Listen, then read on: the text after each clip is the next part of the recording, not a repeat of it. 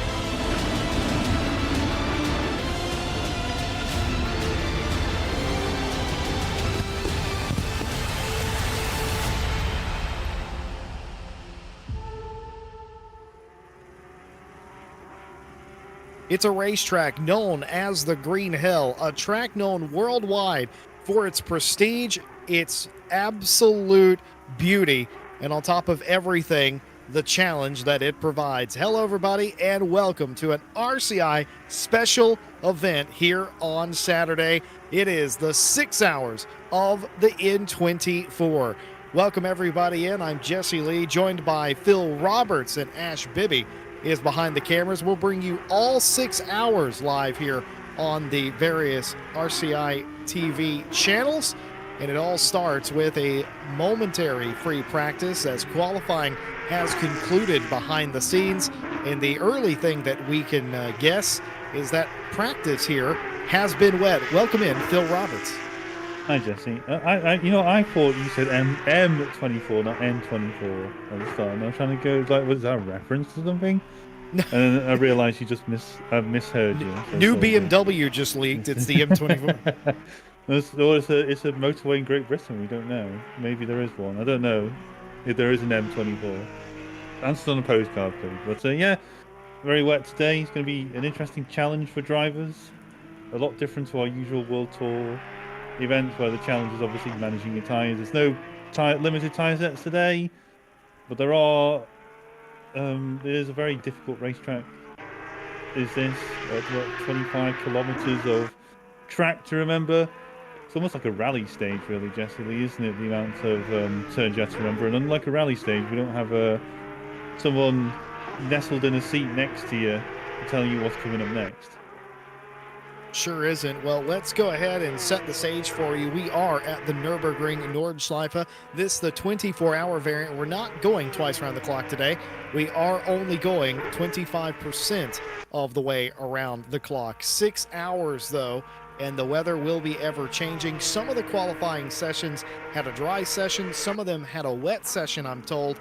But the combined field practice here, the warm-up is what session we're in right now. This has been a bit wet. It's not torrential by any stretch, but it is wet enough that every car will be out there on the wet Pirelli tires. And you can tell the difference between the two tires by the sidewalls. We'll get into that a little bit later. We also have 4 different class of cars: GT3, GT2, the Porsche Cup cars, and the TCXs out there on the racing circuit today. No GT4s, apparently. But all the other classes very truly represented. And this is on purpose here, this staggered start. It may seem like that's a very small grid, but that's only because a few of the cars are hidden in the dip on the Dangerhöhe. The way it was set up, all the cars are supposed to be grouped together, and it appears to have worked. All the GT3s are together, the GT2s, etc., and so forth. Phil Roberts, quickly, before we get going here today in the race, what do you expect out of the start for a 6-hour event here? 6 hour. Well, I'm hoping drivers are going to take the time, realizing it's a 6 hour event around a very difficult racetrack. I remember reading or listening to some people talk about racing around here, and it's not really about how being what do you call it pushing where you are. It's more just being comfortable where you are, as well as obviously that knowing where you are. But I mean, I'll go back to the similarity I always draw with this, which is that Nürburgring is basically the Nordschleife, or specifically the Nordschleife. You need to have the mindset of a rally driver, I think, for the majority of your stint. You don't want to be pushing 100%, or if you do, you're just going to be asking for trouble. There are plenty of little bumps, curbs that will put you into a wall and write off all the good work you've done. It's probably better to waste or lose a couple of seconds, and there will be gaps of a second or so between each cars, the length of the track that we have, but you probably want to waste that time just taking your time, getting into the stint, etc., rather than be ending up in a wall somewhere, basically. And as we go through the grid now and see, is there any liveries that catch your eye, Jesse Lee? Well, on pole position, we have Race Ventura, the 115 Ferrari, in a stunning livery. That team, Race Ventura, recently rebranded or changed their colors, updated their logos for 2024. They went with a red effect on the car. New sponsorship, Dr. Pepper, on there as well. And that's an interesting car, and certainly no surprise.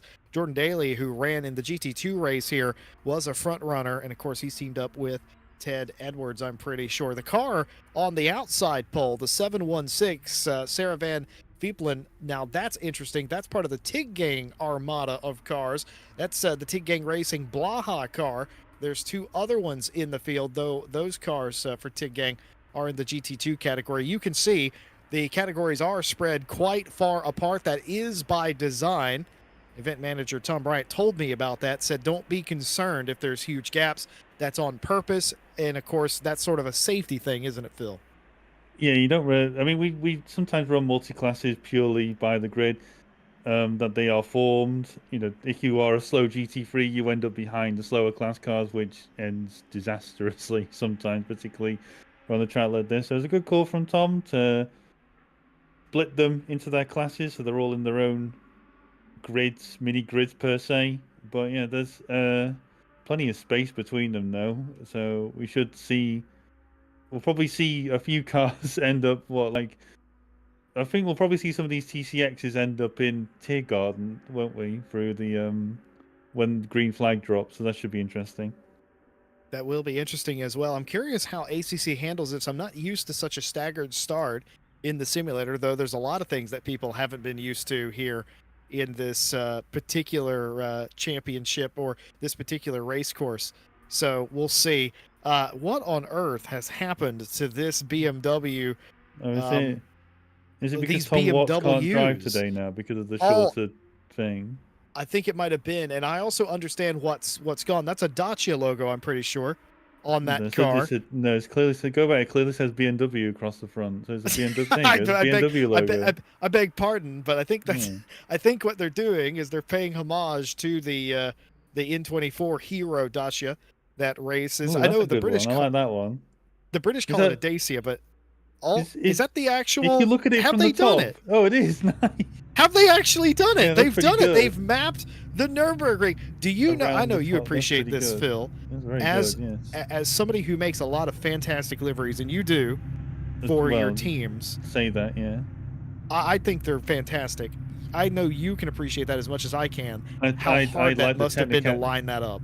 Well, yeah, I've liked it. I mean, I don't want to. I mean, it doesn't look like it's been done in a 3D program because you can get. I'm not going to tell you where you're going to get them from because it's a bit naughty, but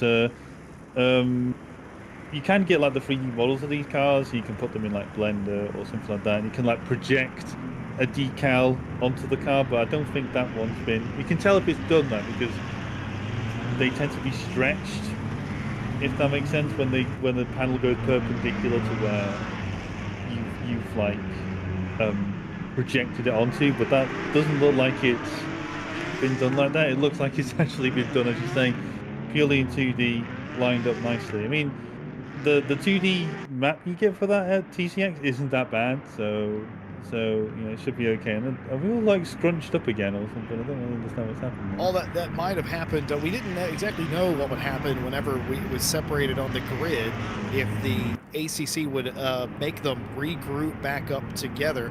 It's very possible that it has done, and it looks like it has worked out. Christopher Streppen on pole in the GT2 category for the RCI Esports blue team. RCI Esports red with Breccia is outside pole of that category.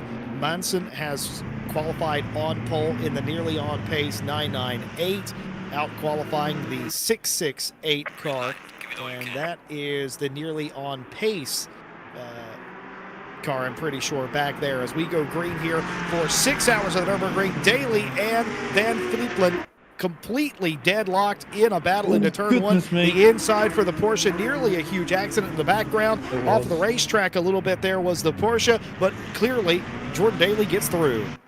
Yeah, I swear, there's been more into turn two. But I got my stewarding head on now, Jesse Lee, just going, no, how big's this incident? There's been a few coming together, should we say, into the two heavy braking zones. They should be sorted out quite quickly, but the top five certainly have got through quite nicely through that little back and forth, should we say, turn one, turn two round here.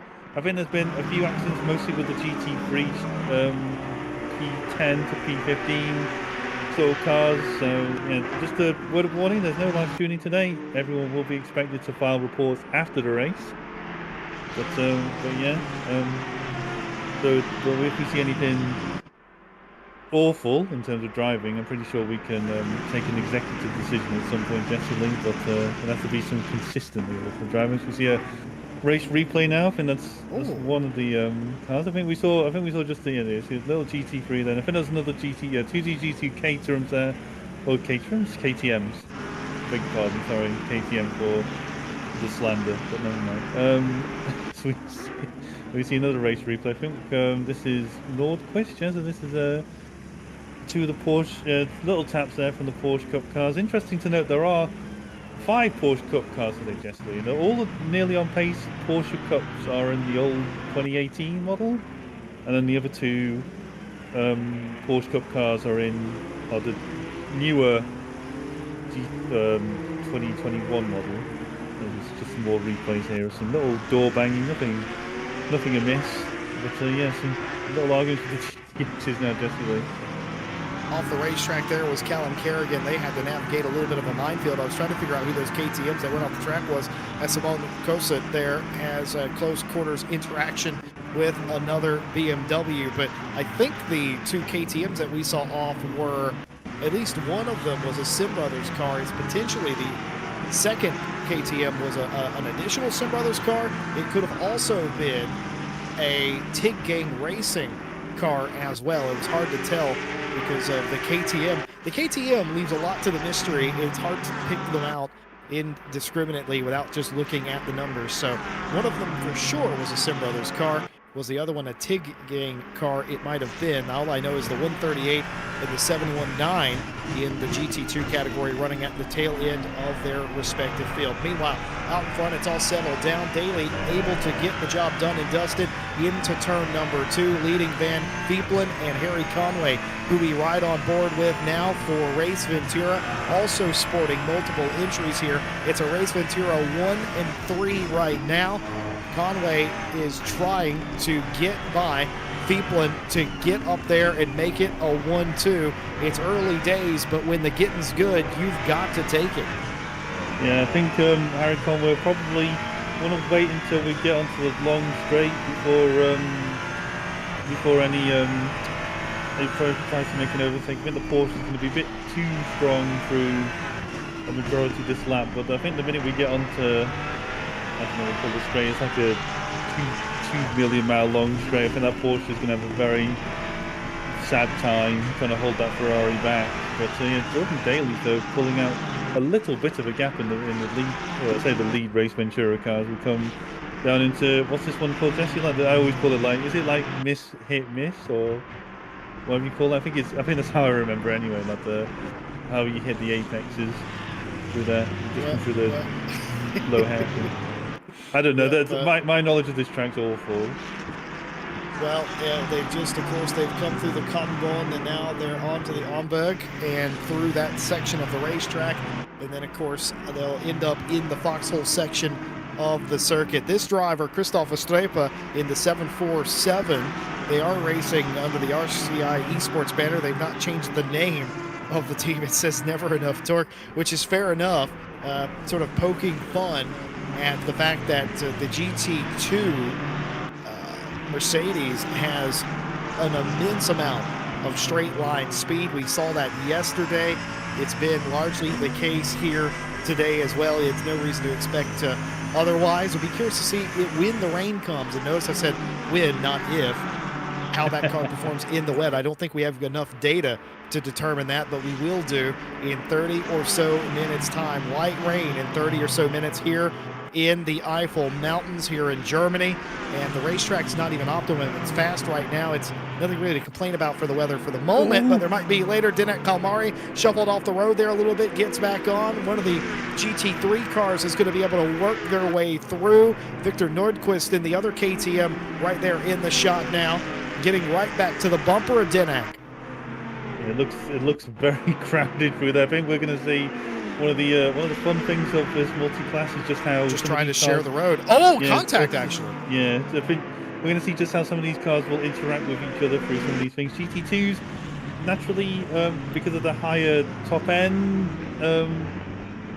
I just saw Verstappen just have a bit of a coming together with Sparks there on my other screen then, as we got a bit distracted. But yeah, we're going to see a few interesting notes with these cars. GT3s, naturally higher downforce cars, will go through this particular section so much faster than the GT2s unless they're not as confident. We see more cars go off the track there. I think that was a Mercedes or Breccia through there. But yeah, GT2s more focused on gentleman drivers. They have lower aero, less, what do you call it? Like they have the air of like a GT4 car, don't they? So, but they have just a bit more power. As you see Brescia there come up. Brescia, I think so. Just a bit of a knock there on the KTM as they just come through, and I think they just have a little coming together afterwards. Unless we can see it, we're just there's been so many contacts, it's so difficult. So this is Verstappen on Sparks here. I think the trees are probably going to get in the way as we see. Oh. I think what happened there was they went side by side through there. I think the BMW turned a bit too, let's just say, not. I don't think he realised the GT2 was there. He's alongside in there quite comfortably. He's like quite tight up against the road, and then like when you have like a car turn in, then it just understeers the other car. So it probably looked from that camera angle worse than it did yesterday. Well, the contact anyway. Sorry. Well, it's one of those things. That was Sparks, by the way, in the BMW. That was two different classes of car having a go. And, oh, my goodness, scary moment here rejoining the racetrack as they just about get it done. Is that Victor Nordquist again? Unknown what particular KTM that was. But here's Angelo Scotti, who's able to make their way through that area without further incident. Jamie Hunt here already with damage on the front of that car, gets the carousel wrong. Another car bang into their door. The 62 there, that's the Flying Hellfish car. And both those cars now driving around here with damage. Wait, are those both Flying Hellfish cars? They are. The Flying Hellfish teammates made contact with each other. Oh, and it's a big crash. It's a huge crash for the 62 K-Poppers car, and that's gone hard into the Armco. It's registered as a DCC Motorsports car with Miguel behind the wheel, but officially on our entry board, that's a Flying Hellfish K-Poppers entry. Let's see exactly what went wrong here. It just went over the curb. Yeah, it just took too much curb, and then obviously these cars don't like being suddenly, as I probably want to say, like they just don't like being suddenly unloaded on one side and just brought him out. So he's just gone straight back into the garage. We should hopefully see Miguel again. Still a long race. There's still plenty to go. I think it's not going to be the only time we're going to see a car written off and having to teleport back to the garage, actually. But hopefully see more of them. We see more. This is a Porsche car. I think can overtake an M4. I think that's Hubert Hauser there, and just behind him is Schellenberger in the silver Ferrari. As we just come around to turn one, we're going to see a little move from Schellenberger. I think Hauser's just got the inside line here for the second hairpin, but yeah, the Ferraris managed to just get the better exit, get on the power earlier, and overtake on the outside. That's a decent move there. Kevin Boss has just donated 5 memberships to the RCI YouTube channel. Ted Edwards, Tom Bryant, Pro Tag, Dalil, and Kurt Peters, all recipients of gift subs via Kevin Boss. Thank you so much, Kevin, for your gifted subscriptions to the channel. Enjoy your emotes, everybody, and if you're in chat, please give Kevin Boss a huge thank you, and join us all in saying thank you to Kevin Boss. Any donations, of course, received here at RCI TV go right back into paying for servers, cent for cent. That's what we use it for here. Nobody's pocketing that money except server systems, I suppose, so that we can keep racing and bring more racing like this to you. But thank you so much, Mr. Boss. Hope you have safe travels today, buddy. I've just noticed as we just look on the screen, Daly's just pulling away in P1. He's like 5 seconds in front of Sideruk in P2 as we move to Svenchek here, who's fighting Mikkel Sundström. I think this is like P3 in class, because obviously you have John Dalton in the 668 who's leading Porsche Cup at the minute. and then you have to go down to like P20 to find Angela Scotty, beg your pardon, in the 34 in P2 in class, and then Thunstrom here in the 899 P22 with third in class, and then Svencheck just behind on our screens there, and then Albin Wonson, I hope I pronounced that one right. I'm probably going to get a bit of stick if I don't, but he's a P5 in class, and yeah, we move on to now more fights between this. You can see the speed advantage GT2s have over the GT3s, Jesse, through some of these straight sections, as the KTM kid of Nordschleife tries to get past the BMW of Chris Schutt there, but yeah, through these the minute we get into a corner, suddenly we're falling behind the BMW.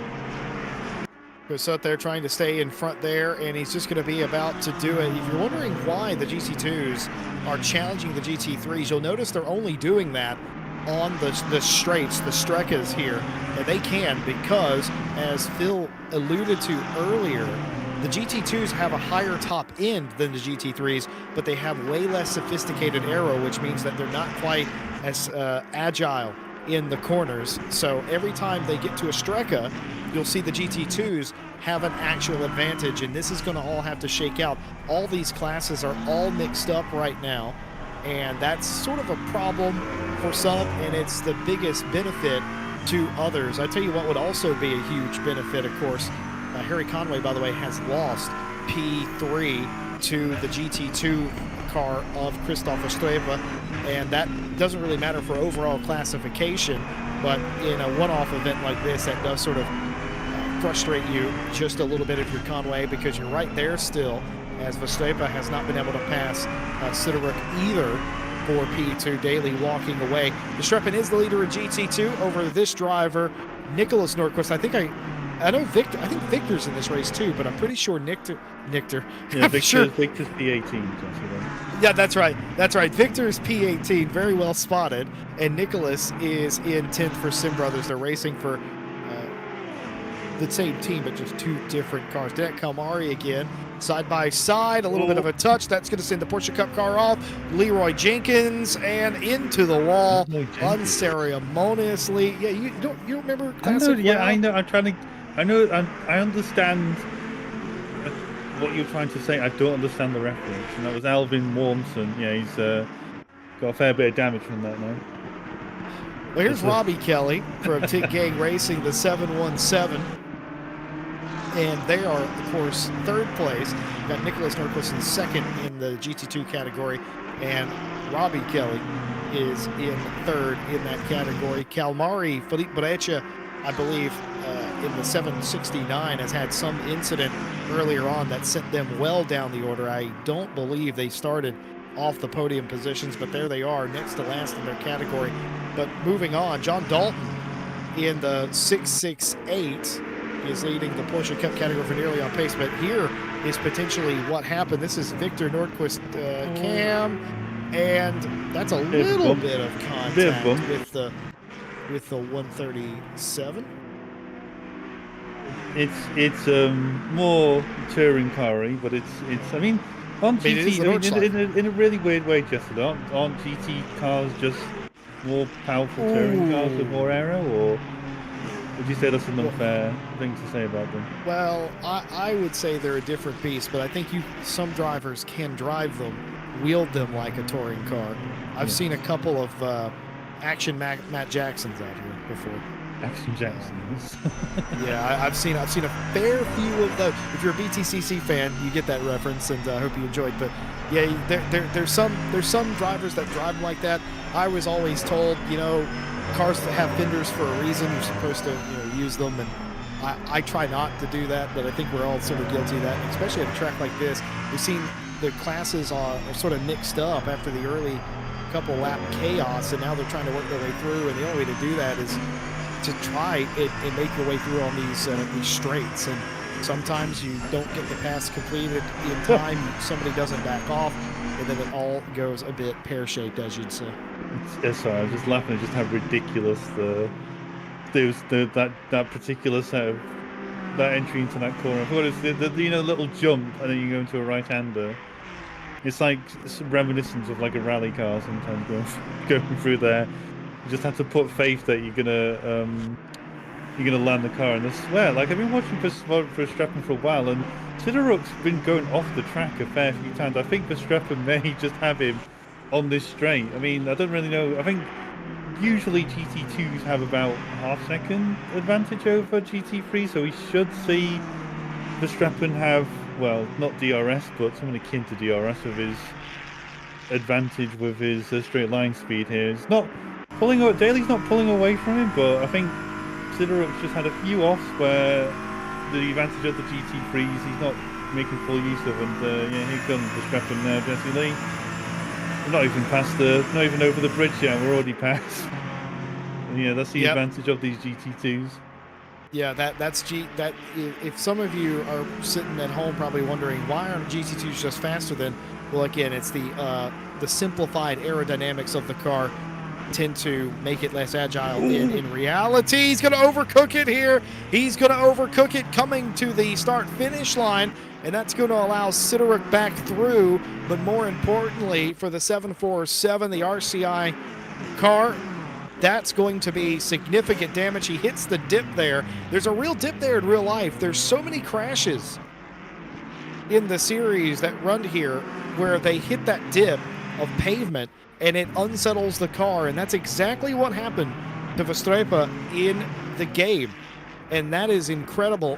I didn't realize that it was that big of a deal actually in the sim, but as it turns out it is. And the road falls out from under you. There's an access road, a safety road there, and drivers will attempt to use that piece of tarmac to straight line that section of the course.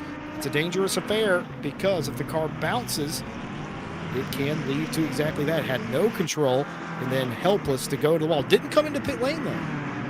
No, didn't come into pit lane. I'd say that Verstappen's had, what do you say, Jesse? Verstappen? Is that how you're pronouncing him? Nordschleife?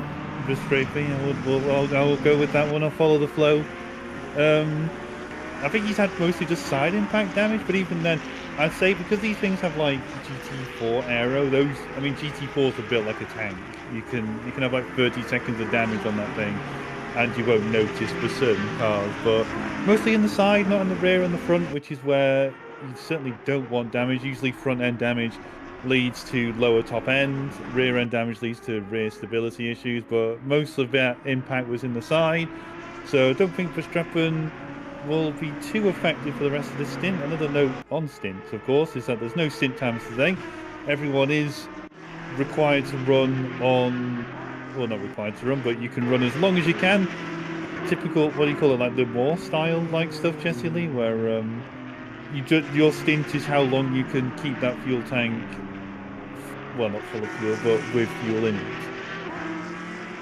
Yeah, basically they've done away with the modern convention of 65-minute driver stint limits. It's how long can you go on a tank. So there is the possibility that a team has thought about this in the night, that you could conceivably go on a different fuel map. These cars have many different fuel maps. You could go on a safer fuel map, give up time, sure, but also if you could take a complete pit stop off at the end of this race, everybody else has to do 5 pit stops, you only have to do 4, then that could be absolutely huge.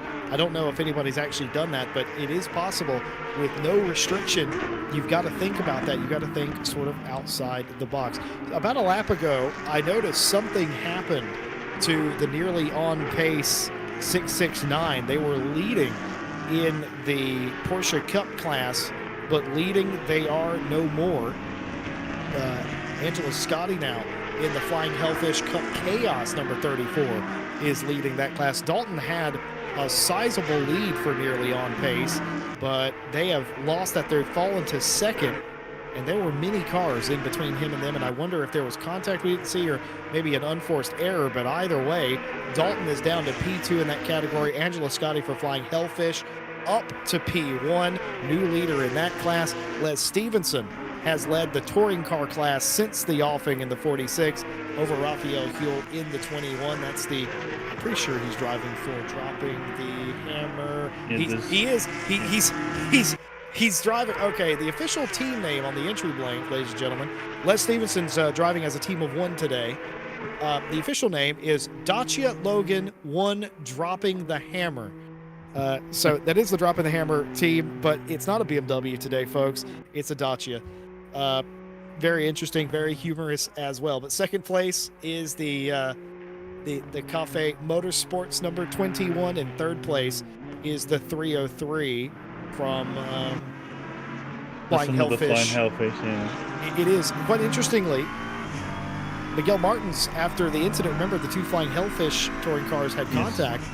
Miguel Martins joined us in chat and said, "I'm going to blame that on Jamie, who was Jamie Hunt, who was the other driver." It looked like I'd blame the curb myself, but I tell you what, though, we got a lot of different cars on track today, but I didn't realize we were allowing buses. Yes, I mean, just to go through, just to complete what Jesse Lee's saying, nearly 20 minutes into the race, just going through the top 5 in each class as of the start of lap 2, or after the start lap 3, beg your pardon. Currently, GT3, you have Jordan Daly and Ted Edwards in the 115 Ferrari, Race Ventura in P1. Then P2 is the 44 BMW, which has Sideruk, FA, Maj, and Eisen. P3, Conway and Lilith in the 511 Ferrari. And then Van Vietland, Wild and Seaton. I'm gonna murder some of these names, I swear. But I do apologise if you want to come in chat and tell me if I'm pronouncing these wrong, or if Jesse Lee pronounces them wrong as well, not just me. But yeah, I am immaculate, so my pronunciation needs no. Yeah. Dinek Kalmari is going to get a punt here and off into the infield part, and that's a dangerous part of the race course. You see, when they're doing Todesfahrten here, a lot of people, they'll hit the curb, blow a tire, and they get out on that section of the racetrack to check the damage, and that's super dangerous. Dinek, of course, doesn't have to do that, but a scary place to end up backwards and on top of that plateau. Impossible for the other cars to see accurately where they are. Here's Vulture Rybecki, the Connection Lost Racing 127, and we're all just going to shut up and we're going to pause and we're going to listen for a second.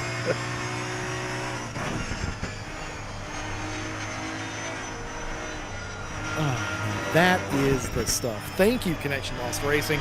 Thank you, Rybecki, for entering this car. Folks, that is the unmistakable sound of a V12 Aston Martin screaming around the Nordschleife. Does it get any better? Well, I'll tell you what, Jesse Lee, if you like the sound of that V12 Aston, there'll be plenty of that for the next Monday channel. Yes, you are 100% correct. If you like the V12 like I like the V12, we'll show your pride. The new Monday champ that starts this Monday here on RCI TV, it is Jag versus V12. Pick a side, get in the race, fight for overall glory and individual glory as well. Jag versus V12. That championship starts this Monday. Still time to get signed up. We would love to have you. All that information about how to get involved, racerci.com. It's a few button clicks. Couldn't be more simple. And we'll see you on Monday. All that is live streamed as well. And live stewarded as well. And live stewarded. There you go. And I tell you what's interesting about that, Phil. Feelings are going to be hurt. Sides are going to be taken. Feelings are always hurt when a penalty is given, Jesse.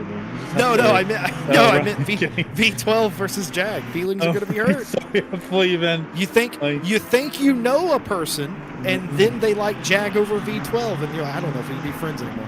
Well, I think Kaiju are entering, or my team are entering Jags in that one, Jesse Lee. So yeah, but I think that's literally just because the Jag numbers need improving, should we say? But yeah. Moving back to the race. Going back to what you said about John Dalton, I don't think John's had. I'm not sure what's happened to John. He's not had an incident. I've had a look on his car, and I can't see any obvious notes of like a major incident that's happened. Like his car, there's no like damage on his windscreen when I obviously go in helmet cam. There doesn't seem to be any problem with the car in terms of like damage on the outside. So I'm not really sure what's happened to John. But either way, he's not that far away from Scotty. He's like 3 seconds behind. So it may be the case that John's just like slowly getting used to the car again. He must have had a spin or something like that. We're speculating. It's very difficult on Nürburgring because usually like you go into the replay, you just find the lap that's abnormally longer than the other laps. But obviously, every lap around the Nordschleife is abnormally long. But yeah, so I'm not really sure what's happened to John. Hopefully, him or Seb his teammate, can enlighten us in the chat. But yeah, we move back and see Jordan Daly just come through the Schumacher S. What are the Schumacher S's in this format? Isn't it, Jesse? Still called the Schumacher S's on this because some of the corners have different names on the GP track.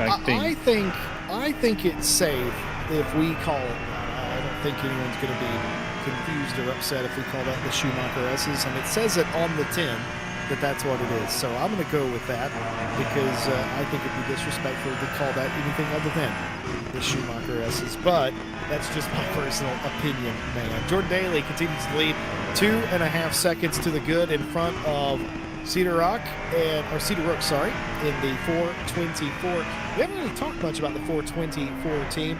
That is the Off Gets Apex team, a German outfit, and if I mispronounce that, I can only humbly apologize. I do apologize for that. But the top three or so, actually separated by almost the exact same length of space, 2.5 seconds apiece. Just the way Daly goes over some of these curves, just like you just hit the curve wrong, and then you just end up understeering into a barrier. And it's like no. I don't know how to put it, but I've already had a few cars coming to pit lane now. Victor Nordquist and Schellenberger in the 30 and the 137 and the 30 respectively. Not sure what that's about. Rain is imminent though, Jesse Lee. I think we're going to see. Well, we're seeing rain in less than 10 minutes time, but it'll be an interesting one to see, to be honest, because I'm not really sure if some of these. I'm going to actually find out now. I'm not really sure if some of these cars are preemptively pitted and gone out on wet tyres now, hoping that it rains halfway through the track, because that's one thing you probably don't want. I mean, it's only light rain, but if you're halfway around the track, I think your heart might sink if you're on dry tyres and it suddenly starts raining. But or even worse, if you've gone past the pit exit or pit entry, starting a new lap, and you're going to have to stay on dry tyres for 10 minutes or so. But it'll only be, even then, looking at the thing, we're only going to see like what, 10-20 minutes of rain. So I'm not really sure if swapping to dry to wet is even a good strategy with the level of rain we're going to get, and two, the frequency of the rain, as we see Buddu and he's going off the track, Jesse. Peter Buddu's not going to make it. Hopefully he can get it stopped, and he won't do, but everybody's able to get around him and not create any further incident. Tudor was trying their best to keep that car to the inside and unable to do so, but we've seen that happen in real life where that has come to a horrendous end. But luckily, the right side damage to that particular BMW is all the damage done there. Everybody else able to escape. Yeah, full credit as well to Brexit there. I think he had to slow down quite a fair bit before even going into that corner, spotted what was about to happen. And we always say like everyone is responsible for making sure an incident doesn't happen or just turning an incident to a nothing, and he did textbook example of that there. Slowed down before the apex and before even turned in, actually delayed his turn in, wait for the BMW to go across the track. There's nothing good he could have done there other than just hold the brakes and pray. But yeah, saved himself an accident, and yeah, so credit where credit's due, Jesse Lee. Some good driving there. Yeah, this is a weird instance for a broadcast. Let me explain why. First of all, at some point we're going to go podcast style, and this is a more chill, relaxed Saturday stream. It's just a privilege to have Ash Bibby and Phil Roberts with me today, but this is an interesting thing. We've got the chief steward and the broadcast director in the booth at the same time.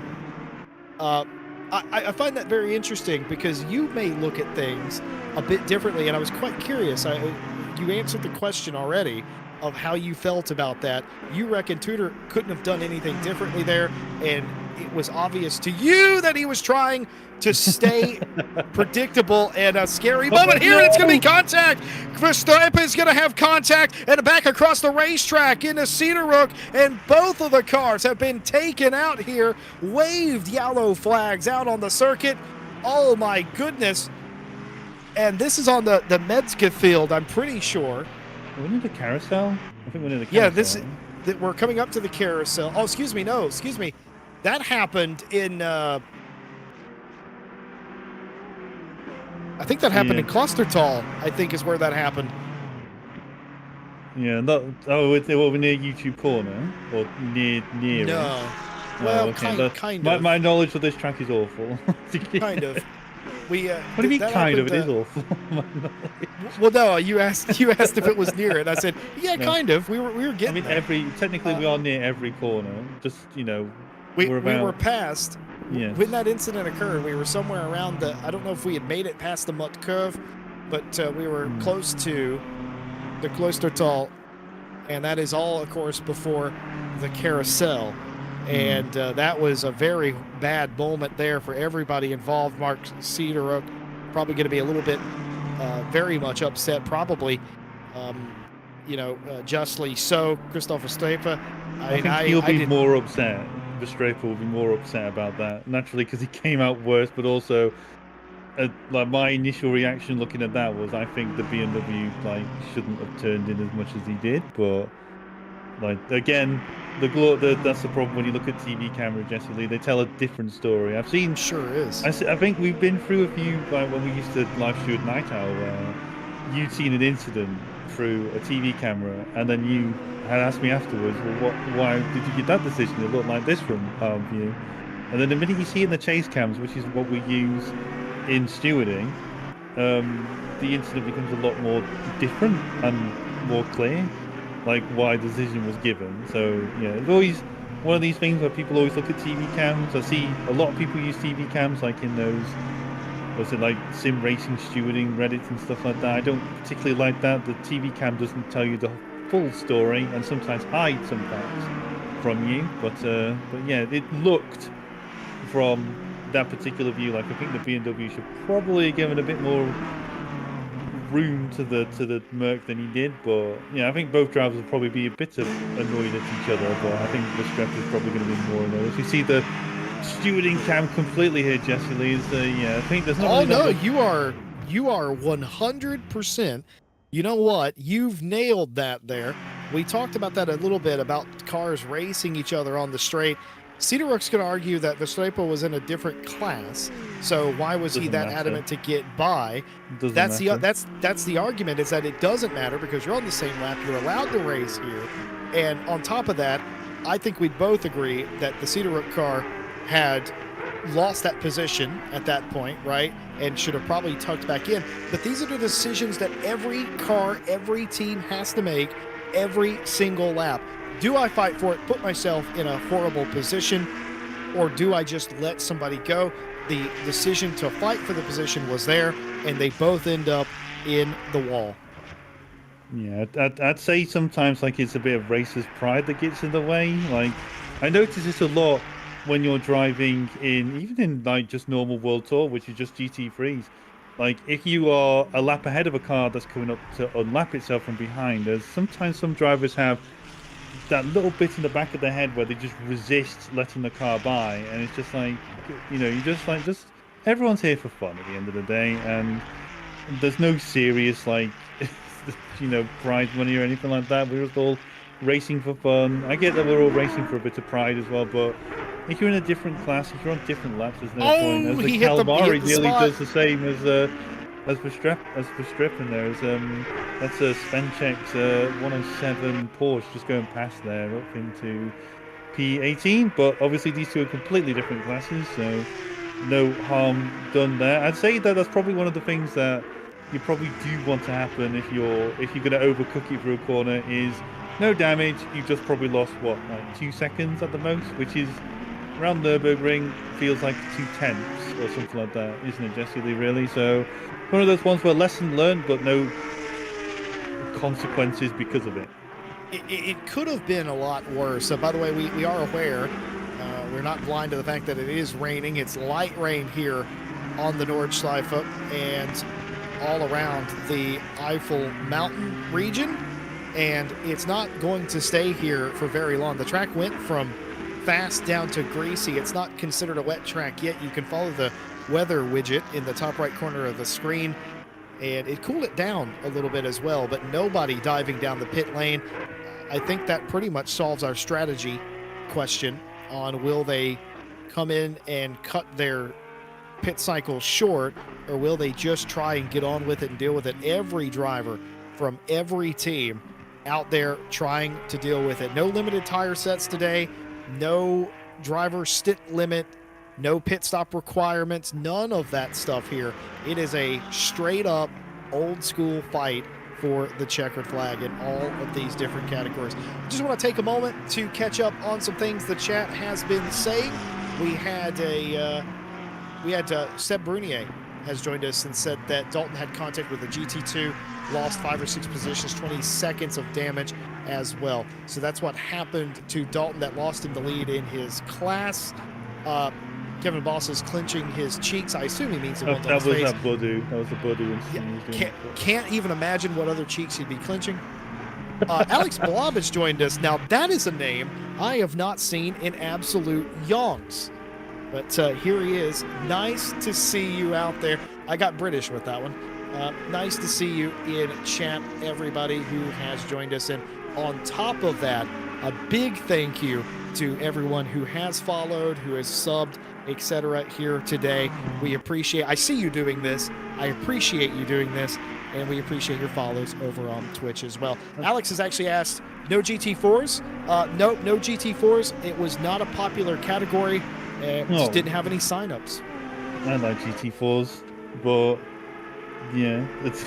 I think I'm not really sure what happened. I think like a lot. What we've had is like a good call from. Again, we're going to talk about good calls. Tom Bryan made another good call with a mixture of some of the other staff members yesterday to reduce the race down to 6 hours from 12. And what was also done was allowed people to do solo entries as well to try and boost up the grid size as well. So good call on that one. We've had a fair few people brave going the full 6 hours on their own. So full credit to any of those who actually do manage to complete the race as a single entry. I was going to say, Jesse, speaking of people that we've never seen for a while, I've just noticed them in the 314 port. Nicole Fox, Fury April, and no kidding. Yeah, like that's a name I haven't seen since. Or those names I haven't seen since Diamond Drive. So let's go! Shout out to back. Diamond Drive. Well, let's go. Well, back in the day, yeah. But yeah, full credit. Like I've forgotten what Howling's first name is now. And I do apologize. I'm going to look at the entry list now and find out. I should have really lined this one up, and then I'll be less embarrassed by my lack of research. I do research on the fly, okay? That's how my brain works. Maritera Next Round Racing, Nicole Fox Jake Howling, Jake Howling, both in that car. Shout out to the Diamond Drive drivers showing up here out of the blue. Nice to have you here competing at the Nordschleife with us today. We appreciate that for sure. That was a blast in the past. I had so much fun calling the Diamond Drive races. You never knew what you were going to get with those races. Yeah, you really didn't. So much drama in those races. A driver could be leading 20 seconds out in the lead, and then something would happen. It ran the gamut of things that could possibly happen. We had disconnects, incidents with blue flagged car. Like, some of that sounds quite dreadful, I know, but from a broadcasting standpoint, it was fascinating racing. Let's not talk about the stewarding, Jesse Lee. I don't know anything about that. Separate, completely different comments about that. But the 998 has had an issue, and I don't know what's happened, but Albin Mausen and Philip Ingman have had a crash, and they didn't even make it to the Quiddelbacher Höhe. They wrecked before. No, wait, no, they did. They definitely did. Sorry, they crashed near Kottenborn or Armberg. Perhaps an incident in the Flugplatz that got them off guard. But either way, they've got back going again. But that was very strange. Philip Ingman's the one in the car now. And if I'm correct, Albin Manson was the driver at the start of the race, which means that they've made a pit stop, and maybe cold tires have attributed to that incident, single car incident, the way we hear it. It's one of those things we just, I think GT3s are the only class which benefit from the tire warmers, as we see. So that's probably, not really helping even with the sudden rain. Like, you've got potentially dry tire pressures dialed in, and we have a track that's not really going to help warm up those tires at all. We move towards Raphael Huel, who's hunting down Les Stevenson for the lead in TCX at the minute with this. I must admit, it's probably I'm going to sound a bit mean to be honest, but I do like this livery a lot. And Les has gone off the track. I don't think he's hit the barrier. I think he just had a bit of a wall ride, but nothing major. As Raphael Huel just goes, "Thank you very much." That's my position there. As I think these TCXs, low power.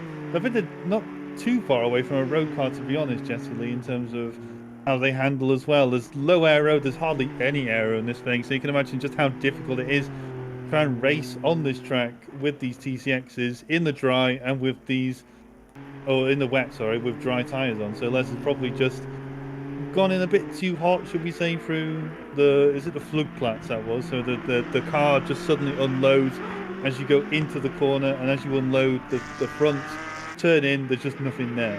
So again, I'm going to keep saying it's like a rally course in a way. You have to keep in mind crests and stuff like that just before turn in.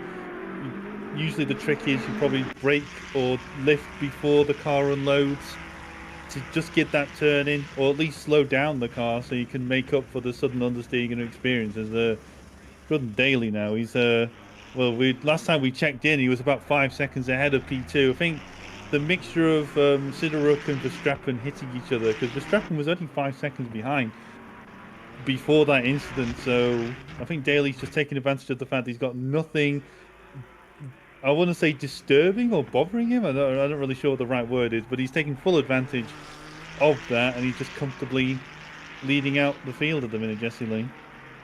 Well, the track's now damp, which is generally the area where you start working your brain about where the trade-off point is in coming and getting wet weather tires. Everybody now is just hoping that the rain's going to end sometime, and it will sometime in the next 9 or so minutes. So that's about a lap around here in these conditions. We're no longer doing low 8-minute laps. These will be well and truly 8-minute 30s. Actually, yeah, probably about 8-minute 30s around here. So you're just hoping that by the time you finish your current lap, that it will all be over and it'll be trending in the other direction. It's not going to be any sunshine after this. It's going to be completely overcast, but the rain will stop.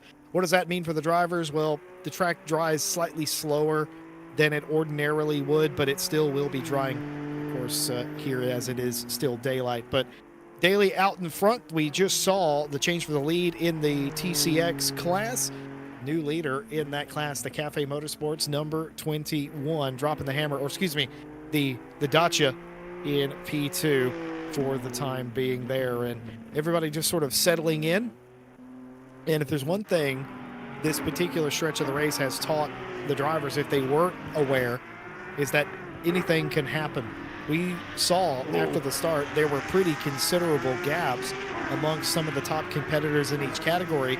Well, 2 of those categories leaders have changed hands off of having a big lead in the last 15 minutes or so. So just because somebody's got a lead doesn't mean they're going to keep it, especially here today, and especially with the weather that we're expecting. This may not, and I would probably hazard the guess, this won't be the only rain shower that we have. I know the drivers are hoping this is the extent of the ferocity of said weather, but we'll have to see. It could get into a downpour later on.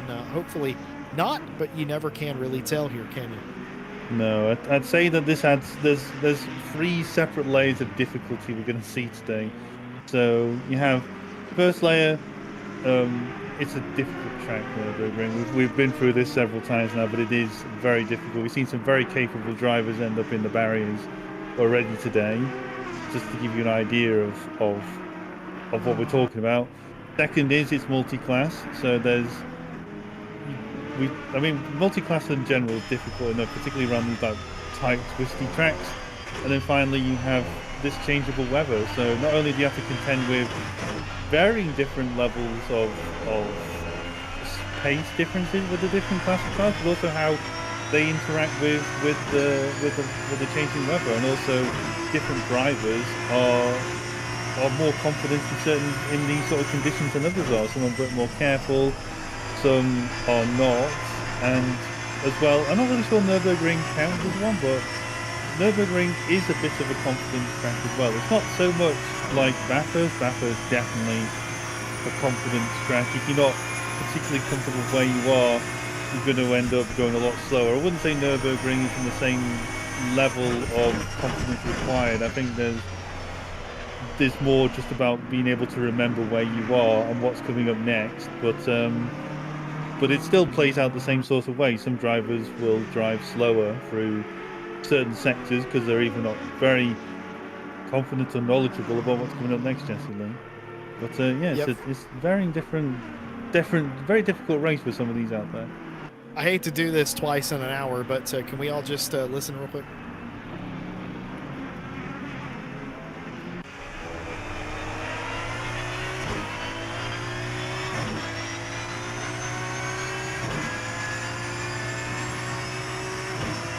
And you too can drive the V12 in the Jag versus V12 Championship starting this Monday. Damn, I'm good. But no, I love that sound. I love the sound of the Jag as well. Is that our Monday champ? Is that our Monday champ advertising? Like, I've got a quota. Yeah, I've got a quota, and I've got Tim Ireland stick to it. paid you, as he just really. Well, he's paid me no mind, is what he's done. But I will say, I do gotta say, the Jag makes a lovely noise too. Unfortunately, you won't be able to hear that today. Nobody was brave enough to enter that. No GTRs either. I would have expected one Godzilla here. We have not had a Godzilla entry, and that's a bit unfortunate. But all things considered, we got a V12 by Connection Lost Racing, and we can't be choosers, certainly. But Jag versus V12 starts this Monday, and you're going to be hearing a lot more of those excellent tones. Fury April joined us in chat and said it's been a long time since they entered the 314, and yes, it has. But it is nice to see the team back out there. Nicole Fox, Jake Howling, and Fury April, and somebody has gone around. That was an M6 BMW I just saw spinning. It's a 79 car. It was the 79 car of Rational Driving Brilliance. Let's see how good my eyes are. I swear it was a BMW that just went sideways past the camera. I could be wrong. Looks fine. Everything looks fine. I'm going to see. We do have to. Oh, there you go. There. Oh, I was right. Surely they don't save it. Oh, he kind of saves it, does Hubert Hauser. Yes, very good. Well done. To be fair, I think some of these dated machinery, it is a bit more difficult to drive with them. So, full credit though. It's been a while since I've seen an M6 in ACC. Probably last time I saw one was probably a Connection Lost Racing car in Donington Park. I'd say probably a Night Owl Championship. I remember there was a Night Owl Championship where we had like 5 M6s because we had our own Brian Mawson, we had Samir Fock, and I think Finnish guy. What was the Finnish guy's name? I'm gonna.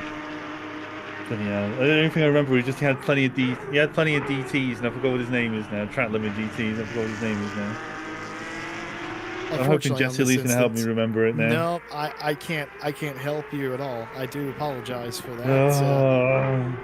And I'm afraid to name anybody that I might think it is, because I don't want to offend anyone to think that maybe they had extra DTs. But you think? No, I'm pretty sure he'll admit, like track limit DTs, we've got plenty of, and I forgot what his name is now. You're not talking about No, he's not finished. Ash trying to say you talk about Tom Bryant. No, he's Apparently, not we are finished for allowing. starters. Tom Apparently, we pretends he's are. Norwegian from time to time for some reason, but We he pretends he's a bird sometimes too as well. he pretends he's a puffin. Yes, Yeah. Puffins are cute though. Mm. That He's a makes very sense, menacing but puffin, though. what? He's a scary puffin. He's a scary puffin. That's all. We're doing inside jokes now, Phil, that nobody gets but us, is what's going on. Welcome to the RCI podcast. It's officially kicking off here during the 6 hour. I warned you this may Less than turn an hour into a in as well. podcast. Well, I mean, Terrible. look, eventually all broadcasts turn into a podcast at some point. I'm trying to instigate an OVRC revival in the YouTube chat right now. Why am I trying to do that? Because back in day, I didn't participate, but I used to watch many of the drivers that competed in that series. Sam Brunier, one of them, Fez Fox, another one as well. John Dalton, accidentally. I knew John Dalton years before I actually met him accidentally because of OVRC. So there you have it. It's one of those things where it's just nostalgia, and this is, of course, pre Backstreet Boys reunion tour as well. What? Do you not know that on the early days when COVID happened in 2020, you couldn't say COVID on YouTube, so everybody Really? had. Yeah, it was banned word. It would get you delisted, I think. I don't know if it was demonetized, but basically it didn't show up in search results or something if you said COVID or something weird like that.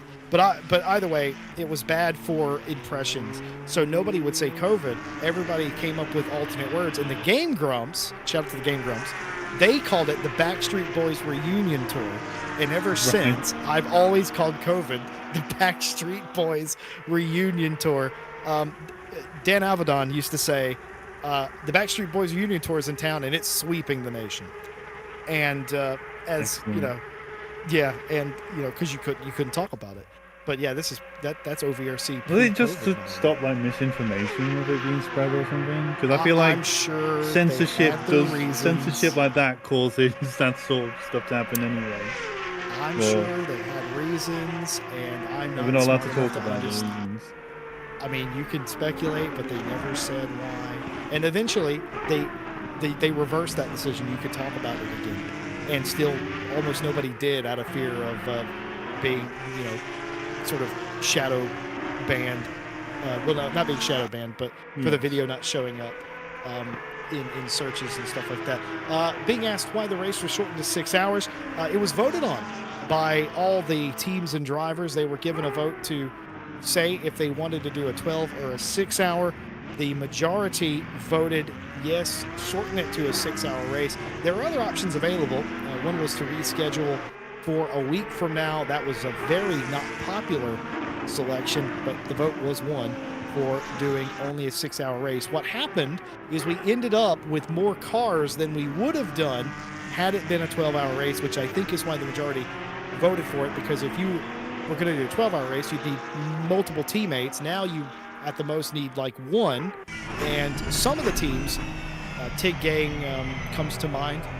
Yeah. The RCI Esports nearly team on pace, I think, one. split that team as well. Nearly on pace, Race Ventura as well. All these teams ended up, instead of having one big team, they've got 3 or 4 teams, and it has bolstered the numbers. So, incidentally, it became a 6 hour race because it was voted on, and by proxy, we have more teams involved anyway. So it would have been a 12-hour race with 25 cars, or a 6-hour race with 30 plus, is sort of the decision they made. And they, of course, listened to the community. The community voted, and we're a democracy sometimes. Sometimes, yeah. Sometimes it's listen to what the event managers tell you or something like that. But yeah.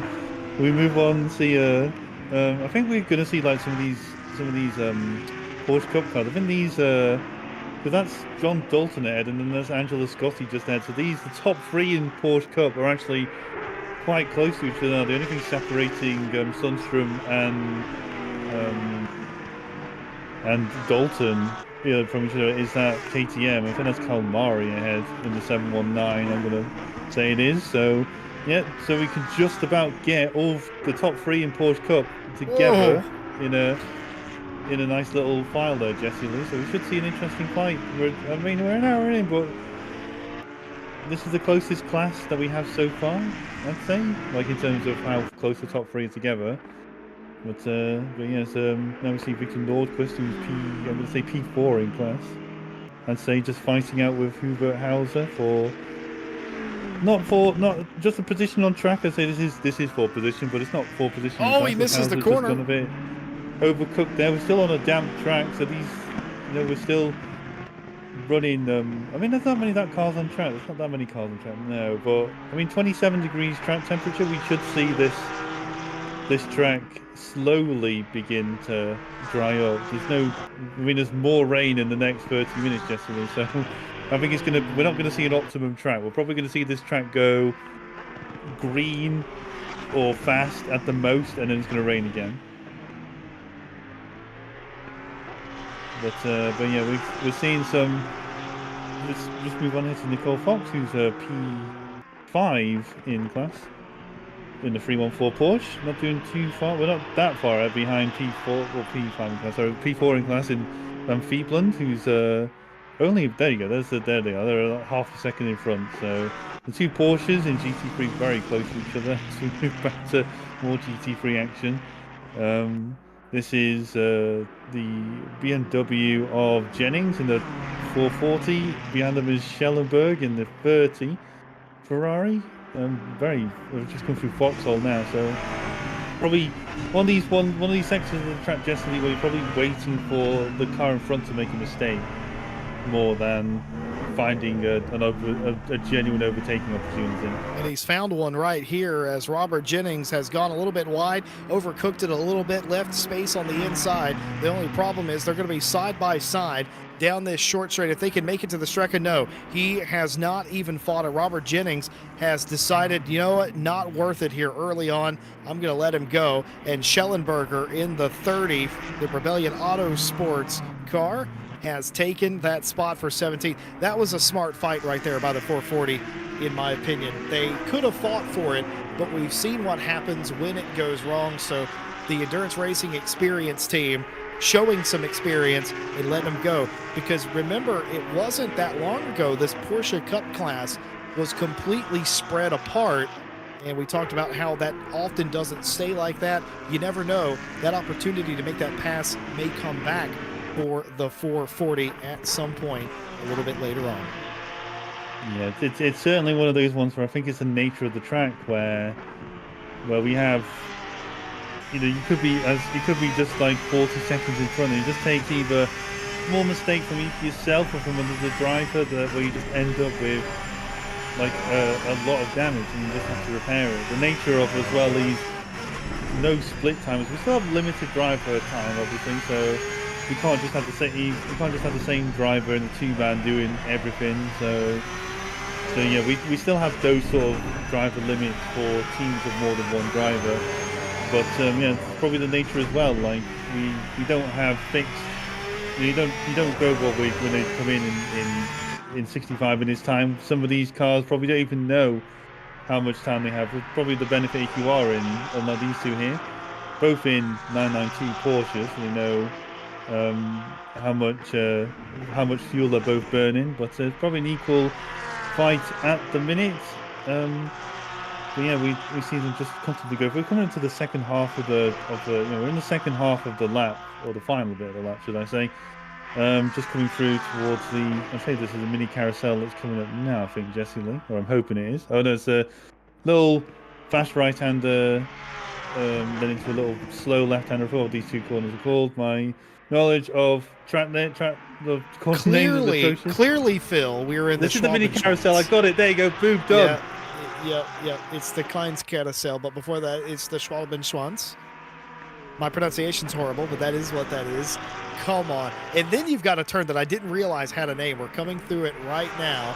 This is the Galgenkopf, and I didn't realize that's what this is called at all. Of course, now we're on the Dottinger Höhe, but prior to that, I didn't realize Galgenkopf. I didn't realize that had a name. The Galgenkopf. Galgenkopf. Okay. What were you thinking? Nothing. I'm Okay. just clarifying what you said. Cedar Brook has the quickest lap of the race. Some of the cars still have the windscreen wipers going, but that's more of defense than anything else. But yep, Cedar Brook into the pit lane. That's the first of the front group to make a stop, and they have deemed this is the correct time. I would say that's not odd in any way. I would say it's actually sort of more odd that Daly has continued on, but they're trying to maximize. That's another way that you can remove a pit stop at the end of the race. For 2014, they're not doing that. They are not maximizing. They're coming in. The off gets Apex car. Oh, it's very brave, and it's going to come to blows there. Nicholas Nordquist in contact with the connection lost 404 car, and that could have been worse than it actually was. Yeah, I think that's one of the things we always tell people not to do, though, going around the outside of a slower class car. No, I think people make the mistake of thinking it's just a slower class car with the same aero. It's not. Some of these cars that are slower class than you will go through the turns a lot slower, but also they will tend to understeer more as they get back on the throttle compared to yourself. So probably a case of Nordquist probably just misremembering or forgetting that one. But yeah, not really sure there's much Tom Bryant could have done through that particular turn as we see Nordquist and move on now. So we see Kalmari, and that's a Porsche Cup car of John Dalton now. I think Kalmari is enjoying the extra straight line speed as KTM offers compared to these Porsche Cup cars in the TIG Gang racing car. They all have different names today. Actually, we've neglected to mention that they're all named after IKEA plushie of IKEA cuddly toys. I think you figured this out. You figured this out on your own yesterday. Yeah, but but Blauhaus is is obvious. That's the plushie shark. Kalmari getting a little sideways there into turn one, is able to gather it back up for TIG Gang, and they'll continue on. As I wonder if the tricky track conditions and the relative poor nature of the tire at this point in the run is leading to some of that. We have rain in 20 minutes again, by the way. Everybody will have had to have completed a pit stop by then. Tudor Boodoo's in the pit lane this time. Van Veschkel into the pit lane as well. Everybody else has gone around for another lap except Jennings, who was in this time by. But rain again in about 20 minutes time. We're talking about the TIG Gang racing cars. They're a family of cars. Kind of leads back to it being only a 6-hour race. More of the teams could split up into more cars, and because of that, we have TIG Gang Racing, who are representing the entire IKEA spring line, I think. Yeah, they are. Okay, so let's see how good my Swedish is again. So there's the Blauhaus, which literally just means blue shark. That's the Sarah Van Peepland, Moritz Wild and Panu Seetonen car in the 716 Porsche. There's the 717, the Aftensparv, which I have no idea what that means, actually. I haven't checked what that one is. That's the car of Robbie Kelly and Parker Olsen in the 717 KTM. And then the other one is the Jürgenskog, which is the one we're watching just a minute ago with Kalmari and Vossi P. Tigris. It's the 719 TIG Gang. So I'm always appreciative of theming your teams. Like, I like the idea of having 3 different cars but all have different themes, as Kalmari is trying to find a way past Sunstrom. One thing I was going to point out, just before that, Jessica, was these Porsche Cup cars don't have UTC, and we're driving on a greasy track. We were on a wet track before, and these guys are on slick tyres on a greasy track, and I think that deserves a little bit of an appreciation for just how difficult it is for them out here now. I think Kalmari, I'm hoping he's going to think a bit before he tries to get through him at Floodplatz, which is what we're coming up to now. We're going to come up the crest into the braking zone. We brake just a little bit, or just lift a little bit through there. The car, as I said before, the car unloads on the front as you crest that hill, and the last thing you want to be doing is just going through that full beams and just end up understeering into the gravel and maybe into the grass. Another difficult one through here. The apex is actually on the crest, so it makes as you transfer back from going to slowing down for the corner and transfer back onto putting your foot down, sometimes it can be a bit hairy, should we say, as you crest the hill, because obviously the car unloads even as you hit the apex and start coming back on the throttle. You naturally understeer as you come back on the throttle, and you're understeering even more because of the way the track undulates. I think it's Tom Bryan in the TCX just ahead of us there, Jesse. Right? Yep, just reading from the chat. We've got, I think that, let me make sure, really put my glasses on.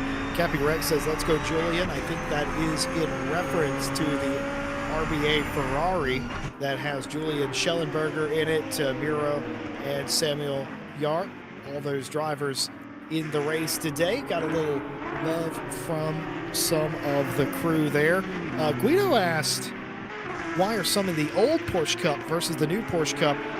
Kevin Boss has answered that he reckons that it's for fun. I wonder, that's probably true, but I also wonder if there might be some advantage to the old Porsche around here. I can't imagine what it would be. Maybe a bit more straight line speed. I have no idea. But it certainly, it did seem like a consensus that some were going to drive the old Porsche, some are going to drive the new. They are competing, though, still in the same class for us today. But it's very interesting. Blue Shark Racing, of course, getting some love in chat. What do we think about the new AC Evo? Well, I just hope it's like original AC. But better. More and better, I think, is the correct answer there. I think they've alluded to as much over at Kuno's that that's kind of what they're building for that simulator. But we'll have to wait and see what it ends up actually being. 25 kilometers, that is correct. It's a long, old way around here. And it's really difficult for newer drivers to wrap their head around the place because there's so many different varying turns and different driving techniques required. And today you throw in weather like we have and like we will seemingly continue to do all day long. That is going to catch somebody out. I think most of the teams were able to get away unscathed from that first shower. I don't think it rained quite long enough to become problematic. The track has gone back to greasy, which is in no way great for grip. But there are no real, as far as I can see from the TV cameras anyway, there's no real standing water anymore. There was briefly on some of the sections, but that's all been gone. As the teams now will, I would imagine, this time around, the 115 of Daly for Race Ventura, they are on the Dottinger now, and I would imagine they are coming in this time by. I don't think they could do another lap on fuel. Maybe not. I think the Ferrari is, or the 296. I keep getting this wrong, but I'm pretty sure it's a 296. I believe when that first came out, it's actually quite fuel efficient, or it's got a big tank for the sort of car it is. So I think the Ferrari can go longer than the other cars can, just purely because of the size of its fuel tank compared to the others. But yeah, as Daly's just coming through Tiergarten now, we're going to see where he ends up as this is. Sorry, I'm laughing at Alexander van der Wilde, who's joined us in chat saying, are we there yet? Can we stop for ice cream? Kevin Boss. Daly carried on. Daly has carried on. Kevin Yes. Boss is not having it. He says he will turn this race around. Back to Albuquerque. No, I think he's just going to physically reverse the racetrack. We're gonna go backwards, I think, is what he's threatening. Oh, right. I was trying to think of that Simpsons reference where it happened. I was trying to think. Mini Simeon now has joined in. They're scolding the children in the back seat. Van der Wilde is getting it from both parents here in the YouTube chat. But you're absolutely correct. Is it a Simpsons reference? I forgot what it was. I swear it wasn't back to Albuquerque. It was back to Winnipeg or something like that. I think it was. Jordan Daly has not pitted this time. That tells all of us really, that they are confident they have enough fuel to go another lap. Harry Conway the same, Van Beeplen also the same in the 716. Fox though has brought the 314 down to pit lane, so Nicole will take that car to pit lane. So either they didn't have enough fuel, or they didn't want to risk it. I would imagine Nicole might get out of that race car. The question is Jake Howland going to get in, or is it going to be Theory April this time in, as more cars behind Fox have decided to come in? Philippe Brecha's in, Robbie Kelly is in, and I wonder if Rybecki and them maybe the cars further back in the field can't do an additional lap because they've been pushing a little bit harder. I'm trying to figure out what's going on with this KTM. It's sort of struggling to get past this Porsche in a straight line. So maybe it is the case that these older Porsches have got a straight line speed advantage over the older ones or something. I remember Well, remember the Dinek new had an incident as well. I think I think it's a bit bouncy through there, but I think the newer ones from where I'm a bit of a I have a bit of a right foot problem, Jesse Lee. As I think they're all pitting actually. It looks like they're all pitting. Yeah, they all are pitting. There we go. But I kind of prefer the newer one, but I think that's just because it has a power delivery, like it has better power delivery or something, despite the lack of TC. As yes, we see a more GT2 straight line speed there. Nordquist getting Nordquist, yes, Nordquist. He just passed the BMW. That's to the Budu there for not fourth position, obviously, but that's P17 for Nordquist now.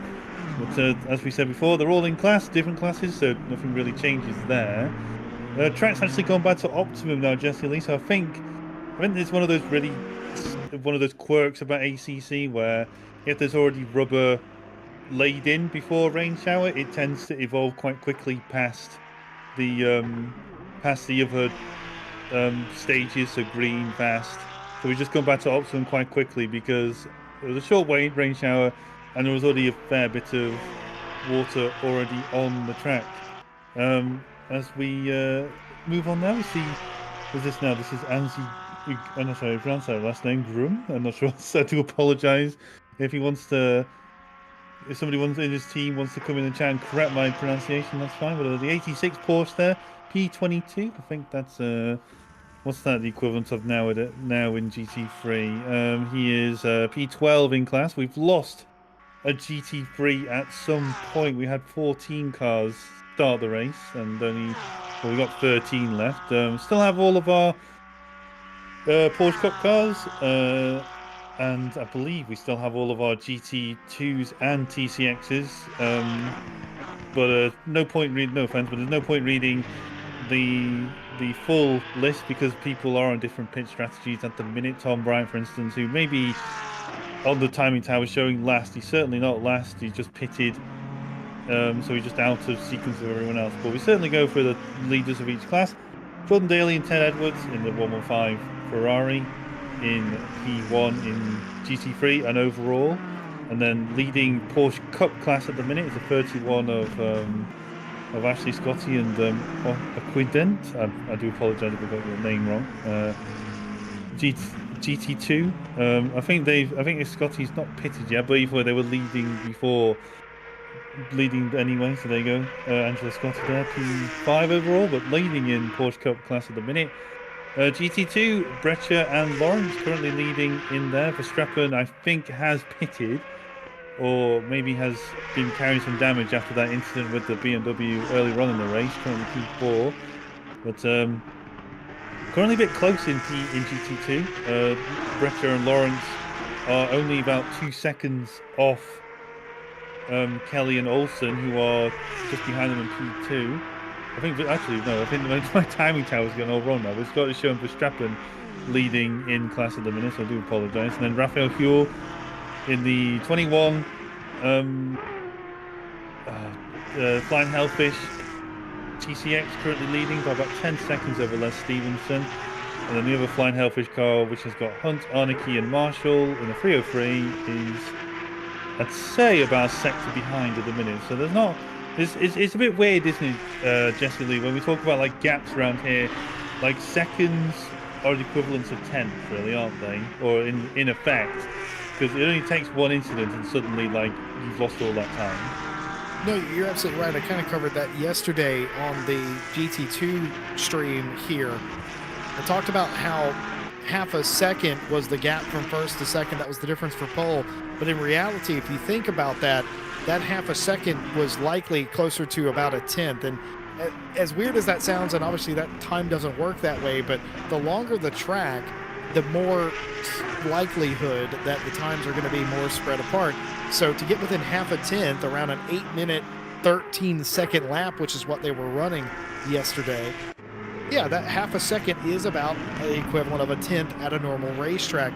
So you get a second or two ahead, you don't feel safe around here because you know in reality that's not a full second, and any little mistake completely erases that like it would do if it was a tenth or two at any other racetrack. And clearly here, an off here is not as simple most of the time as just joining back on the racetrack. It's usually a bigger incident. Just look at the Armco around this circuit. You get into that grass, especially the wet grass now. The track may be dry and optimum somehow, but the grass is still very wet. And by the way, I've got less than stellar news for those that were looking for a dry run today. It's light rain, but it is increasing. Now, folks, I've got to say this. I know Wes Stevenson's listening. That's not light medium rain or medium light rain. That is still light rain, but it's heavier light rain. It's a heavy drizzle. That is a heavy drizzle. It's a heavy rain going on to the racetrack at some point. Rain in less than 10 minutes. These teams that haven't pitted yet, they have some decisions to make right now. What do you do? I was going to ask Jesse, do we need to go through like a tier list of references to what rain levels are? Because, we can, there's a drizzle, then there's a heavy drizzle, and then there's just like normal rain. My argument is quite simple. If there can be a heavy drizzle, there can be a medium light rain. Well, I just call it a heavy drizzle just because it's like misty rain or something like that. It's just a lot of it. But yeah, I can't say on broadcast what I'd call rain that's just like our broadcaster. Really, you can't hear him. We can hear him in our ears. He is losing it down. his mind. Raining cats and dogs, mate. Raining cats. Don't call it that. That sounds childish to me. Don't call it that. He is losing it. He's beside himself. He's making fun. This is what I deserve. Well, maybe when Ash gets our age, he'll understand. Ash isn't that far behind, is he? Well. No, he's not that. Oh wow! No, he's not that far behind. As it turns out, Phil, he's not behind at all. Porsche off the racetrack there into the wall. That's not what you wanted to see, and that is a horrible crash into the wall. I think you're right. That was Angela Scotti in the number 30 for Porsche. Luckily, that entire group, including Fury April, was able to get around. Fury did get in the car, and that was a moment and a half there. That could have been bigger. If that car would have bounced back onto the racetrack, that would have been 4 or 5 cars involved. Yep. Daly. Oh, and it all started with contact. Well, no, they recovered. Good save. They recovered from that contact. They went off later on. Jordan Daly, I thought I saw him come down pit lane. Harry Conway is down pit lane.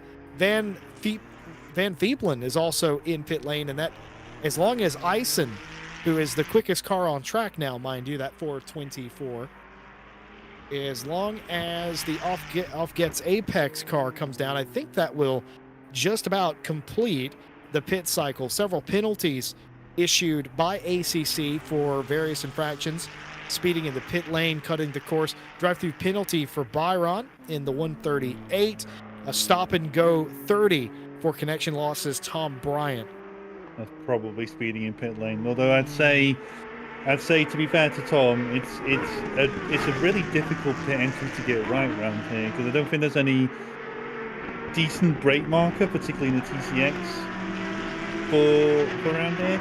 And also, like, I don't think there's a pit marker. I'm not really sure there is a pit entry marker. Let's not talk about them because I think that's there's a pit board, but it's not there. I guarantee it. Yeah. I'm sorry. I just read chat after our rain forecast discussion. Oh yes. And Minnie Simeon, welcome back, Minnie Simeon, by the way, has nailed it. Torrential mist and cyclonic fog. That's such a good name for a tornado. That makes it so less scary. I'm trying to picture what cyclonic fog is. Is it like fog? It's a tornado. I've never seen cyclonic fog. I've had like, because where I live quite, like, I wouldn't say high up, but it's like a sudden like increase on the road. So like in the winter you could be like near the bottom of the hill, and then you get to the top and suddenly it's foggy. So cases of sudden fog before, but certainly torrential fog, cyclonic Torrential fog, fog. Devastating fog. devastating fog. Cyclonic fog. If you Yes. put like thick, if you called it thick cyclonic fog, that's just a tornado. That's what it is. It's just a tornado. Right, okay. Simeon also asked if you have a drive-through, which obviously Byron does. Do you still have 3 laps because that's 20 or so minutes? You're absolutely right. They do still, because it is ACC. They have 3 laps to serve that, which you guessed it, is the better part of 20 to 30 minutes to get down pit lane. Isn't that interesting? They could spend an entire half a stint without actually serving a drive-through or stop and go, because the stop and go is the same thing. It also has 3 laps to complete it. You better not. The only problem is that I've seen it where drivers even miscount, and one thing I'm concerned about is that, and then we obey on serve this drive-through, but one thing I'm concerned about is that imagine if you've forgotten after what, if you get it like served, what do you call it, like 3 laps ago, so you've got effectively like half an hour of driving, Jesse Lee. Once you forget, you've got a drive-through to serve after half an hour, which I think would happen. I think somebody would forget in that case, Jesse Lee. It doesn't matter if it says in the corner you got a drive-through. I reckon people would forget at some point, and that's I reckon we're going to see that today. Maybe if somebody tries to push their time limit. We're now on board with Ted Edwards now, leading by about a very cozy margin at the minute. He's about 25 seconds ahead of the 244 of Eisen in P2. Grim Lilith is now in the car for Harry Conway's the Harry Conway car, the 511 in P3. So we're going to see if that works out. Ted there just has a bit of a moment getting past the TCS. One of Raphael Hewley, he just lapped through there. But it's one of those things, Jesse Lee, where you get handed the car. I think Ted's either on his first or second lap, and I think it's one of those ones where you just have to be a bit careful, don't you? Like as you come through the on your first run, you don't want to overcook it, should we say? As we now go on board with Grim Lilith now, as we see the Ashley's been commenting about the speed in which he does that. That's just how fast Grim's hands are. Like if you're just jealous about it, Jesse Lee, then he should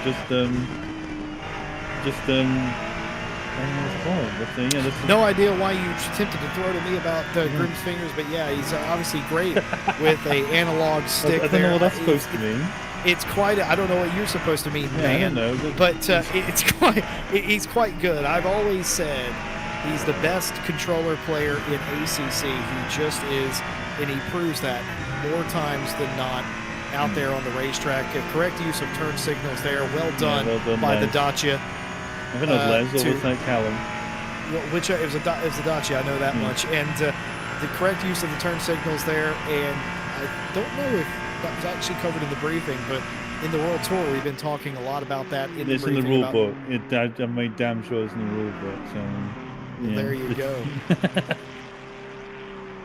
TLDR, Grim is brilliant, and he does things with a controller that most wish they could do with a racing wheel, and that is incredibly commendable. Shout out to the 716. That's the Tig Gang Blah car, and they were down in like 5th or 6th place early on. They qualified well above that and fell down the order in short time, but after the first sequence of pit stops, I mean, they were already trending back inside the top 5, but now they are solidly in the 4th place position. Sarah Van Vieplin has not gotten out of that car. I would have imagined Moritz Wild would have got in there for the Tig Gang, but they have not, and the rain has started. Well, this is as good as time as any. We've been on the air for the past hour or two. We're not going to go anywhere, though. We're going to take you around the track with the sights and the sounds of the Nürburgring.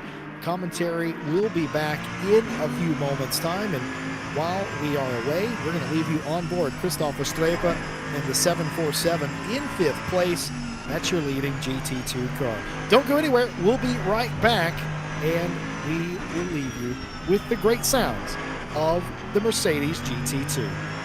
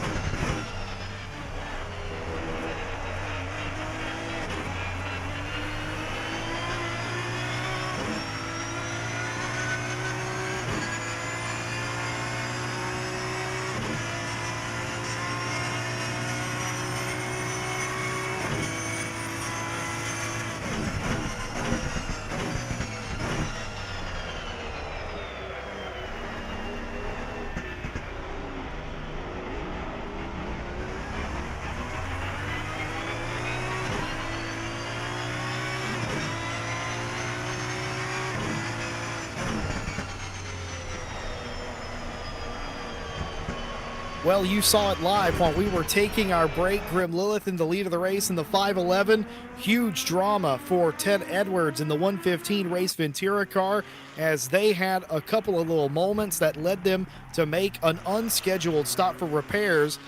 And perhaps more interesting than that, as far as we can tell, those are still Pirelli dry weather tires on the Race Ventura 115. Grim Lilith out in front for the first time. They were third, now they're first. And I mentioned earlier that they may be the fastest controller driver in the world. And I meant that, and he's showing it here today. And his powers only seem to be amplified in the wet weather. Christoph Strepa in P2, Martin Lawrence up to third, 2 GT2s on the overall podium. Wild is P2 in the GT3 category. Ted Edwards holds on to third in that category for the second Race Ventura car. Other chaos ensuing in the interim.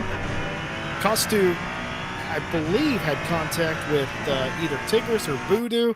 Somebody down there in turn one immediately following a pit stop. Fury April had a scary moment as well, but they were largely unfazed by that. Hello, everybody. I'm Jesse Lee, joined by Phil Roberts, again with Ash Bibby behind the cameras.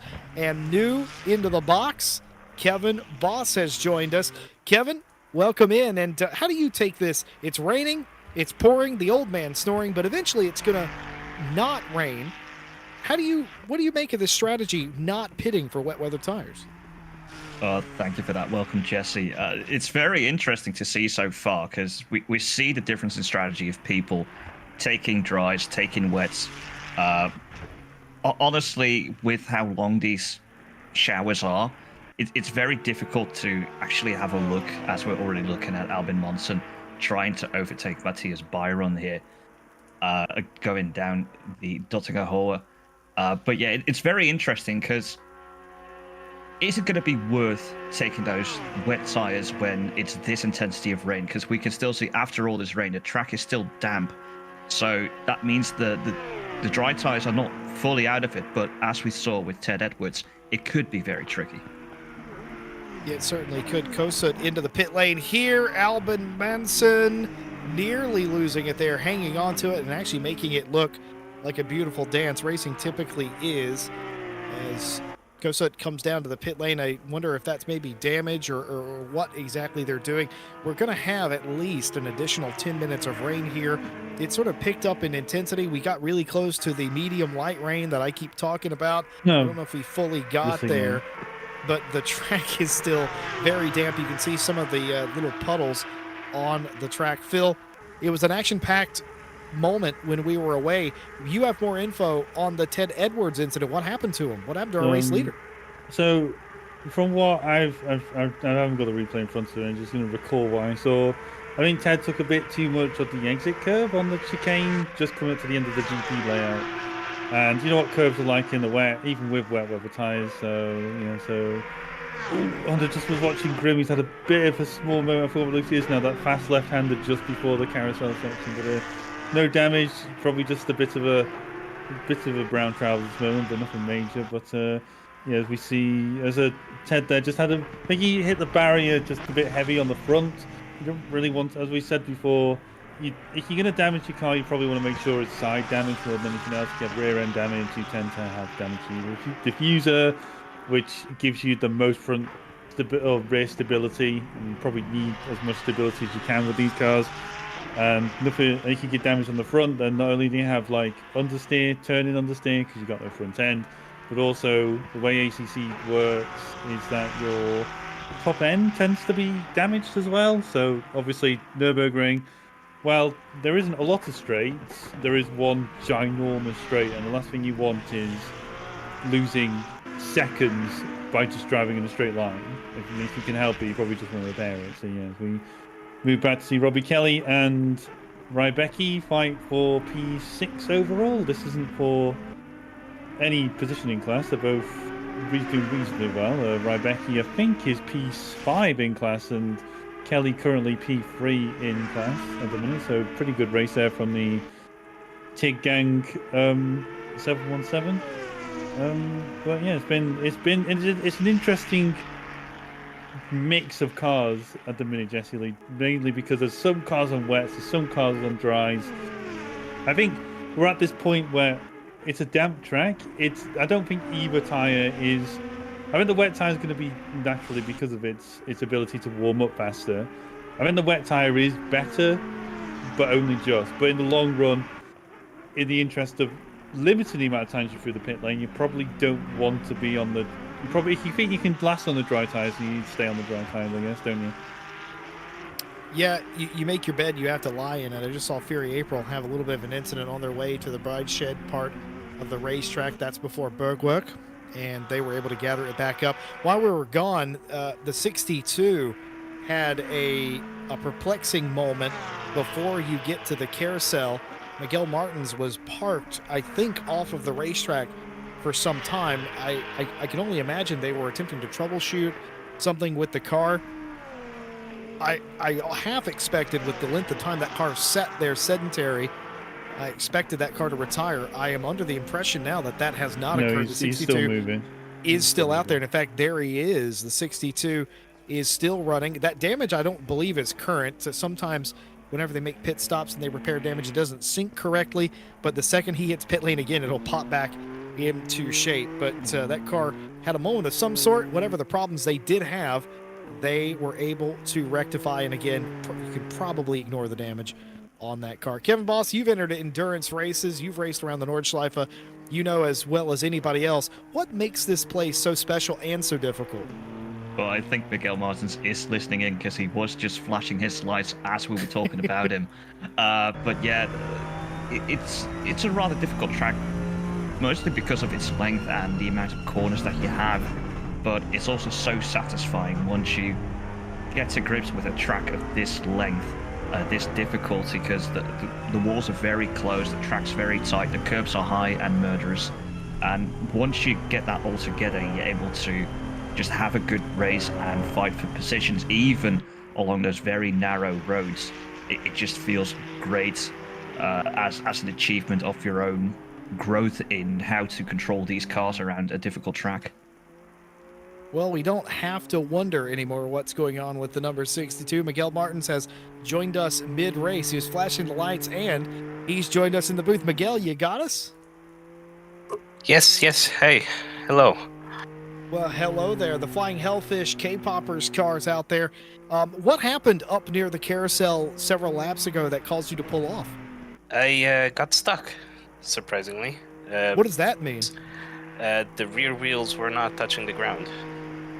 Oh, so you were high-centered off the ground. Yeah, which is surprising with this car because it's got the suspension of an SUV. Well, I mean, Kevin Boss just mentioned the murderous high curbs here, and you got stuck on. How did you eventually get unstuck? I had to return to garage. I tried to send a message to Tom Bryant because he was the next car coming. International assistance? Yeah, trying to get him to bump me, but he must not have seen the message. Even attempted a bribe, but it did not work, sadly.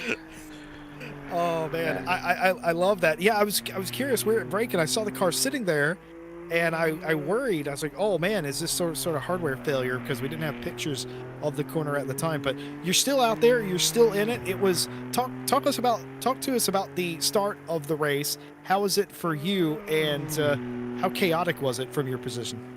It was a tough start. Even though, they tried to get some gaps in between the classes. It didn't work for the start. So we were all bunched up. So yeah, right at the start we were together with the GT2s and the Porsche Cups. It's especially difficult for turn 1 because this BMW TCX has horrible brakes. Horrible. I've felt that. Oh, I felt that firsthand. Miguel Martins joining us live. So what you're seeing him do in the car is happening live. We don't recommend most do this. Miguel has elected to do this of his free will. I didn't instigate this interview, but the Flying Hellfish car, you've ended up with an armada of Flying Hellfish cars here today. And very early on, it was Hellfish on Hellfish violence. Well, sort of. it was my fault because had damage from before because I got hit by Kerrigan. He had a little bit of an incident, Tom Bryant, up at Flutplatz. Kerrigan went to the left, I went to the right, and Kerrigan lost it on the left and hit me when he came back on the track. So I had some damage from that, and the car was very, very hard to drive. And as I was following Jamie, I just lost all rear aero. I mean, you know, the little bit that exists with this car. And yeah, had to RTG from that. Are you concerned that this is the touring car class is a mixed class? There's a couple of Dacias out there today. Yeah. Well, I gotta say the Dacia is doing pretty well, nice all track. things considered.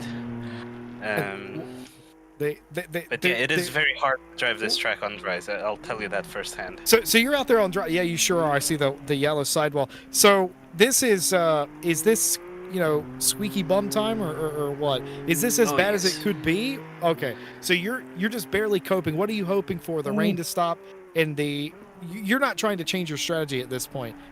Oh, sort of. As soon as the rain stops, I'm gonna come in for new dries because one of the problems of returning to garage, I think, is that it puts you on the same set of tires. Oh. So these tires have been double stinted, I think. So they're not a happy bunch. Phil Roberts, Miguel Martins is kind enough to join us. Do you have any questions for the number 62? I think you've asked all the questions I was going to ask, Jesse Lee. Well, there you go. How about you, Kevin Boss? I'm all good. Well, Miguel, I got to say, it's brave coming in here while you're actually out there driving. I think the other question that folks at home might ask is, well, you're 3 laps down or whatever. It would appear that you're not in it right now. Why keep going? Well, it's a 6-hour race. You never know. That's the spirit, thunderstorms. Yes. You know, murderous GT3s, which I've had a couple of incidents, but not the worst. I know my teammates have had it worse with some GT3 passes. But yeah, you never know what can happen. So I think that's the right attitude to have, to continue on, and you never know. Hey, we kind of touched on that at the very beginning of the broadcast about it doesn't matter how far out you think you are. This is a tough track. It doesn't pull any punches, and you never know. Somebody else could fall off the road, and then all of a sudden you're in a battle or even in front of somebody else. But Miguel, before we let you get back to concentrating on not dying, is there any, you want to shout out the team? Yeah, sure. Shout out to Flying Hellfish for being a happy bunch, and screw Caffey because we're gonna do a GT2 together. And you know, for shits and giggles, I just told him, hey, what about, you know, solo TCXs? And he actually said yes. So I had to commit to it, and now we're 2 solo TCX entries. Well, you called that on yourself. Yeah. Raphael Huel may be out there in a touring car, but he's going to have to watch out for the bus because Miguel Martins has thrown him under it and driven over him a little bit. But Miguel, thanks for coming and talking to us. Good luck for the rest of the race, and I reckon you won't stay in 30th. Oh, I hope I won't. Yep. You nearly killed the GT3. That's not very fast, Grim Lilith. Damn you. Okay. Right. We're gonna let Miguel get back to it. Miguel, good luck. Yeah, thank you. Have a good broadcast. Thank you very much. Ladies and gentlemen, Miguel Martins for Flying Hellfish. It's not gone quite their way. So that does explain why they were sitting there. They didn't have a choice. They were high, exactly like you said, Kevin, these giant curbs. He got high-centered on one. I must say, like you said, those things have a suspension of an SUV, which I found rather funny. But also looking at like the short wheelbase, like you'd think like maybe it wouldn't get pitched that quickly because you'd think maybe with a longer wheelbase that you'd be maybe a bit higher. It's your ride height, Kevin Boss. And also, I had to look this up because it annoyed me that I couldn't think of what the word is called. It's called the breakover angle of the car.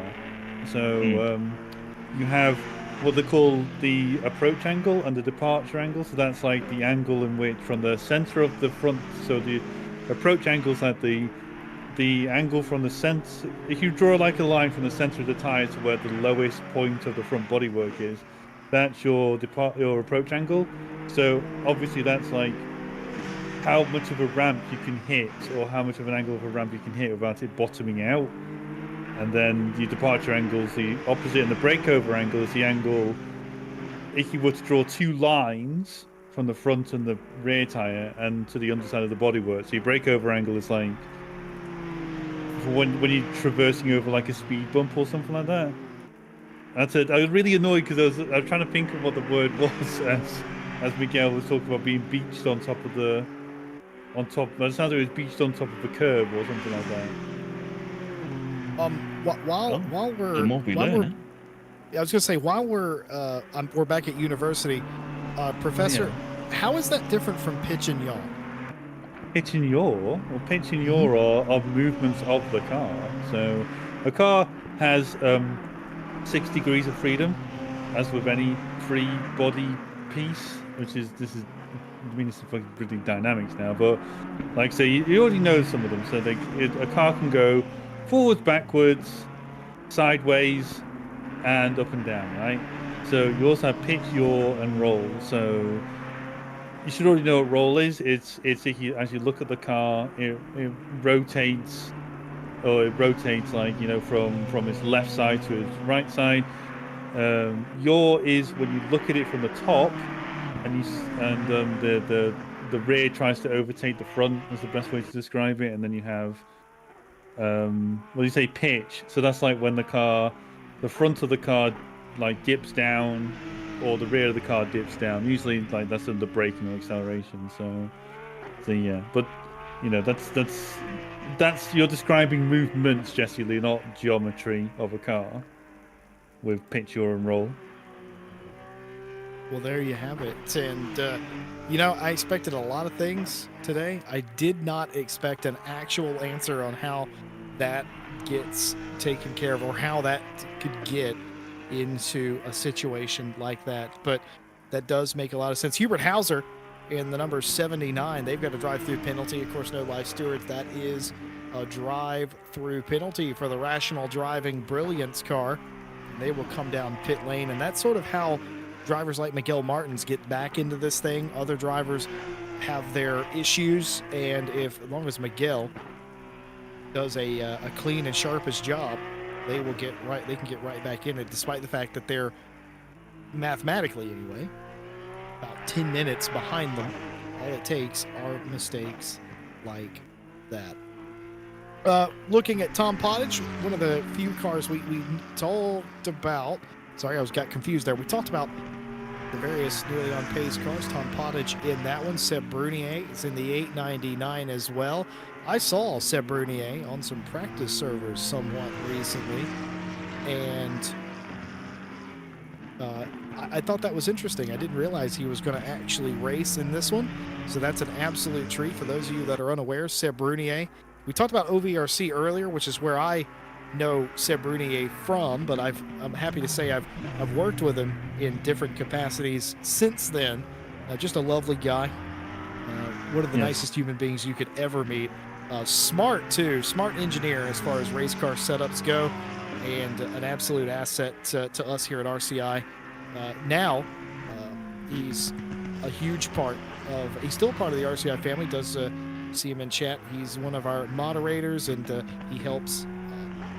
What is he? He's technically, is he a community moderator on our community moderator credits? I think that's what his official credit is, but his duties and the things he does goes well beyond that scope, in my opinion. But it's just nice to see him back on the racetrack. He mentioned in chat it's been about 18 months since he's actually tried to race in earnest, and seeing him back in the car, that is really cool. I was going to say, if we want to talk of a man who knows his stuff about cars and how they behave, Seb Brunier is probably the best person to talk to, although I don't really have that much. I don't really think I've spoken to Seb much recently, but I've certainly wasted a fair bit of time talking to Mr. Mikkel Sundstrom about cars and how to set them up. I mean, obviously, like my expertise in engineering don't lend themselves well to cars, but specifically for this sort of stuff. But yeah, it's always fun to talk to people, learn as much as you can. As I say, as we see, Robbie Kelly now is doing quite a good job at the minute. He's well, it says P3 in the bottom right corner, but I think he's actually P5 at the minute. He's a P3 in class though.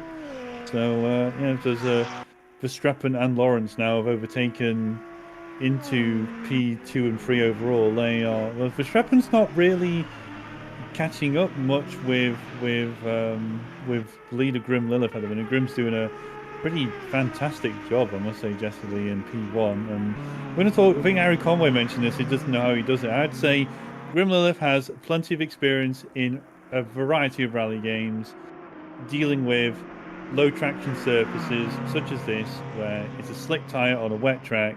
I think Grim is incredibly comfortable. You may not like me saying this, but he's very comfortable. I'd say he's very comfortable with what the car is doing right now.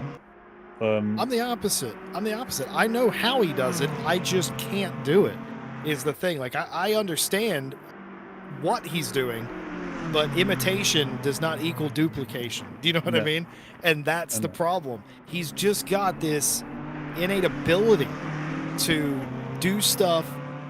Like, he's so quick and responsive to on a little analog stick. We complain now that we don't have 1080 degrees of rotation or more, or infinite rotation with direct drive wheelbases. Consider how small his micro inputs are to be that good, and he just is. And that's the scary part.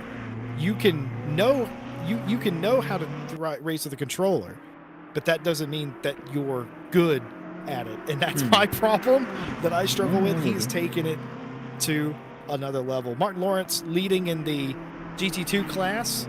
The what has happened reverse. to Verstappen? Oh, Verstappen has fallen down. They were running third overall. They're down in 8th place. I would imagine some manner of drama has happened to the RCI 747. And they have definitely fallen down the field. Could that have been a spinaroonie? I don't see. A what? Damage. A spinaroonie. Spinaroonie. Spinaroonie, yeah. I don't. What's the difference between that and a spin? Spinaroonie is a spin is when you spin. A spinaroonie is when you do it and you drive away. Oh, okay. Like Danny Sullivan did once. Way back Yeah. Shout out to Danny Sullivan. that's a vintage reference. That is. That really is. A spin style. A spin and win. That's what it is. Yep, spin and win. But something's happened to Verstappen. Now, we've seen all 4 corners of that Mercedes, and there's no damage on it. There's nothing going on there at all. So if they did, they clearly have lost a ton of time. But I would have to imagine that they spun the car around, didn't get into the wall, and have kept going. Kevin, I got to say, this race, these races, all these races like this, have this sort of ability where it's really close at the start, obviously, and then they spread apart and they come back together. But some of these classes are still quite close. Well, most of the time they have a similar ability, and also their pit strategies are the same, because usually where you see the big differences is where people go to off strategies or do something different, and that's where you see these groups fall apart. We can even see here in the last time that Grim Lilith and Martin Lawrence went through, the sector time was 73 seconds between them. Okay, it's a GT2 against a GT3, but still, like, there you can see like how well their teammates are driving, a difference in ability, but probably only like in the last 30 minutes will we actually see everyone come together and actually see like, okay, which strategy was the best.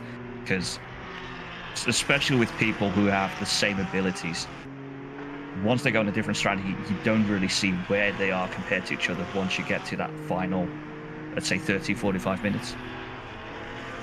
Yeah, it's just difference of strategy, and of course the rain isn't helping. Of course, the rain now has stopped again. Their second rain shower of the day. This was a more prolonged and more intense shower. We didn't even get to medium rain though, but it was enough to certainly soak the racetrack. And the track condition is damp, and the temperature of the day continues to decline.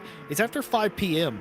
in sim time, and I don't think this race will end in darkness, but it might get somewhat close to that mark. got 3 hours 48 minutes, and it's 5. I think darkness in the summer, which is when this race would be, well, late spring or summer anyway. I think darkness here is about 9 something, 10 o'clock around this time of year. So it's not, it might be a little bit earlier than that, but again, it might be close. The light level will certainly be changed, and with the cloud cover not helping, but right now, a wet track, but no rain falling, none scheduled for the next 30 or so minutes. I believe Julian Schellenberger has joined us in chat to talk about his team, the RBA Ferrari number 30. They said, back to P4, we are so back. That's a team that's feeling it, Phil. They're back in the hunt. They know they have speed in that car, and they're trending in the right direction. I think endurance races are like that. As you go on the recovery, you just think about it in terms of, well, we just need to get this, and then we're, then move on to the next one. Just take things in steps. Don't try and think about, like, I don't really know. Recovery drive is like a staircase, and you don't really think about the whole flight of stairs. You think about, like, each rise as they go. So you just, like, compartmentalize it. So it's a good attitude to have. You don't really want to think about the level in which you have to try and promote yourself. You're just trying to think about try and marginalize it like they're doing. So yeah, it's pretty good. We move on to Angela Scotti here. That's Fury April in the 314 Porsche in front of them. As Scotty, they just had a bit of a moment coming through the mini carousel, coming up to the end of the lap now. Just coming on to the last 2 corners before we're on the long straight, and then the rather fast long, just massive moment there. Fantastic little been able to recover there from Angela Scotti, but yeah, so I think those tyres, I think Scotty's on wet tyres, which would kind of make some sense, I guess, because we're not driving on the dry part of the track here, Jesse. We're driving the car behind. We're driving on the wet part here, and the only reason you do that is to keep those tyres cool. We're slowly coming to the GT3. GT3s aren't as fast as the Porsche Cup cars in a straight line, even the old one, but it's pretty straightforward move from Scotty. We may see that Porsche come back at Scotty as we just desperately brake for the last 2 turns, probably using both our feet on the brake pedal to slow us down. So Scotty's coming into pit lane. I'm going to say this is the swap. Oh, the pit board's still there. Oh, yeah. I think someone's probably just not. I think it's probably just in a really awkward place to notice. But yeah, Scotty, I suspect we're going to watch him come past now. I'm going to say that there's no Pirelli label on the side of those sides, which there's not. So I'm going to guess that we're coming in for dry tyres because it's greasy now, which means we're on dry tyres optimal, I'd say, Jesse, right now.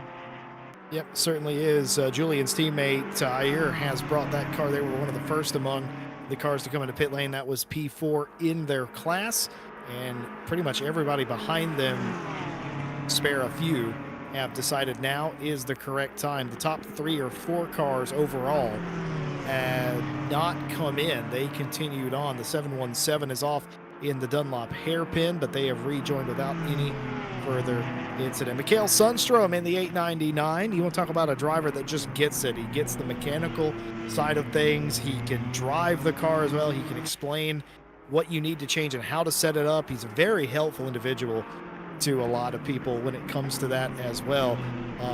Some guys just have it all. Mikhail Sundstrom, he comes to work with a full tool chest.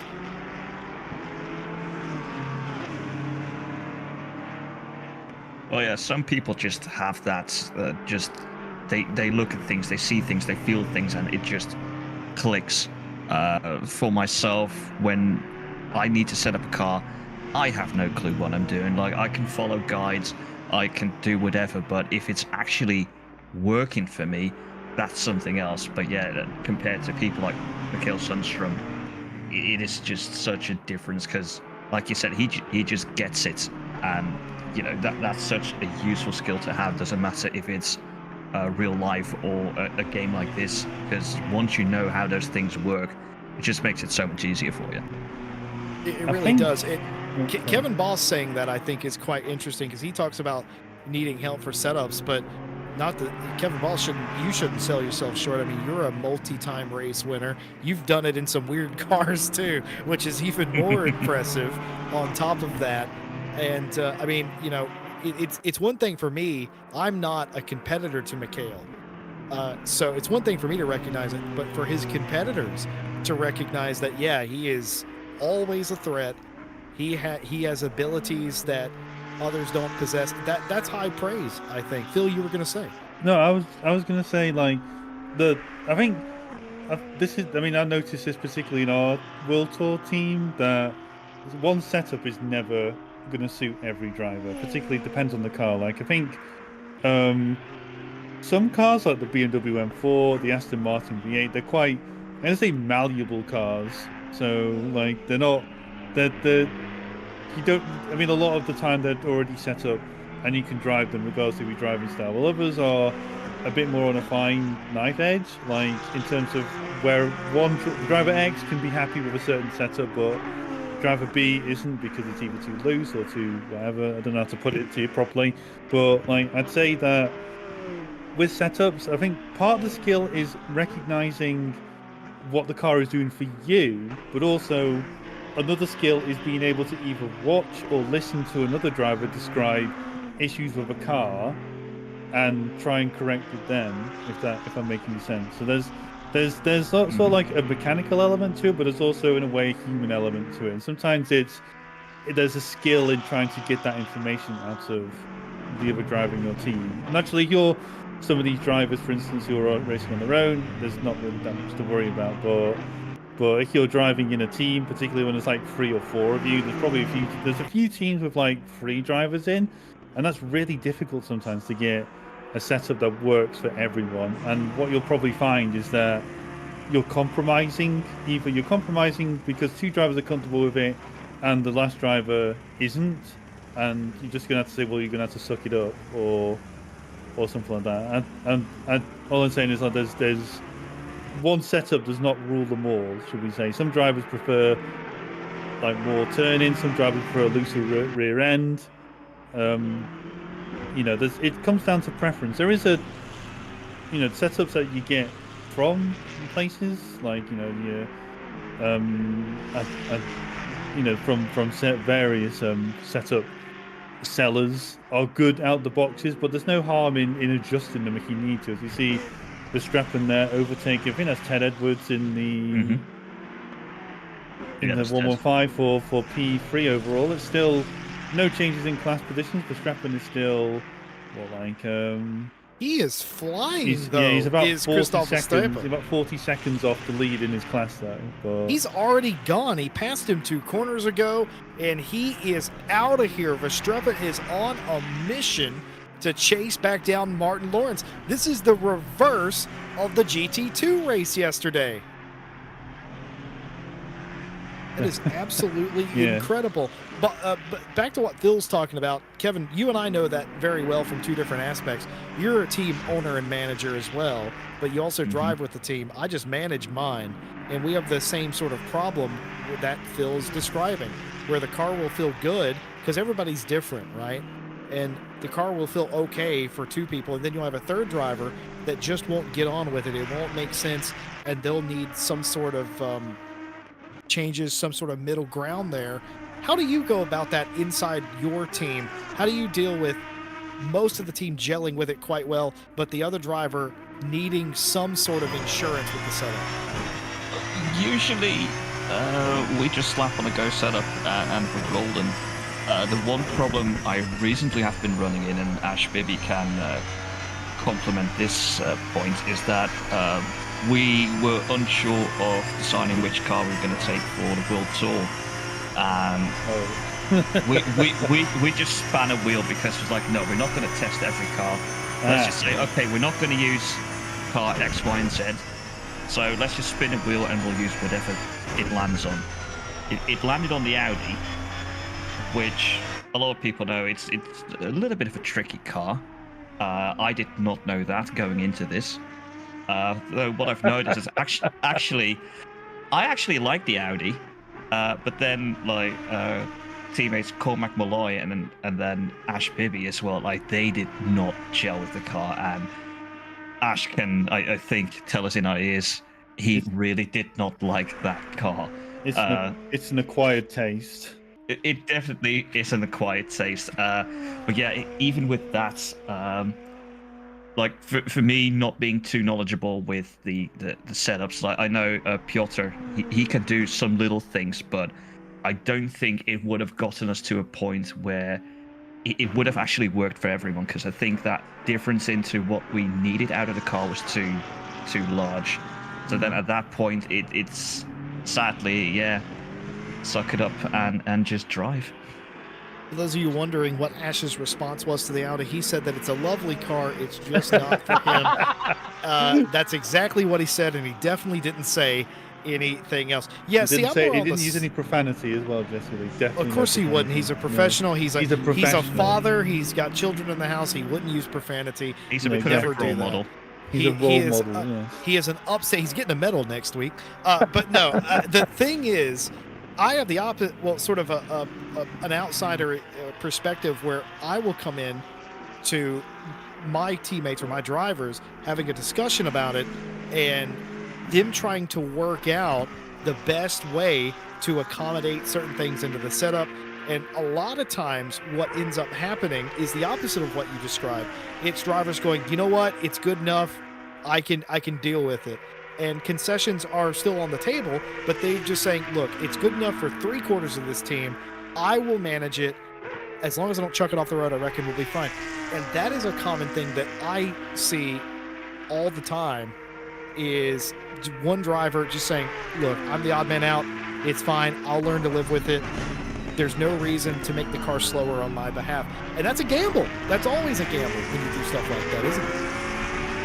I think I was going to say my thing about it is not really, it's just about going into it already understanding what your drivers do. So for instance, our World Tour team, we drive a Nissan, and that thing is apart from like a Paul Ricard, where I enjoyed what felt like permanent DRS on nearly every single other car.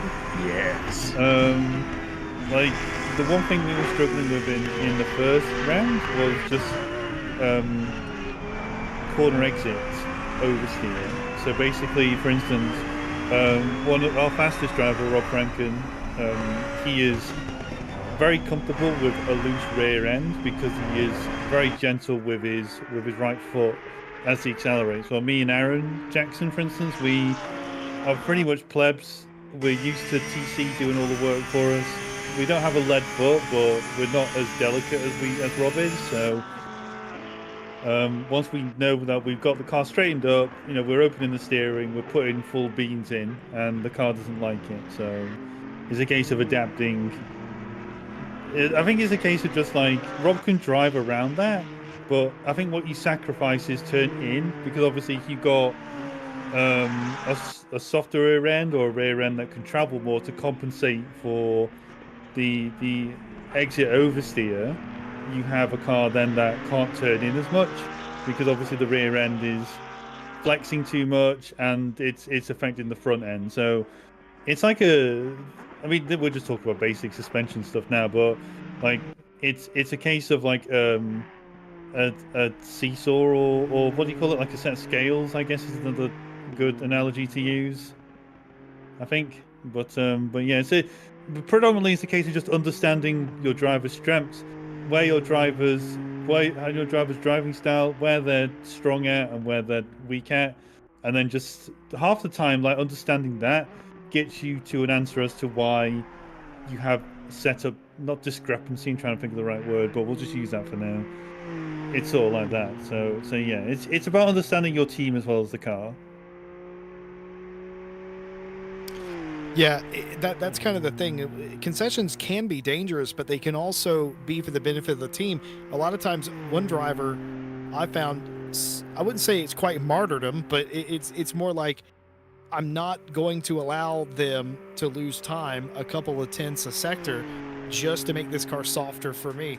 And I find that very noble, but you also do run the risk of the third driver not getting the support he needs. So that's why open dialogue is great. You know what else is great?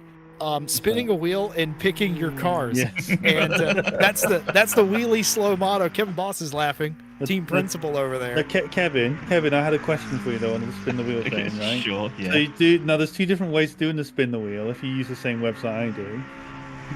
So, do you pick the first result that comes up, or do you let the wheel, like, eliminate each choice until you're left with one at the end? I let it select the first one.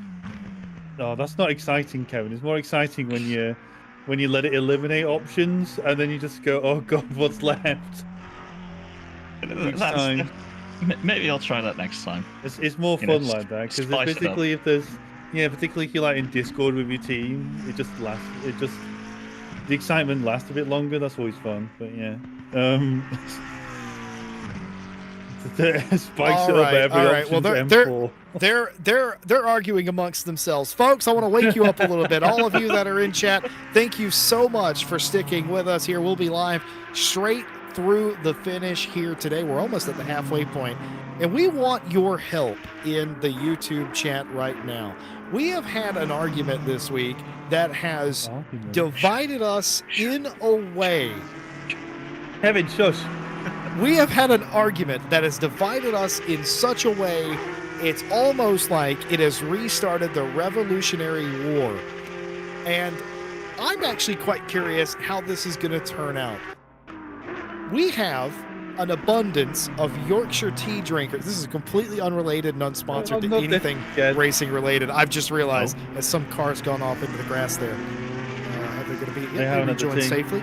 And they stopped off for a brew. Yes. Anyway, we've had an argument this week here at RCI in the broadcast department, and it spilled over to the greater staff and the community as well. So we ask you a simple... It really has. We ask you a simple question. No. It did. They were arguing in chat. Oh, off the track here a little bit. Dangerous move. Hopefully they were able to get that taken care of without bumping each other off the track further. Go on, Jesse. Go on. This civil war that you're talking about that's happening in the staff chat. This Marvel could have made this into a film. We've had an argument ever since the Tea Wars, which technically happened in America. But anyway, yes, go on. Do you drink? It's simple as this, folks at home. What sort of tea do you drink? There is a majority of the group here, the staff, that drink Yorkshire tea.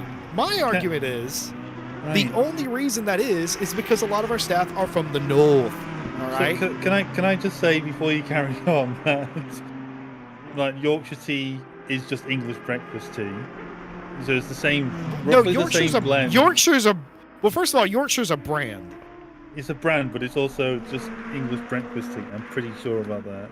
So I've started a poll. They're already arguing again, by the way. I have started a poll in the YouTube chat.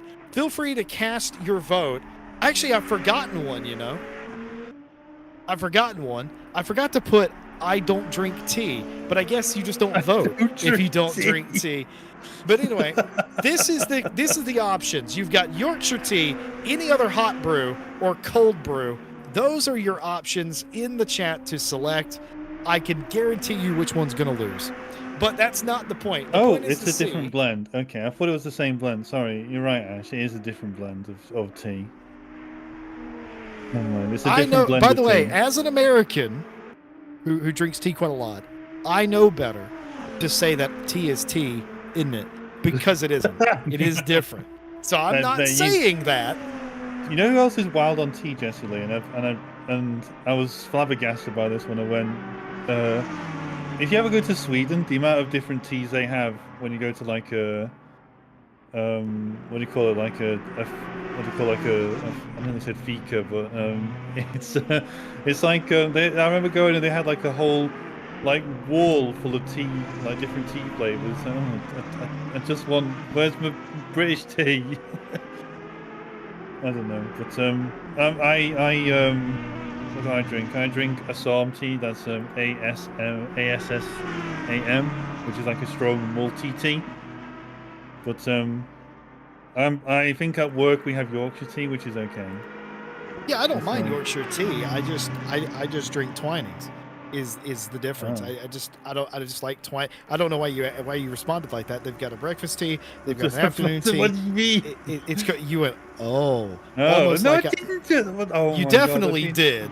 But this is some paranoia. This is what causes civil wars. This paranoia, Jesse. this is going to rip the entire broadcast department asunder. It is unrealistic, an unfathomable 50-50 Jesse, split I think right we should now. talk about something Yorkshire else. Let's talk about when we versus have. other teams. We can't talk about it. This is the only important thing Well, going let's on. talk about There's no food there's no item that race begins with going T. on. There's certainly nothing else we should be doing right now. Yeah, exactly. But talking about Well, Harry when do you have Conway. tacos, Jesse Lee? When do you eat tacos? Tell me that. Tuesday. I'm confused. We eat Do you have tacos whenever tacos we any want to other day of the tacos. week? Oh, absolutely. Isn't that sacrilege? Shouldn't you Not only have really. tacos on a Tuesday? Why do you want me to only eat tacos one day? That sounds very That sounds very Well, you can say, single-minded. Taco Tuesday is a Friday, for instance. You could say that. And Any then really day is mess with taco. people. Here's the thing. Any Yes. day is Taco Tuesday. If I want it to be Taco It Tuesday. is taco. Andre's joined us in chat, and he is on. He's saying, "Let's go, Stubna and Philippe Breccia race car fire emoji." Harry Conway is a stout Tetley enjoyer. I know that it's on every single one of his race cars. He's calling out the Yorkshire tea drinkers in chat. He started a fight with Ash Bibby. They are no longer friends. They're going to unfriend each other, and the Civil War continues. The Civil War is awful. Well, I've got a Man, race where's- with Conway tomorrow. Oof. Where's Spider-Man when you need him? Where is that? Like, I was trying to think now. It's like a stereotypical. I think it's like a cartoon or something like that. Of like, two armies like with guns pointing at each other, and then somebody dances onto the battlefields and puts like a rose or a flower in someone's rifle or something like that. I'm trying to think of what that's from, but I feel like we need one of those in this Civil War, Jesse Lee. Just somebody to just, go up to someone's tea and just like put coffee in it or something like that. Just go, let's see. Just we can all like go. Go on what? I just heard. I didn't hear what he said. I'm distressed. I took coffee. I'm pretty sure people could only hear half the conversation, so we're just having to repeat what Ash is telling us in our ears. But yeah, I'm pretty sure. I feel like putting coffee in a tea is sacrilege. I probably agree with that. Back to the race at hand. The 69 has had a spin. Kevin Boss, what'd you see? I just saw a big yellow flag, and when I had a quick look on my side monitor here, I saw him slowly move out of a wall. So he's still going still doing slowly, the 69. So That's yeah, that severe car is damage there. heavily damaged. Yeah, that's not good. Well I've driven spotted around there. like this at Watkins Glen 2 weeks ago in GT2. I can tell you this is not fun, especially seeing how far he still has to drive along the green wall. You know, we got a couple of engineers in here, and I don't need them to tell you that steering is wrong. Well, who's an engineer? I mean, well, you are. Oh yeah. Phil Roberts, everybody. That's Phil with 2 L's. Roberts, common spelling. Jonas Hainish. I'm trying to work out why Hanich went into the wall. Did they just like get distracted or something? Because it just looked like. I have no idea. On my screen, they just turned right. That's the A10's car, and they are the largest team here. They've got Jan Schultz, they've got Hainish who's in the car now, Jan Reich, Niels Nord, Frederick Gutman, all in that car. And are they all driving at various points today? Because they basically have a driver per hour, but this is a long limp back home for obvious. We just came out of the carousel, and they're on their way to what appears to be Hedwig's Hull, and then Whipperman, and the whole back section of the track, really. And this is dangerous because we're coming up to a very fast part of the racetrack. He's trying. Jonas is trying to not tow this car. And the reason he's trying not to tow this car, boss, right, is because it is a ridiculous long wait time for a tow when yeah, you'll lose several minutes driving it back, but it's better than the 8 to 10 minutes of sitting still if you tow. You're just adding to that Honestly, repair bill, doing Yeah, this. honestly, seeing how he's driving around at this point, he might be just be beyond halfway now. But when it happened and already seeing where his steering wheel was, Wait, at where that are point, I we? think it might have been better to to RTG, because at this point he's just pinging off every wall, every corner, struggling to get out of the way of everyone. So he's Yeah, he still has a third of the track to go, I think. he's having to steer, like he's on full left lock to keep the thing straight. He's got no, like, he can't Worse. turn right. Oh, this is dangerous. Rejoining the racetrack there. Oh, this is. We're not laughing at them. The reason we're giggling is we've been in this situation. We know what this is like, and this is giga pain. And again, not dangerous really. I mean, they're bouncing off the walls, causing more damage to the car. But at what point is the damage already done, and they're going to park here? Are they going to go ahead and say, you know what, not worth it? That fine. is what they've done. Yep. Jonas has taken the number 69 to the pit lane. Nice. They'll get some repairs, and it will be longer now because they have towed, but they have deemed it not safe to continue on, which I think on your part, Phil, you kind of applaud that, to throw in the towel on that and not try and make it the rest of the way around. To be honest, if you're unable to drive in a predictable manner, then you probably should be returning to pits anyway. You have to think more about just your race. As much as it preserves your race to not tow, you'll be getting in the way of other people and potentially ruining their race when they've not done anything wrong, per se. So it's one of those ones where you need to think of the bigger picture, particularly through that particular part of the track. It's quite windy, windy, and also some of the turns are unsighted. So as much as people will get a white flag to warn that you're going slow, they won't know exactly where you are. And if you're unable to control the car, so as I said before, like, they're like full left lock just to keep the car straight. There's no way you can turn like a right. Well, they can't turn a left-hand turn basically. So yeah, you're just going to end up like wall riding and stuff like that, bouncing across the track. It looks, it may not look dangerous, but it is very dangerous. Like, when you consider just how much these drivers can and can't see, and some of these drivers are running solo, so they don't have the benefit of a spotter either with them. So yeah, good call at the end of the day to come back into pits. Hubert Hauser has had a spin. They've recovered somewhat, and they will continue on down in 23rd position overall. The question is, did they hit something hard enough they think they have to come down pit lane? We're about to find out. They are not. So spin and back into the fray. Harry Conway into the leading Race Ventura car, and that Grim Lilith will take a well-deserved break. Took the lead earlier on, and now in the hands of the three-time Night Owl champion.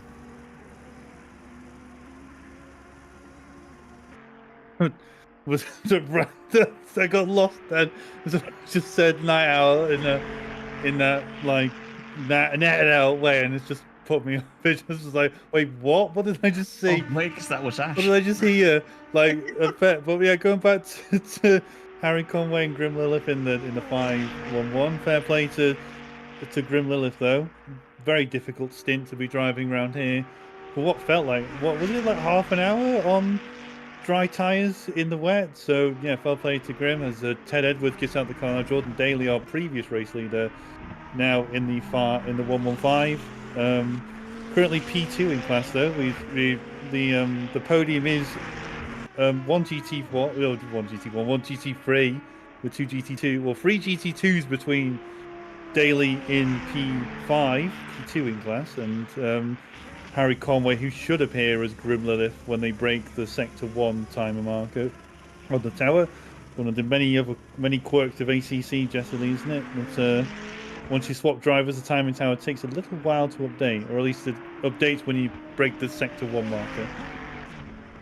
Yep, unlike the actual Nürburgring that has 8 or 9 actual sector markers, this version, the ACC version, only has the 3 sectors that any normal racetrack would have. So it has condensed it, which means that interval you see on the right-hand side of the, or excuse me, the left-hand side of the scoring pylon, what's the right-hand side of the pylon on the left-hand side of the screen,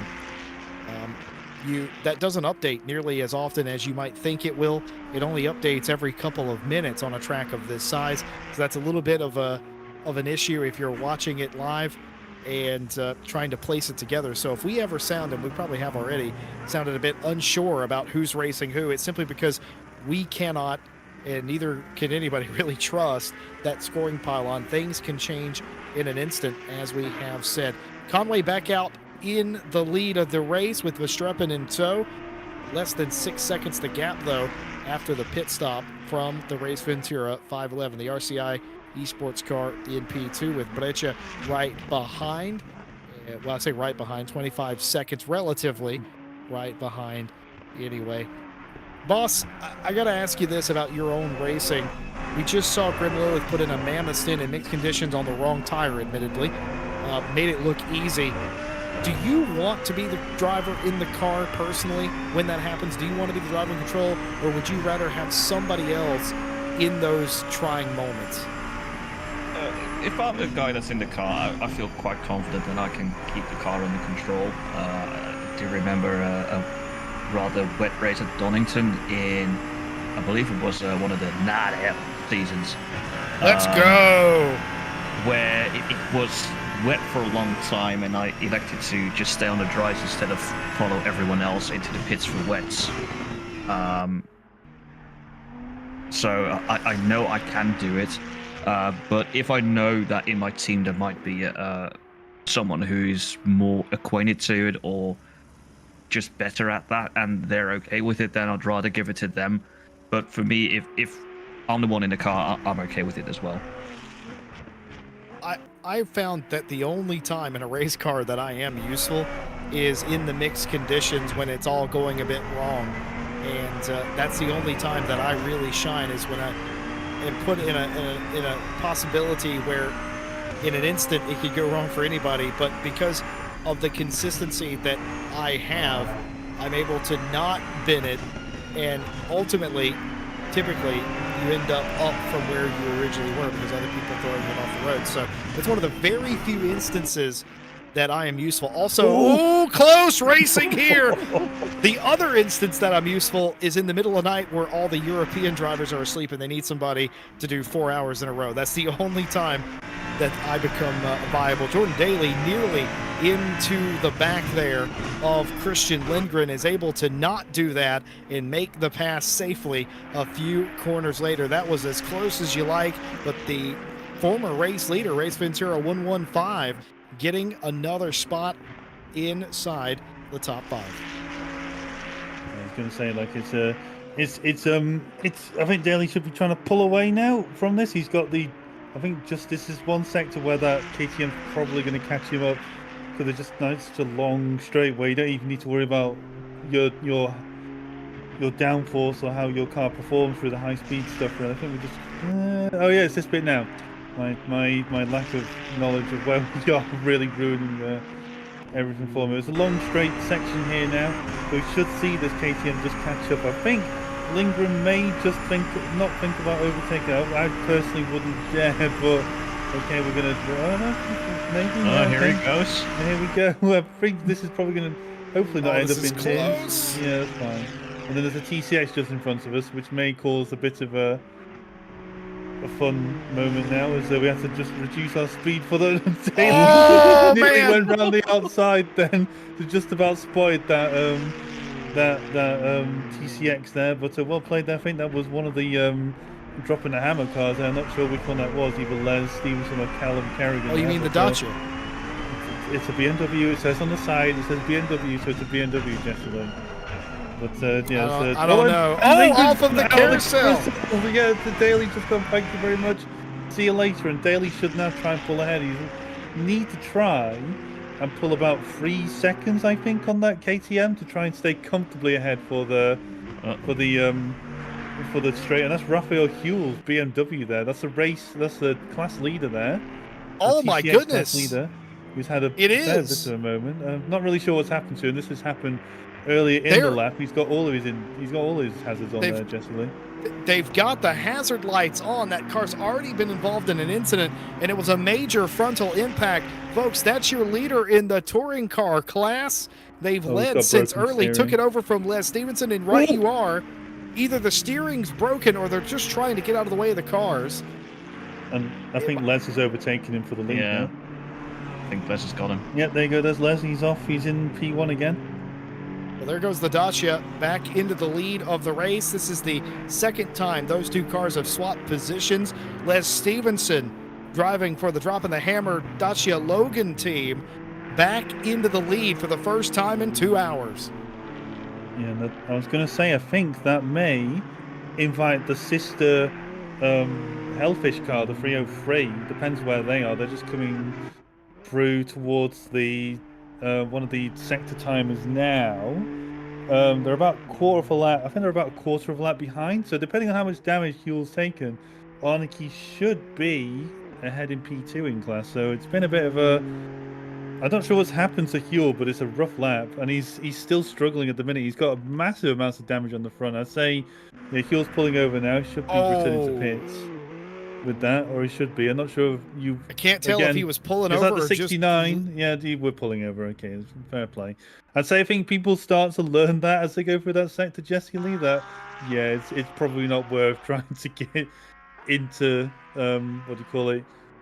Trying to drag yourself into pit lane when you should just tow yourself at that point. Boss, what do you feel about that? If you're halfway around here, where's your head? Are you towing or are you trying to drive it back? I think you do want to try, as a driver, you do want to try and get the car back to the pits. But as we've seen with the 69 before and also with Raphael Huel, it is so difficult. Like, once that steering is broken in these tight, twisty sections, you'll hit more walls, you get more damage, you'll break more of the suspension and the steering rack. And it just goes from bad to worse. So even though, like, he was not too far away from the pits relatively, it might even still be faster to just go to the pits, even though it hurts to basically be set back a lap, because yeah, you've done over half the lap already. But yeah, all in all, it might still be the better option. By the way, Miguel Martins is no longer last. He's celebrating in our chat 29th. That's because Tom Bryant, event organizer, is now in 30th place position. That's why you don't give up. He's gone for some food or something, Jesse Lee, because he's been parked in that pit spot for the last 5 minutes. He's gone for a lot more than that, but that's the whole point of not giving up. Miguel Martins in 29th, he says you never know what can happen in a race like this, and that is true here today. We're going to take a break in about 10 minutes time, but don't worry, we'll be right back to bring you all the second half action. First half has absolutely flown by. We're almost there, halfway into this race. So much has happened. Harry Conway leads it for Race Ventura over RCI 747 Chris Verstrepe, and a fight going on for all the positions. The touring car class that I was a little bit worried about because those cars do not have the top end or the grip or anything really. I worried about them not racing quite as well as some of the other classes. That's not been the case. The lead has been swapped many times in the touring car class. A BMW, if you believe what's written on the car, is leading that class in Les Stevenson for dropping the hammer.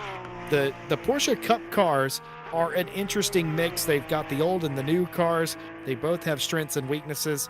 That fight definitely not over there, as several of those cars are still within a sector of each other. So that's pretty interesting. The GT2 field has proved highly competitive. They've not only been battling each other, they've been battling the GT3. Sometimes it's ended in tears, but for right now, Verstappen over Breccia, and those are the top two, with Christian Lindgren in third place. Olsen and Tigris make up the other GT2s inside the top 10 and inside the top 5, respectively, as other cars. The 716, I think, is off sequence. Daytona, I think, was already off sequence, so this might be a routine stop for them as well. Boss, I gotta say, I love a nice sprint race because it's a nice small form factor. Personally, I always felt like there's something special about endurance racing, but what do you prefer? I mean, both have their charm. Like the sprint race is for 1 hour. It's only you, you in the car against your opponents, and you just go for that. But working together with other people, strategizing, like, okay, when is it good to pit? Oh, rain is coming. What are we going to do? Are we going to keep to the same order of driver going to enter, or is someone else going to come in earlier, or the one in the car is going to extend? Things like that make it a new facet of racing, and I'd say that just makes it also very interesting. So I don't know whether I prefer one of the two, but both of them offer something unique that is, well, exciting for me. I think that's fair. I think you prefer to live in a world where there is both. Luckily, we do.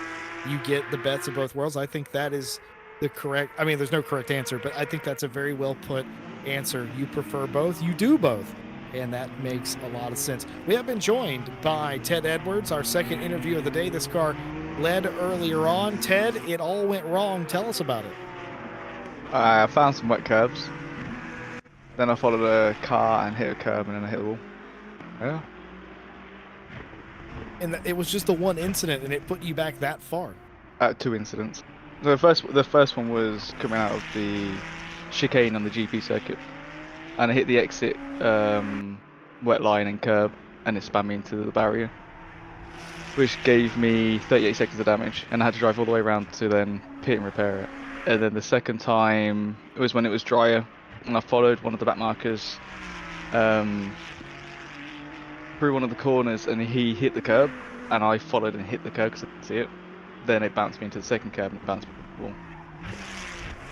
That's unfortunate to hear, but I mean, you got to feel like at this point though, you're kind of lucky because you're still in it. You've taken an additional pit stop, sort of, but you're still in it. You're still inside the top 5.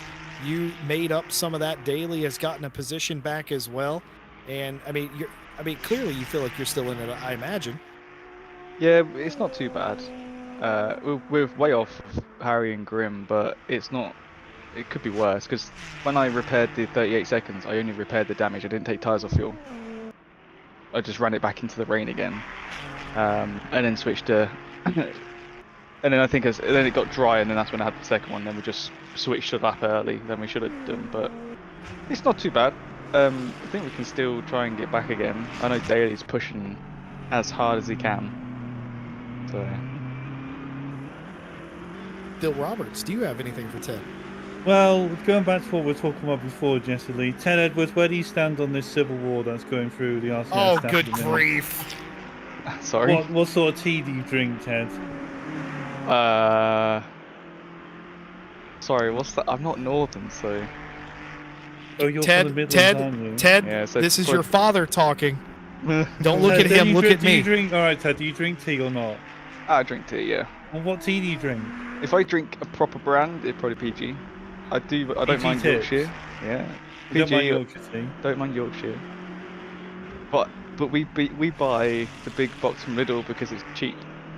Yeah, fair enough. That's Not just a a normal, sponsor. That's just Not a normal sponsor. This is independent testimonials. That's just a normal breakfast tea blend, so that's fine. Don't worry, Ted. It's fine. There's no wrong. As far as I know, there's no wrong answer. But actually, trigger ash. Tea's just tea. This. Wow. Yeah, Ted, you were correct. You were going to trigger him with that statement.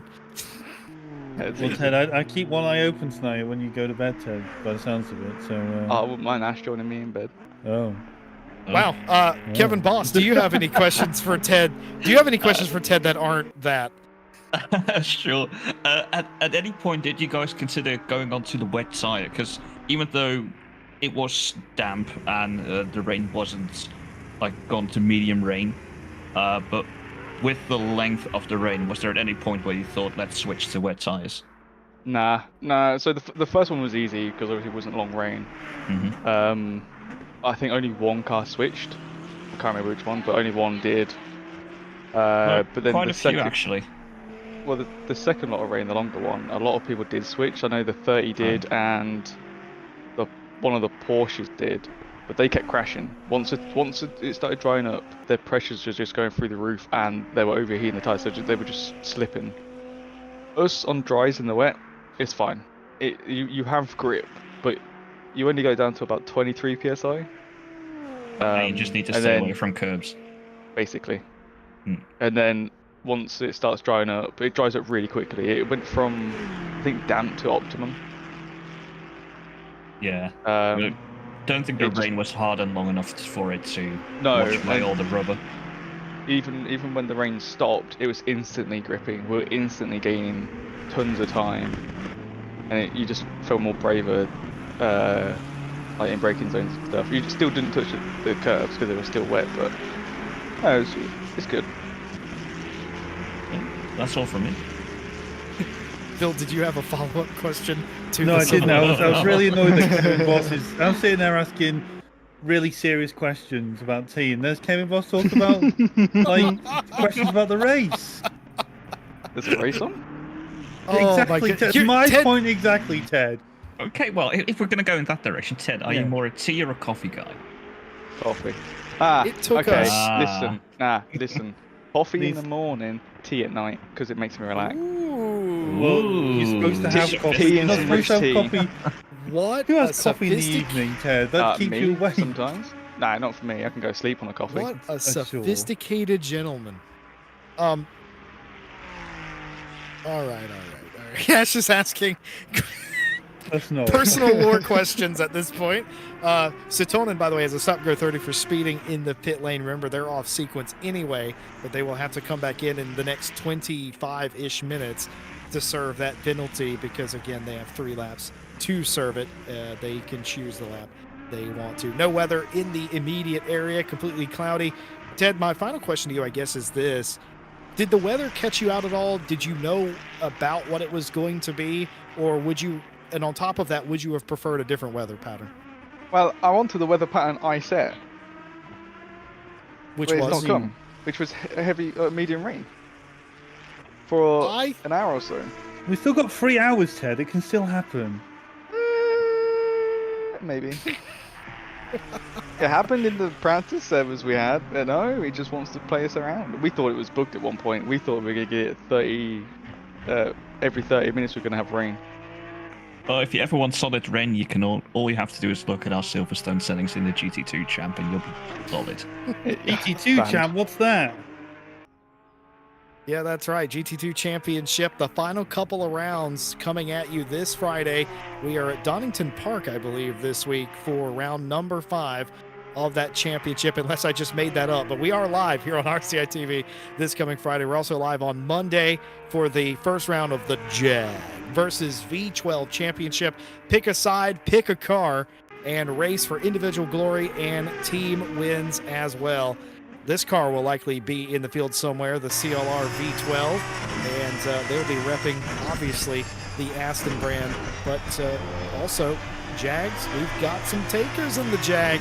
It's gonna, whatever happens on Monday with Jag versus V12, it's going to sound brilliant.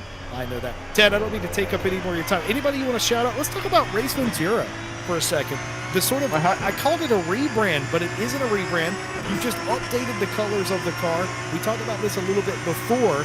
You went to a more of a red scheme. You've had a little bit of time to stew in it now. Are you liking the rebrand?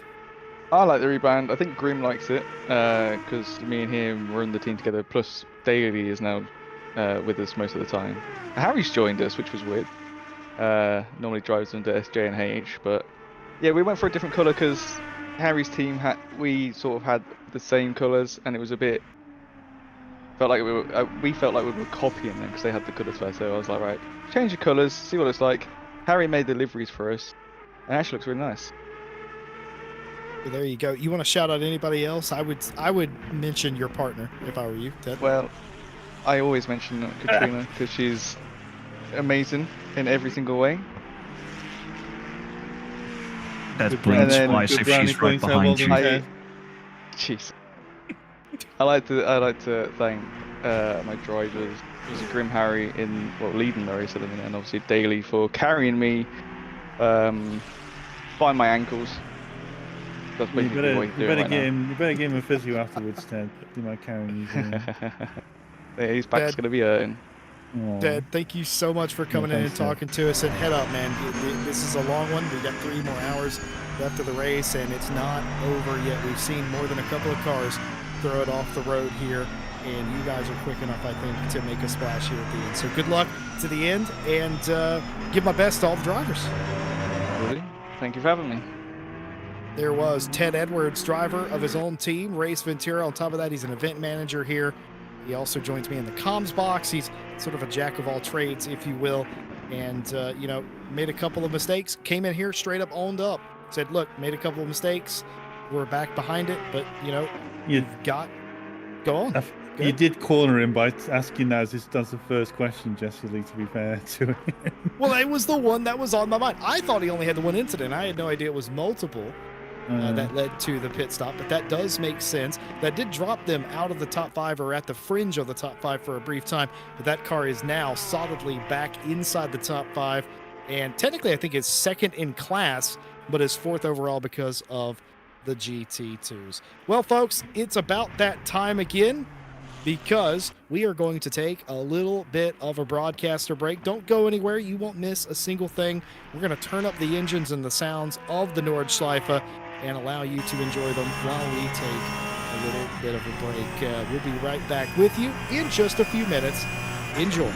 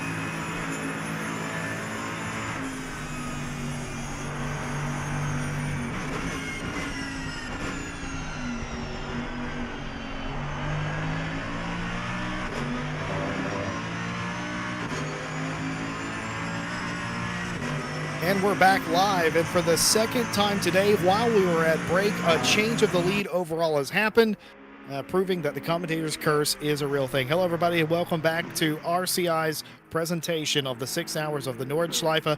I'm Jesse Lee, joined by Phil Roberts and Kevin Boss. Ash Bibby behind the cameras with you still. And when we were at break, you may have noticed there's a new leader. It's Felipe Brecha for the RCI esports team. This is the 769 car out in front of Christoph Estrepa, who is also in an RCI esports car. It is a 1-2 overall for the GT2 classification. What has happened to the Race Ventura leader, Harry Conway? For that, we go to Kevin Boss. Well, on one of the laps when we were having a break, he went through the foxhole into Adenauer, dipped a tyre into the grass, and fully speared into a barrier. Too much damage, had to go back to the pit lane, and as we see here now on screen, back into P19. Still on track, still fighting their way back, knowing the speed of both Harry Conway and Grim Lillard. They should be able to fight themselves back up, but now the leader in GT3 is Jordan Daly, and they have been pushing themselves forwards closer to Verstappen and Brecha. I was going to mention, it was what we talked about several times in the last 3 hours or so. It just takes one incident, and suddenly your race. It's not written off, but all that some of that hard work has been undone. So, but it's still 2 hours to go. Harry Conway's not maybe far down the leaderboard, but he's not. I mean, he's still top 10 in his class, so there's still plenty of time to go. He's going to catch up with about. What's this now? It's about 40, 20. Hang on, I don't know. He's about 12 odd seconds behind the next car for club position as he goes past Svenchek there. For P18 overall. That's not a position in class though, but as we see a number of other drivers into the pit lane now. John Dalton, the 668, who's currently P2 in class. Nicholas Nordquist in the 138, he's just come out of pit lane now in the KTM. He may have swapped drivers, I'd say. I've lost the other KTM now. but yeah, we've had a few changes. It's been roughly the same sort of thing. So at the minute we have in GT3, top threes are the 115, the 127, 424 in GT3. And then I believe in GT2 it's the 769, the 747, and the 7137. TCX is 46 of Les Stevenson, the 303.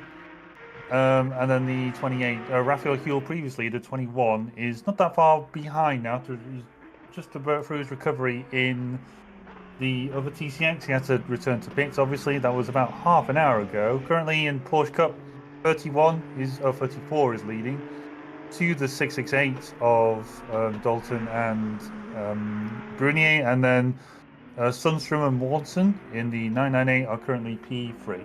So the quick update on where all the top threes in class. So what do you think, Jesse Lee? How we talked about how it's just one mistake can not ruin your race but set you back a bit. So talked at the start about just pacing yourself at the start. Do you think that's an important thing to remind drivers as we're past midway now into this race? Yeah, of course it is. Pacing yourself is ultimately important. You can have speed, hot, nasty, badass speed, as a former president of the United States once said, but that's nothing if you don't have control. You have to be in control. You have to be very precise, especially around here. We've seen all manner of issues, jumping curbs, getting too loose, running into walls, hopping curbs, getting high-centered on curbs, running into the wall, jumping the curbing or jumping the banking at the carousel, crashes 2x2 on slim parts of the Strecke. It's possible. It happens. It's an inevitability. And with 30 some cars, you'd expect on a track so big that you wouldn't run into problems, but you can. And sometimes you're your own worst enemy. And that's exactly what's happened here. Right before we went to break, we talked to Ted Edwards, who is Jordan Daly's teammate for Race Ventura, that 115 Ferrari. And they said, yeah, we don't really know if we can catch Grim in Conway. They're super fast, but we'll see what happens. And almost immediately it did.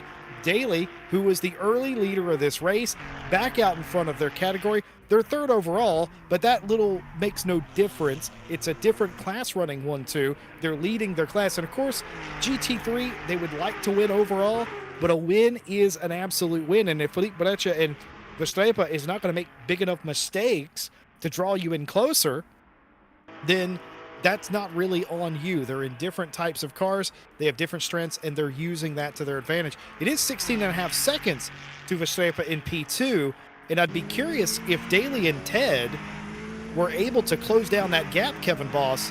What do you do? They're not teammates today, but they are teammates on a somewhat regular basis. How do you go about that? That sounds to me like a tricky one.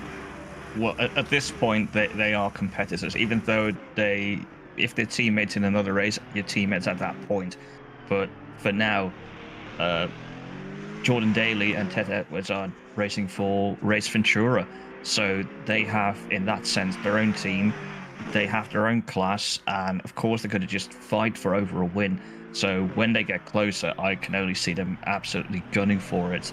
And going to try and get the overall win, because that is what they want to do in a GT3, actually, compared to GT2s. Yeah, I was going to just gently point out that Verstappen's only P2 at the minute because he's already pitted. He's obviously out of sync with everyone else because of the damage he's sustained in the first stint with the 424 BMW earlier on in the race. But he's making a nice recovery at the minute. He's a P2. I'd say he's. It's a bit difficult to tell where he is if you take out the pits at the minute. But and here we see Tom Bryant now. Now, one thing to just ignore, viewers, is his last lap, which was a 47-minute lap. That's not anything. Why would you ignore that? Just to point out, that's nothing to do with Tom's driving. That's more to do with the fact that Tom had to. Let's amplify it. Let's just amplify that. It's definitely everything to do with Tom's driving. That's how fast he can go. That is the peak of Tom Bryant's racing abilities. No, it's because he had to go from his desk for a bit. So that's why it says that. It'll probably be a reasonably competitive lap time this time around. I've got a question. To the math inclined. 47 minutes was the total time for that lap. Yeah. You can't run 25 kilometers in 47 minutes, right? That's a bit fast. So if we were to assume a reasonable pace is like a 5-minute mile or something like that, right? It's 5 minute. 5-minute kilometers, I think, are a decently fast pace. Yeah, I was going to say it's about. If I'm walking, it takes me about 12-15 minutes to walk a mile. That's only because like my bloody fitness thing goes off in miles and it's annoying, but still. But I think someone at work who's quite fitness ready, I think it's like 20. I think it's like 20 minutes you can run 5K or something like that. Something like that, yeah. Okay, so we're going to go ahead and say absolutely not possible, even for an elite runner to go. It takes that far. about 25 minutes. So 25 minutes is a decent. For the sake of this maths, 25 minutes is a decent running pace for a 5K, Jesse Lee. Well, give me a minute. I'll tell you what that is. That makes sense to me. I was trying to work out if he would have been lapped by somebody running around the racetrack or not. I was gonna jest, but he wouldn't have been. I'm doing the math in my head now, and I don't think it's possible. I think not even the fastest human being in the world, combined with the best endurance racer, I don't think that would be possible. But he's back there in the race, and that kind of highlights the whole point of a race like this, Kevin, is he had to go away, but he did the right thing. He went to the pit lane, he sat there, and he's able to resume. Is he 3 or 4 laps down to Miguel Martins now? Yeah, he is. But he's still in the race. If anybody drops out, which nobody has at this point, we've had several cars fall off the road, but they've repaired and got back out there. It's kind of the spirit of a race like this, the not giving up. Yeah, exactly. Also because it's so long, like even if something happens in the first hour or even halfway or even an hour before the end, something could still happen to everyone else. There could be a lapse in concentration where like we have to ping against the walls that we had, 2/3 through the track, where it's like, I can't do this safely anymore. I need to return to garage for repairs. So yeah, so many things can happen. Like, looking now quickly between Rafael Yule and Miguel Martins, it's less than a lap, but we're still looking at about a 4-minute difference between them. So it's still quite the gap. But also remember, Miguel Martins was 2 laps down on everyone when he had to go into the garage. So looking at that, never give up. And even then, it might not be the result you can get, but seeing where you can climb back to might be all worth it. You know what? I just had to look this up, Jessie, because unfortunately my brain can't let go of a question when it's like, wait, what is it? So, for the record, a world record 25-kilometer run, Jessie Lee, is 1 hour and 11 minutes and 18 seconds. So, we're not far off. Tom Bryant's time isn't, relatively speaking, it's not that far off. 48 minutes, 47 minutes was his lap time. So, yeah, it's not far off what a human is capable of running at. But that's a Berlin Marathon. I don't know how flat the Berlin Marathon is, but it's not the Eiffel Mountains. I can tell you that right now. It's probably, I would imagine, it's semi-flat and it's good running surface. It's not uphill down. That's the other thing too that I didn't really consider when I posed that question, is the nature of it. I mean, look, we're looking down the Dottinger Höhe right now, and look how steep it gets there. That would be absolute torture at the end of running a marathon. It would be. I mean, I used to do a bit of running. I don't get this. I still gave up on it because I didn't get the endorphin rush. I just felt like complete S word afterwards, basically, and I didn't like it. I didn't get that sort of rush, so I just stopped doing it because you don't want to keep doing what you don't enjoy doing. But as I said earlier on, I live in a fairly hilly area of the country, and it's so annoying when you're running. Even when you go downhill, you think, oh, downhill's all right because gravity's helping. It's like, no, you have to. When you plant your foot, you have to be extra careful as you plant your foot to resist the gravitational pull pulling you further down. And naturally, as you probably know, running uphill is just as annoying because you're having to overcome gravity to pull your body further up the hill. So there's I don't know. It is, as you say, Jesse. I look at the main straight as on that camera angle before, and I sort of go, I wouldn't want to even run with that downhill or uphill. It doesn't look very comfortable at all. Riding on board Parker Olsen, one of the TIG gang cars. I totally agree with that. I think that while it may be barely plausible, I don't think it is with the elevation change and all of that here today. Though, if somebody would like to try and beat 47 minutes running on Nordschleife, I would be interested to see. That must have happened on an off day, somebody actually running around the racetrack. I'd be curious what those times look like. But we were riding on board the TIG gang car. Here's Albin Manson, one of the early leaders in the Porsche Cup class. As we were riding on board Olsen, and I was wondering, who are they around? We haven't seen much of the TIG gang 171, but Aquadent in the 34 Porsche is the leader. They're all the way up in 7th place. That puts Albin Manson down in 3rd in the class, but perhaps more importantly to them, they're in the same sector as Tom Pottage, who is driving the 668 currently. Here is your leader, Matthias Aquadent, in the 34 Flying Hellfish Cup Chaos team. They have enjoyed, I would say they've enjoyed a calm and quiet and collected day, but it's never like that on the Schleife. You're dealing with traffic. They've been passing a lot of cars clearly because they're inside the top 10. They've been passed by a few cars almost assuredly as well, and there's a little bit of damage on the front of that car. Now, whether that's actually there or not is by the by. That does tell us, though, at some point that car has been into the wall at some point. That could just be a desync. That could have been earlier damage that's been repaired, or that might be damage that they're carrying currently. Either way, it's not been easy sailing, and it never is around here, is it, Kevin? Definitely not, especially with the conditions we've had early in the race. We had a short range shower, we've had a longer range shower, and definitely if you look at these Porsche Cup cars, they have no TC. Some of them were still on dry tyres. Well, definitely in the first shower, they were all on dry tyres. Some of them were still on dries in the second longer one.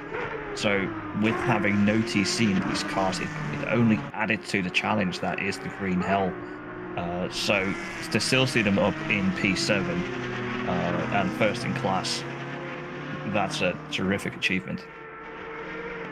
Yeah, it certainly is, and we'll see how this shakes out. We've had bad luck today, Phil, with a lot of the leaders in the classes. We went to break twice. The leader has changed twice when we've done that. There's been comers and goers in many of the different classes. The Porsche Cup lead has changed earlier, and now that there's a somewhat of a gap, you start to worry, is it too big of a gap? Are you inviting some sort of trouble? So Simon Kosut, by the way, oh, was it contact that forced the BMW into the wall there? Or was that just Hauser lighting up the rear tires? It was indeed Hubert Hauser, rather. Sorry, I do apologize to the 79 and team. But was there contact is the most important thing. That's an old M6. No, he just lost it. He got a little bit too far off of the curb onto the grass. He was sideways. Even if there was contact behind, I don't think you can blame it on the other car. That car was already out of control. Yeah, I was going to say, I'm not really sure if it's just suffers from what I mean, you call it on the road, in the roads and real life, you call it target fixation. You get worried about what's behind you there. You're not actually looking at what's in front of you. So maybe Hauser was just looking a bit too much. There was like a bit of flashing from the BMW behind. I think he was just letting him know he's there. But he wasn't being lapped. It was pole position. Hauser's just like, just not looking how fast he was going for that corner. Understayed into the grass, dipped the tyre, and ended up like with a broken front end basically. So a bit unlucky there, but as you say, he only really has himself to blame, which I'm sure he'd be the first to admit. Yeah, that's frustrating. Some of the angles that we have around here, we talked about stewarding and how they look at all the different angles, and we see it from a television broadcast perspective, and sometimes the images sort of lie to you with the depth perception, but excellently captured there by Ash to show the reverse angle right there and see that car get off the racetrack a little bit, leading to that.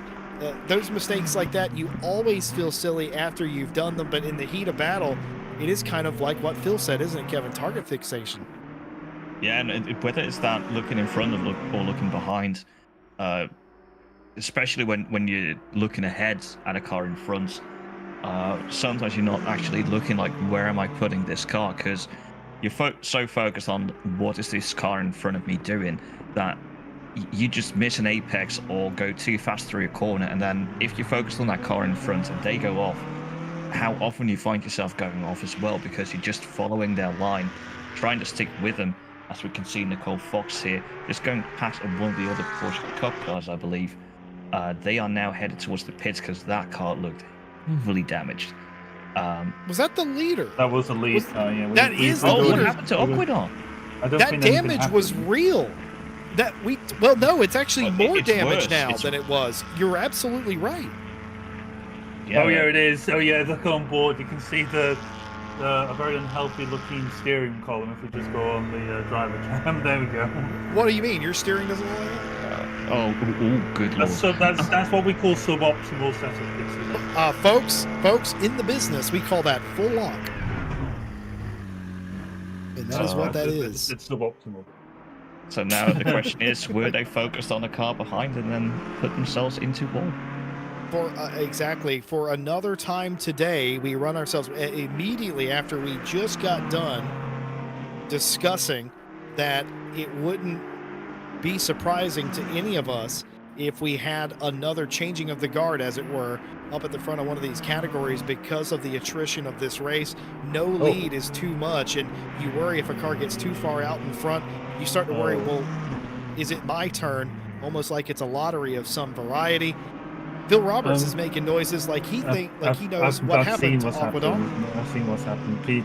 Parker Olsen's just gone straight into the back of him through. I'm going to look at my track map now. Towards the end of the track. What's that fast left right left before the mini carousel called? 1 second. While you guys look at that, I'll have a look. Flunsgarten. I think so, yes. So basically, Aquadon's going through that with Brett puts on the brakes, and I think Olsen's trying to overtake him midway through the corner, tagged the back of them, and basically totaled the race, the class leader. Yeah, so it is indeed Flunsgarten. So yeah, that is a very fast part of the track. So if he was hit in the rear there, if the car gets unsettled, it's very difficult. It's not unsettled. He literally got pushed into a wall. So it's not. Fair enough. Sorry, I wasn't very descriptive about it, but yeah, they got pushed into a wall basically. So. Even if you just get a little tap there, it's most likely going to be massive damage, because going that fast through those corners, even if you're not being pushed into a wall, that's going to be big damage. So, yeah, being actually pushed into the wall is only going to make that worse. One more time, the leader of a class has had significant issue. Aquadon this time, the leading Porsche. The 34 still in the lead now. Oh my goodness! Was that a CLR car off in the background? It was definitely a touring car.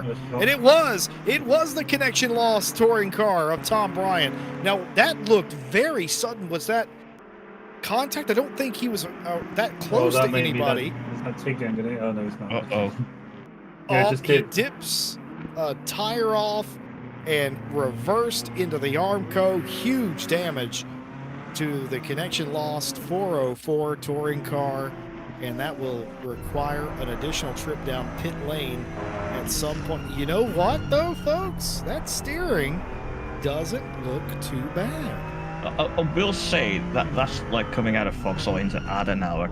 Like, there is a little bit of a crest there. So I've also noticed driving around here myself, if you take that little bit too much speed there, you hit the crest and the car just drifts wide a little bit. If you take a little bit less speed, you can just hug the apex and you're fine. But if you take a little bit too much speed for what your car can handle, you'll just swing wide and you get exactly what Tom Bryant just had. It is maybe that little bit of track knowledge, not having driven it that much in this game, knowing what the car can handle when and where. Maybe he was a little bit distracted as well by the GT3 that overtook him. But yeah, those little things, as we can see, lead to some big mistakes, and that's also the reason why we've seen so many changes at the guard. I think one thing just to point out with particularly that particular corner is, I mean, I'm not sure what your braking marker is, but I mean, in the GT3 and the GT4, mine is, there's like a little kilometer board on the right-hand side as you go up the hill, and that tends to be my brake marker. For that, the only issue with that is that it doesn't work for every class, particularly TCXs, which are infamously, despite the fact that they are fairly slow, their brakes are, well, trash basically. It's just a glorified road car, a TCX at the end of the day, so it doesn't have the same braking performance as some of these, well-built, purpose-built race cars, as well as the fact that it can't turn in as well. So TCXs, you tend to have to brake a lot earlier. Yeah, for me, the safety brake marker is where the curb starts on the uphill part. It's maybe a bit early, but if you're unsure of what's happening, and if you already see the GT3 go past, I would say just brake there. Then you know you're going to make it, and then you can hook that apex. Indeed, in normally you can brake a bit later, but if you're already sort of going side by side, I'd pick that as my safety marker. I think the problem with TCXs in general is just that TCXs, you need to focus more on corner exits more than corner entry, because the car is just so sluggish through the corners that you just need to focus on just carrying as much as you can through the corners, but also setting up well for the exit. So I think it's just a case of just TCXs are a bit of a odd breed to try and get right through corners, particularly high speed turns. So I can see how it's happened. I'm not saying it's it's an easy driver error to make in those sort of cars anyway. Yeah, for sure. And that's also with all these different classes on track, with overtaking, getting used to what all the classes are doing. might also lead to some extra incidents. Luckily, we haven't seen too many interclass incidents, mostly like between GT3 and GT2, where they've got about the same speed. But yeah, I think mostly, if you're looking at interclass overtakes, has been rather well behaved. Well, I think in some instances that's certainly the case. I think a lot of times the arguing over space interclass has led to some of the more spectacular incidents there. The Tom Bryan incident that you were discussing, I think, is just a comedy of errors. Tom in a car that turns like a battle tank from World War II. It's kind of what it feels like when you're in that car. I think Miguel Martins described it as SUV suspension, and that's kind of why it feels like that when you're turning it, plus obviously the relatively lower speeds and the unsophisticated aero, or the lack of mostly any aero on that car, kind of leads itself into that, and you just couldn't turn as far left as he wanted to, dip the tire in there, and it all went wrong. He was distracted, of course, by a faster car making their way through. I think that right there is the most of the interclass accidents, is getting distracted. We've seen that a couple of times. Cars flying off the road, missing their braking point entirely, and that all leads to incidents. So what does that mean with the former leader into the pit lane? That has promoted the 668 back into the lead of Porsche Cup class, nearly on pace. Tom Pottage behind the wheel, but teaming up with John Dalton. What the? Is that the 440, I wonder, or that he was having that with? I didn't quite catch the number. I know that that's Miguel Martins that was with, but the other car, I didn't catch the number of. I worry that might have been the 440. It could have been any car, to be fair, in that class. Maybe the 424? Well, no, it could have been the 440. That's a different class of BMW. What am I thinking?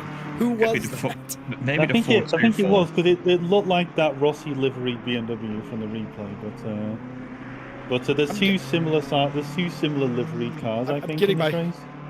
It's very possible. I do apologize if I'm very much blind. I am getting up there in age, you know. That is... Ooh. It is. It's the 4... Is that the 424, actually? 424, yeah. Okay. So that's Jakub Maj. Oh, so that's the Off-Gets Apex car.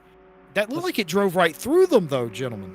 That's an interesting way of lapping someone, I must admit. I'd like to try that next time, just see if you phase through somebody. But probably a bit lucky. Yeah, a bit lucky that's how that worked out in the end, because that was, for all intents and purposes, that should, not saying it should have been in the. I mean, it's in the nicest possible way, but that should have been a dead TCX, to be honest, not, just phase through him like that. So he's extremely lucky that incident, was as nothing as it was. But I nearly I had something to say, and now I completely forgot what I was going to say. I think we're all flabbergasted. We just saw a Ghostbusters type moment, a car ghosted or like wiggled its way, Osmosis Jonesed its way through another car. That's a fantastic movie reference. Well done, Jessica. That's a fantastic film. Fantastic film. Yes, exactly. I quite like that film. Watch Osmosis Jones tonight. If you've never seen it, you don't know what we're on about. It'll teach you about the human body, and on top of that, it's also a really good animated film. Do I need to watch that before? Do I need to watch that before Talladega Nights, Jesse? Yes, absolutely. I think you'll learn more from Osmosis Jones than Talladega Nights. Would I prefer that? I forgot what the big bad was. That there was supposed to be some sort of Spanish flu, wasn't it? It was Chris Rock who was in that film, by the way. Yeah, and Bill Murray. And Bill Murray was in there. Dude, I was a big fan of the pill thing, the pill guy. Oh, Drix. Drix. I loved the noise when he would pound on his chest or whatever. I loved that weird thud noise as a kid. We're going down the rabbit hole now. Miguel Martins has said that he feels violated, got 15 seconds of damage off of that, and that was quite perplexing to us from our camera. That 424 went right through them. I don't even know if the 424 knew that that's what happened. We've seen weird stuff like that before, but usually, like Phil was alluding to, normally it ends up in one of the cars being, for lack of a better term, roadkill. For the record, I'm not saying Mikhail should have ended up in a wall and that's all well, he deserved it. More just that's how that's the common outcome. Yes. Yeah. So I didn't mean to make it sound like I think that's not the outcome I want. I prefer the outcome that happened. For everyone 424 has involved. actually crashed just now, is what's happened. The 424, the in the 11th place position, has had an incident. They've got it back the right way now. Oh. And yeah, they were definitely backwards Looked there like a- into the wall. I'd say that's a dip tire again. That's somewhere near the Hotzenbach. That's the exit of Hatzenbach, I think, or the exit of that complex, because we're coming up to Right. floodplaats now. Nope, the Quiddelbacher Huh. Yeah, that's very odd that car backed into the wall there. It looked like there was nobody else around. Easy to get that wrong, though.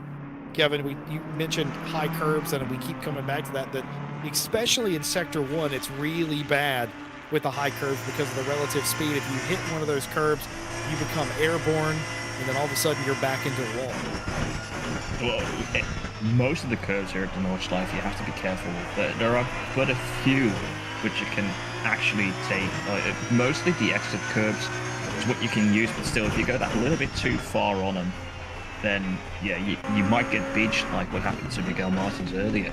So it is a lot of track knowledge to know which curbs can you use, which curbs can't you, and yeah, especially in that first sector of the Nordschleife before you get to Flipflats.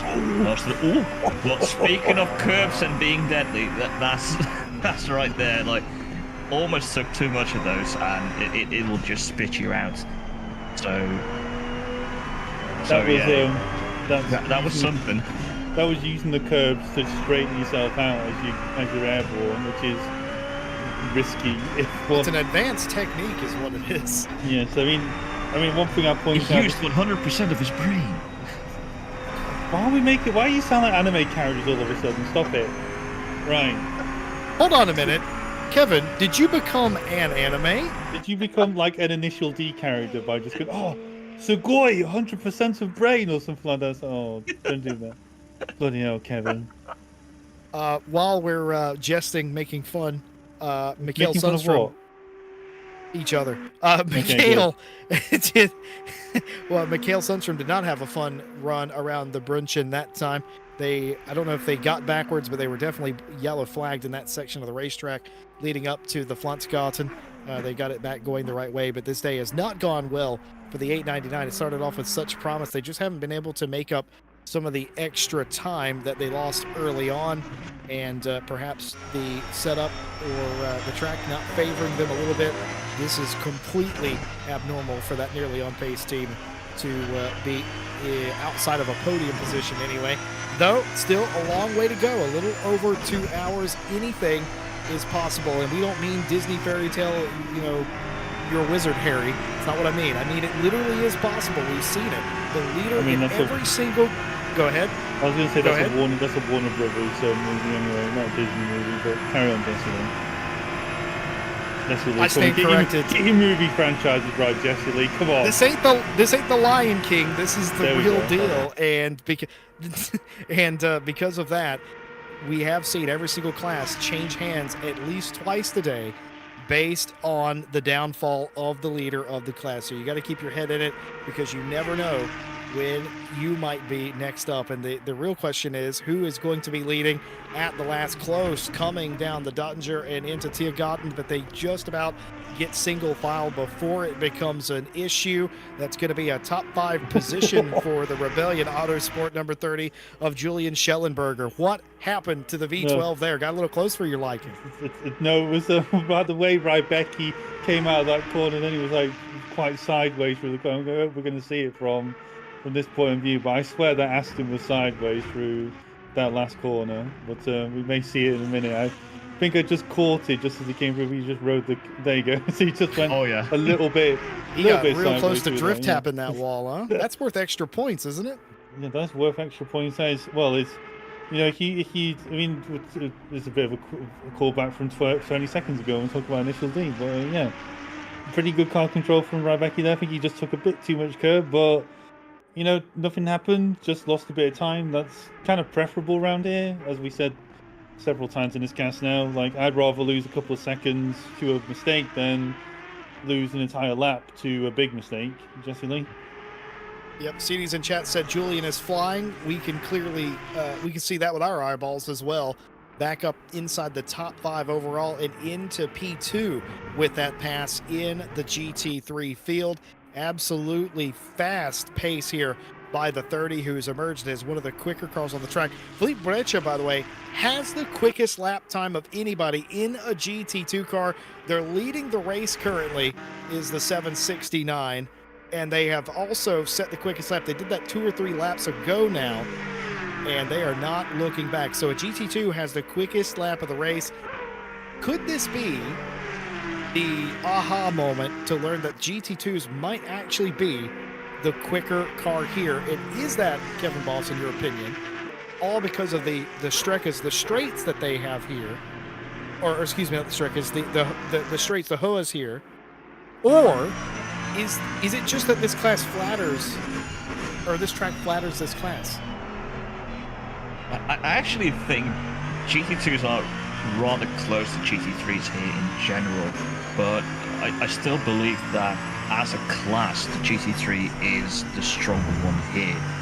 I think what's helping these GT2s now, because what I saw from yesterday's race in the GT2 Championship was that for the GT2s, the rears were hurting when the temperatures were a bit higher. But now, of course, at 7 p.m. in the evening, the temperature of both air and track has gone down to 19. So maybe that's giving those tyres of the GT2s a bit more respite, and that might give them that little bit of an edge. Also, just looking at the drivers who are P1 and P2 right now, Filipe Breccia and Christopher Streber, they are the top of the crop of what we see here at RCI. They are the strongest drivers. So to see one of them pull this off, I'm not surprised. On the other hand, I would also not be surprised if, let's say, for the last half hour, Jordan Daly gets back into that 115 Ferrari of Race Ventura and puts in an absolute banger of a lap, destroys that time. But I think this more shows the quality of the drivers than showing how good that class is. Kevin, that was so well said. You absolutely ruined me with that. That is so true. Nicole Fox is going to go for a spin into the wall in the Hotzenbach. And now in the middle of the racetrack, but they're able to very quickly sort that situation out. Phil Roberts, how's this happen? I think that's just probably had a bit of a moment with the brake. We just go over the curb. Okay, so I was going to say it's a mixture of probably the brake bias. If you have particularly these Porsches have the brake bias quite far rearward. So what's probably happened is that the car's gone over the curb, different loadings on the tire, keeping your brake in as you're going over the bouncy surface, and it just unsettles the car. So it's I think if you're not going to expect it to happen, then it's quite easy for it to occur. But what I was going to bring up was about the different classes. I'm going to maybe sound a bit controversial saying this, but I think GT2 is potentially easier to drive through the hard bits than the GT3s, because I feel like the GT3s, to be fast around here, you have to be on it through every corner. You can't drive it like we talked about before, where you want to take your time, you want to drive within yourself a bit. I think it's a lot easier to drive within yourself in a GT2 and be quick because obviously the way you gain time over the GT3s is in a straight line. So yeah, I think with these GT3s, particularly as you go through the tight twisty bits of the Nordschleife, there is a lot of putting a lot more speed through the corners than you would do if you were in a GT2, where obviously your times are gained on the straight lines. Well, and that's just the nature of the cars. They're designed for gentleman drivers. They are, they basically have the brakes and aero of a GT4 car, but with aren't they 800 brake horsepower or something like that? Or am I thinking wrong? Because I think these GT3s are 500 brake or something like that. So they've got a massive speed advantage over the GT3s, but they're designed to be comfier to drive. Yeah, that's also a very good point. It might be a comfort factor as well, less opportunity. presented to make a mistake in a car that's a little bit more malleable than a GT3. It's hard to say that. GT3 was created as a platform to be driven by everybody at a customer level, as you say, but even still, GT2s, the newer platform, might be a little bit more accommodating. Here is the Dacia Logan, the number 46, leading again for the second or third time I've lost count in their class. And one of the handling characteristics when we're talking about that of these BMWs is I've seen all these cars doing this, Kevin. They're just throwing them around in the corners. Why is it the only class we see doing that? It's the way you have to drive them, because otherwise you just crawl through the corners. You just have to throw it in, and these cars, you do it on momentum. If you lose momentum, you lose a massive amount of time. So I know that the likes of Les Stevenson and Callum Carrigan have put the time in to learn this track, to know where can they throw this car into what corner and how, in order to lose the least amount of times. Because the moment you drive it, let's say in a more normal manner with brake, turn, accelerate, you lose so much time in these things. I think that was, sorry, Jesse. I was going to say, I think Kevin's spot on with maintaining momentum. Another thing to point out with these cars as well is the ridiculous amounts of engine braking you have with these cars. So one gear that I tend not to try and touch, obviously, is first gear. This is just a GT4, like the GT4 BMW. You don't want to touch first gear in these cars. It's a takeoff gear only. As we see a bit of another like rally style exit there from Les Stevenson. But one thing you may notice is, particularly through some of these slower corners, we're never going to see this car dip into second gear, because even, like, to give you an example, like Suzuka chicane, so the Casio triangle, you never touch second gear in this car. You want to try and stay in third, because the engine braking in second gear in these cars it just kills your lap time, and you don't really gain anything from it. That's very well put, you two. I love that analysis, because it's so true. If you don't know what we're actually talking about, anytime we show a trackside camera, not necessarily a panning shot, you'll notice these touring cars. It doesn't matter who it is. Doesn't have to be the leader. Could be Marshall, Kerrigan, Nord, any of them.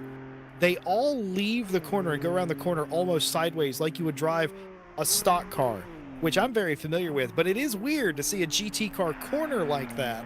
But both Phil and Kevin explained why that is, and that's just the TLDR is that's just how you get the best out of the car. And it is funny that ACC has that pliability to have a hardened race car and a car that's more, I wouldn't say drifting, because drifting is absolutely the worst word, and if you drift that car, you ruin the tires immediately and they never rebound. But it's almost like that. It's a beautiful dance where you're sort of leaving the corner in a straight line because you're already sideways in the middle. While these cars, they are more on rails. We were talking about the GT3s, but this is an interesting situation. Grim Lilith finds themselves in. Harry Conway has given up the controls to Grim and is going to be able to get by Uri Svinček in the 107. Nice to see Uri back. Hello, Uri.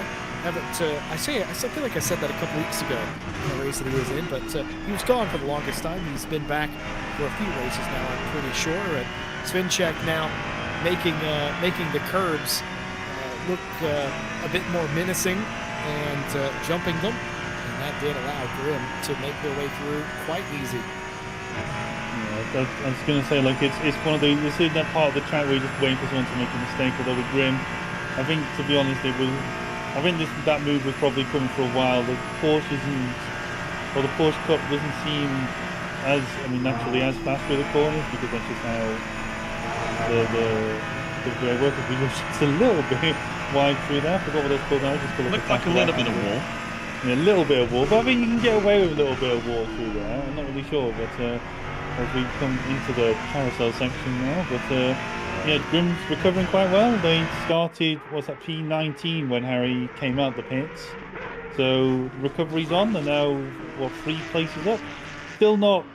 I think they're not overtaking anybody yet for position, but they've got another cup car between them, which is the 24 of Ashley Scotty, or Angela Scotty, beg your pardon, I keep doing that, I really do apologise. in P15, and then it's Sideruk in the 424. That's fourth position, obviously. Then, and then it's just a collection of various Porsches and GT2s before Nicole Fox in the 314. As we move to see Moritz Wild, which is in just behind them in class. Got an SG30 that will be fourth, speeding in pit lane. Just so people are aware, in ACC, there's two different levels of, or three different levels of pit lane speeding penalties the game gives out. I believe if you are, is it like 5k over at the most, you get a DT. If you're between 5 to 49k over, then you get an SG30. And if you're over 100 kilometers in the pit lane, the minute you leave, you will get DQ'd straight away. Yeah, but sad news, Tom Bryant has pulled the garage door down on the connection lost 404 touring car. As far as I know, that's the first DNF of the day, and we've made it the majority of the race without a DNF, but it has just found the car too undrivable and has decided to park it in the interest of safety of potentially himself or the other cars. So our first DNF of the day. Unfortunate, Tom Bryant, you can't say he didn't give it a go. Went back out there and was many laps down, continued to plug along, but the car just untamable at this point. Christoph Verstappen leads Martin Lawrence after the most recent pit stop. 7:69, of course, still has the quickest lap of the race. Felipe Borecha did that about 4 or 5 laps ago. Martin Lawrence now installed in the 7:69. Verstappen out in front now, but it's hard to tell who really is in the lead between those two because there's such a discrepancy between their pit stop cycle. Pit cycles, yeah. Yeah, I can't really tell who's got it right and who's got it wrong. And this is the brilliant part about motorsport. Nobody's got it right or wrong now because there isn't a checkered flag. We'll see at the end of this who is actually on the right strategy, who played the rain correctly, and we don't know. We got an hour 49 minutes left. We never know if there may be more rain. Something else I wanted to touch on. Kevin Boss was talking about the weather earlier. When we started, it was overcast, but the track was 27 degrees C. It was over 20 degrees C ambient as well. After all the rain here at 7 p.m. NSIM time now, it is 19 degrees, and that will continue to fall. And my question, or not really a question, but my thought is, how many more degrees is that going to fall, and how many drivers or teams might that catch out here at the end of this thing? I was going to say the immediate answer to that would be honestly depends on when the sun sets in this one. ACC temperatures tend to follow like in real life. The minute the sun goes down, temperatures start to, what do you call it? Free fall. Well, not quite free fall. That's a bit dramatic, but you get the idea. We're still we've lost track temperature wise about 4 hours ago. Track temperature was about 27 degrees. Combination of it getting later and later and the rain that's happening, we've lost track temperature. Naturally, as it rains, the track temperature goes down because there's water on the track.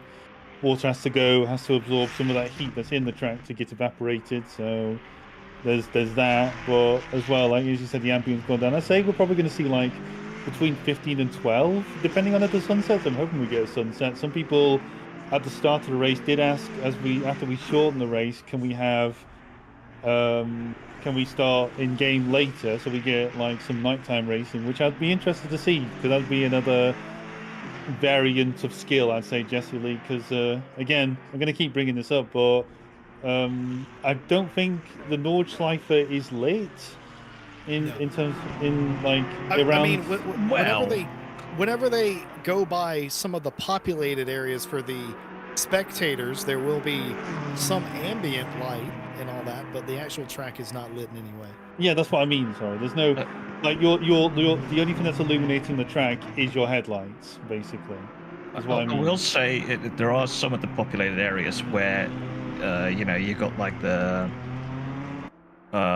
giant wheel. What's it called again? Oh, my brain's farting here. Ferris wheel. The Ferris wheel, yeah, and all that, where you got a lot of colored lights from stuff coming from just outside of the track, which does illuminate the track a bit.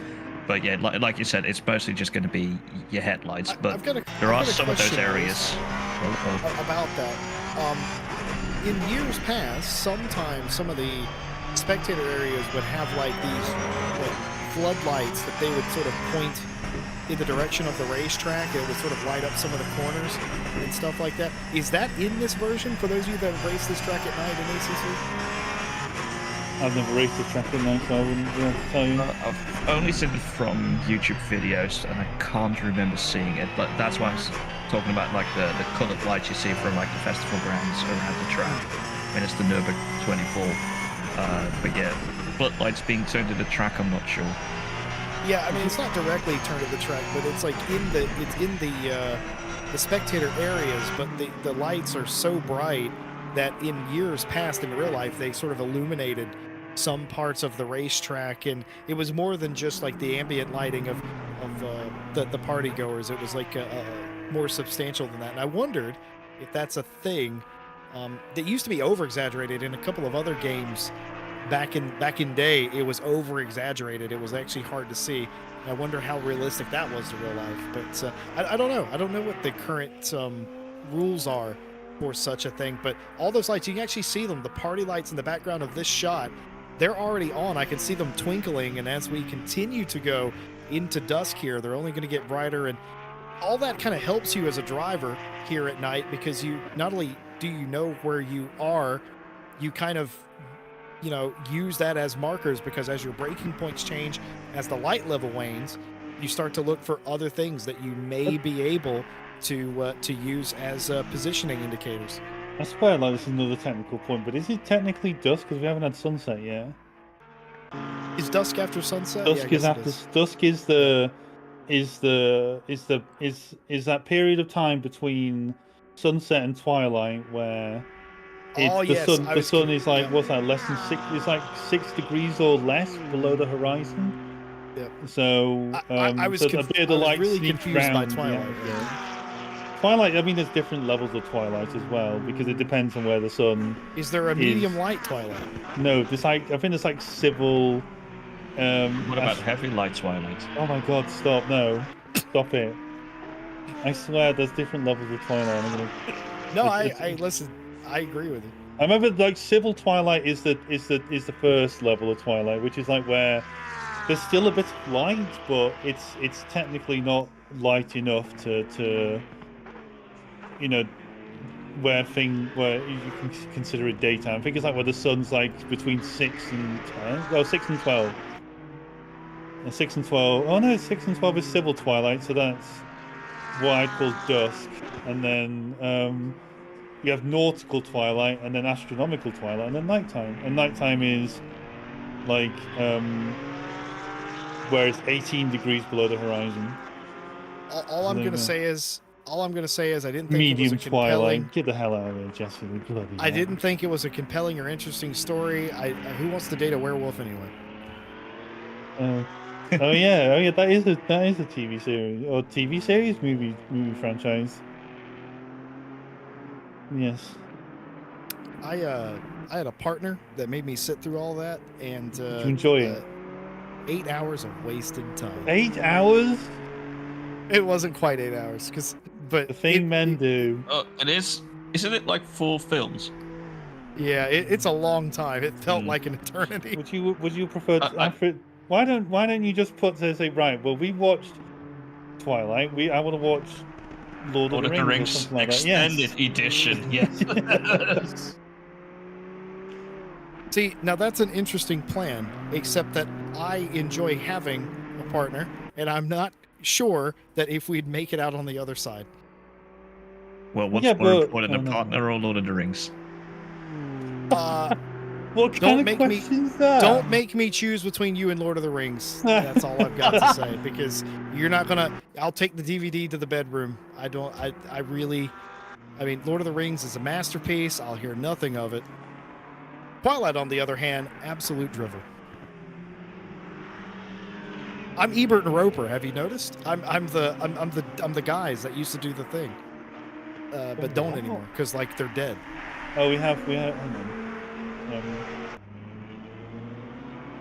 Oh dear. Moving swiftly on from the Twilight conversation, we're just going to bring up something real quick. Going to stop it right about there. Or am I? Yes, I am.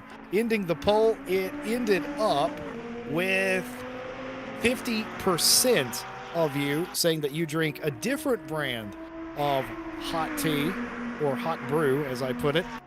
Only 27% or so. I can hear the drunk. devastation in Ash's mind right Well, now. well, you can take that, and also a absolute mental 17% voted for cold brew tea. How do you have different percentages to me? Oh, is that not what it was? I closed it out. And I can't see it anymore. I see 50, 29, 20. Oh, well, I there see you 50, go. 29 and 20 as well, yeah. Well, there you go. I Wait, that doesn't add up to absolutely- 100%. What's going on? Some decimals are not being shown. Decimals. Ash Bibby has polluted the results. But no, here's the thing. All jokes aside, I will get to you in a second. I do apologize. Here's the thing about. Feel free to join in this conversation. Here's Okay. the whole thing about that. If 29% of people said they drink Yorkshire tea specifically, that's actually really good because that's 27 versus 50% of everybody else that drinks a warm brew. So that's a really large portion of the tea drinking community that specifically like tea that brand. drinking community. People are coffee drinkers. The I'm not talking to you. tea-drinking I'm going to talk to my best community. friend Uri. Uri, welcome back. How are you doing? I have to go. Do you? Okay. I'll be back. Have a good one. We'll see you in a little bit. Have to check on the team. Sorry. And not a problem at all. You know what it The was? tea drinking community, Jesse Lane. Because there's people that drink tea, and there's people that don't drink tea, and there's Right, people okay. that like Twilight, and they're wrong. The Twilight enjoying community. The Twilight community. No, the Twilight community. That's a real thing. That is. I wonder what the Venn diagram for that is. Cursed? All I'm saying is 29% of people who answered that poll said that yes, Yorkshire tea is the best tea, and despite the fact that the other part was like, what, 50% or whatever, that means that Yorkshire still wins because there's no way with 29% of the vote that Twinings, P&G, anything else could possibly have more than that percentage. Surely. Let's go.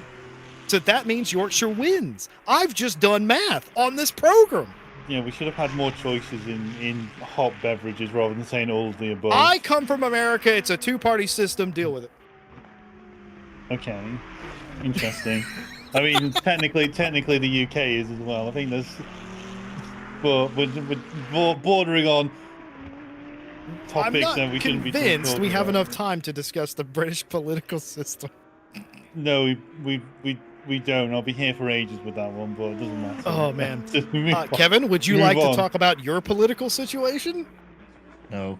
Listen, this is getting very dangerous right now, so let's just move on. Kevin Boss, I appreciate that, but also the correct way to decline is I have nothing particularly interesting to say about that. Well, speaking of I have interesting nothing things to... particularly interesting to... Speaking of What was that interesting again, things to Jesse? talk about, To say about that. let's move on as we see Christopher Streppen leading the race at the minute. We're just coming through. I forgot what this one's a scary left-hander with an apex in the crowd. Yeah, he's scary, all right. Schweden points. Thank you, Kevin. I'm just going to There you let go. Kevin fill in the blanks. Just say it for me. It's fine. I'm not going to say them. I haven't got the What's Schweden mean in German? Sweden. Is it Sweden? I think it's Swedish cross. Swedish cross. Oh yeah, Well, sure. you don't call it you don't call it Sparia or something like that? I mean, this is still coming from half Dutch, half English guy who thinks he knows the translation but is not sure. Yeah, but I mean, compared to a bunch of English speakers, you're the closest thing we have. By the way, I just want to thank everyone who participated. 30+ people participated in our T poll, proving that 29% of you T-poll. enjoy. Thank you. Thank you The to T-poll. the tea drinking community. Thank you very much. I And the coffee drinking community as well, clearly. if I had to do it all over again, you know what? Next week, what we're gonna do? We're gonna do tea versus coffee and see how close it is. Tea versus coffee. Yeah, but honestly, you should have the third option of both. Okay, fair enough. What kind of Tea, monster puts or coffee in both? a tea? Or do you mean they drink tea and coffee at different What's it occasions? called? What somebody told us just a minute ago what it was called when you do that. What's it called? It's a Disgusting is what we call it. It's a twaffy. A twaffy? A twaffy. A twaffy?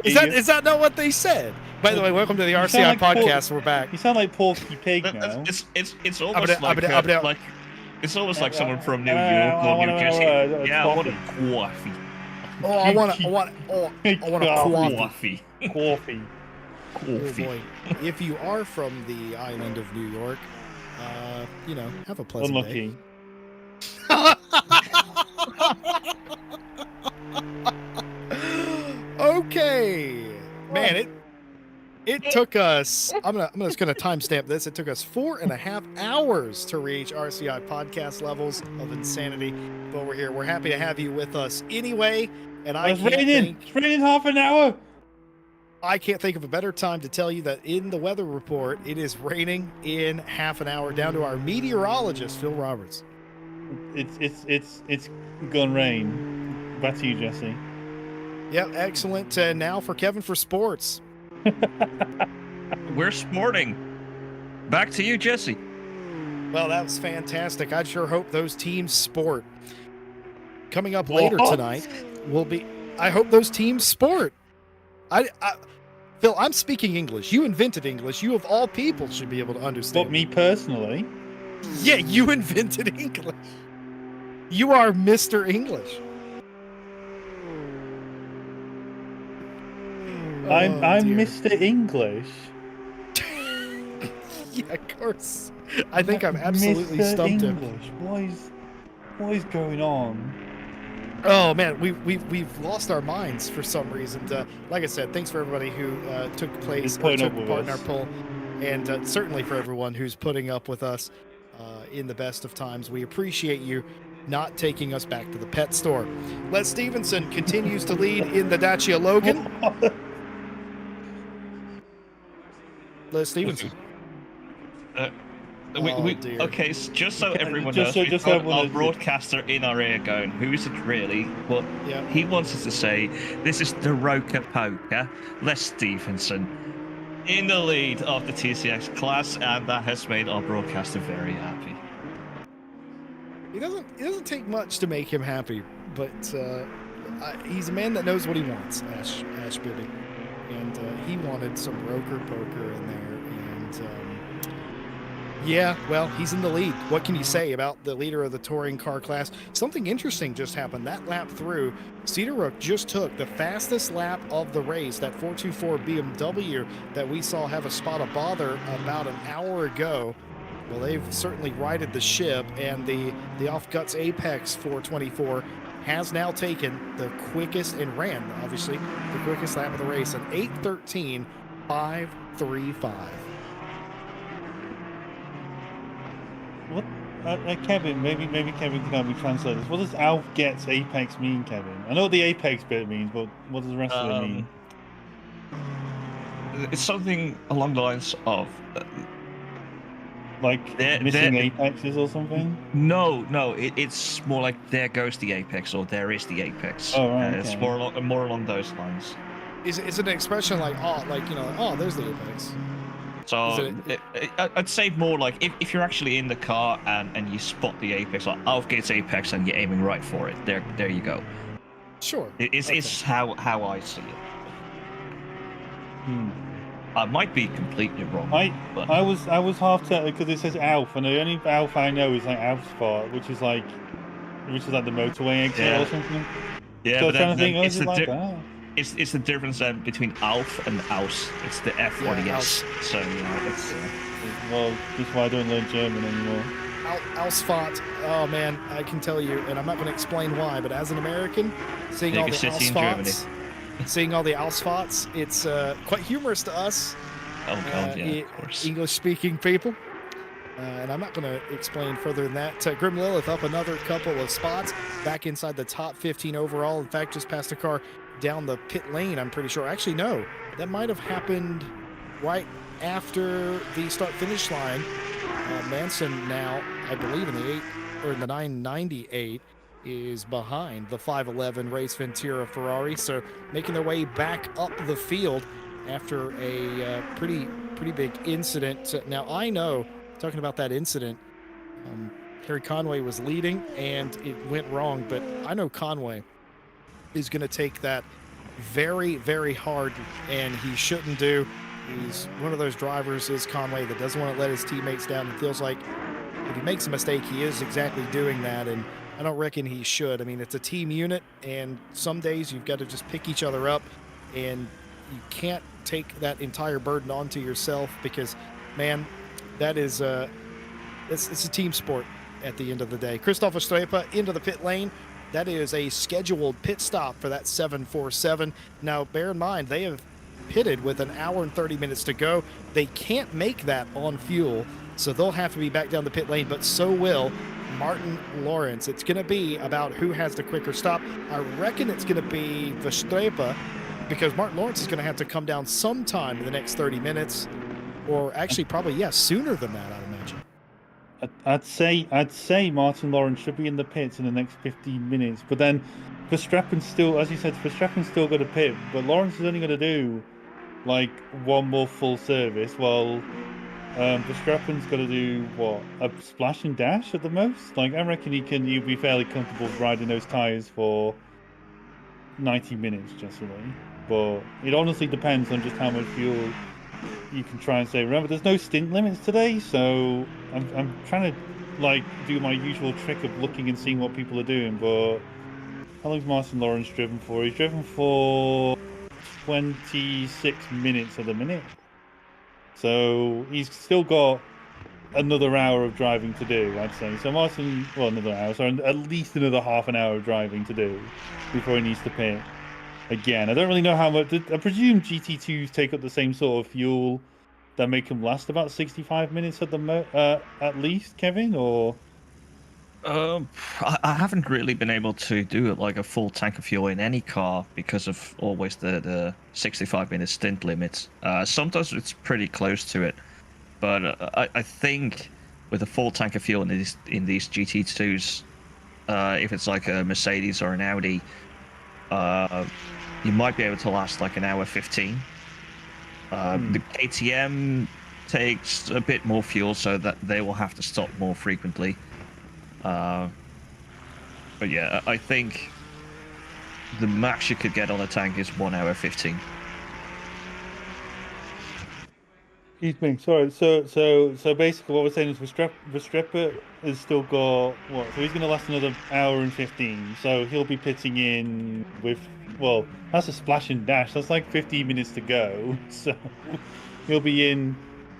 It'll be a quick one, yeah. He'll be literally like, well, I mean, we say a couple of laps of fuel. He will be sitting there for a while because a couple of laps of fuel is what, several. Like, it's not 2 seconds standing still like usual. It's probably going to be about 20 seconds ish to fuel up for 3 laps of fuel, I'd say. Unless, I mean, my calculation's probably wrong at that point, so don't take it as gospel. But splash and dashes for Nürburgring probably don't exist because, like, you're not really fueling up for 5 seconds. You're fueling up for what? Like I said, like at least 15 seconds. So yeah, I think this is probably going to be a bit more. I think the favour at the minute is probably more in the 769 at the minute in terms of likelihood of winning. But then I put a commentator's curse on that now. But as it stands at the minute, that CLR car probably only has to do 1 full service, and that's it for the rest of the race. While Verstappen's still got a lap to do. I think the fight for P3 is going to be interesting. That's between Jordan Daly in the Race Ventura 115 and Victor Nordquist in the 137 Sim Brothers racing car. Both in different classes, but they're about 30 seconds apart from each other. So we'll see where they end up as we see. What's this now, Jesse Lee? The Trouble 6 of Austin Carpenter just coming through. What's this now? We're about midway through a lap, aren't we? Yeah, just about. We haven't really talked a lot about the Alpha Sim Sport contingent here today, but they are out there making their lap times. You got Partez, there's Mick in that car, and also Austin Carpenter, an eclectic group. I think you've got a Polish driver, a Dutch driver, and an American driver for Alpha Sim Sport, and they've just been hanging around here. And I don't exactly know where they are specifically in class, but they're in the middle of this field nonetheless. The 666 might be unlucky for some, but it's certainly been okay for them. There's two reasons why we talk about you on the broadcast, if you're doing really well or if you're doing really bad. So in a way, if we don't talk about you, that's good. A lot of teams are superstitious, in fact. They don't want us to talk about them at all. I mean, look what we've done. I mean, look what Ash has done today. Every time we go to break, one of the leaders has an incident. So you got to be wary and on top of that, because when we go to break, which we will be doing in the next 5 or so minutes, you got to be careful. If you're a leader, I was going to say, if you're a leader, you batten down the hatches. It's going to be close. We saw in the chat some friendly banter back and forth between the teams, swapping the fastest lap back and forth. It's off gets Apex, who has the current fastest lap of the race. Mark Sideruk behind the wheel of that 424 BMW right now. And the question will be, as the track continues to cool, it's 18 degrees C right now. We're down a degree from an hour ago. Will it continue? I mean, it will do, because we've got rain in less than 30 minutes. All of this is going to come to a head here in the final hour and a half.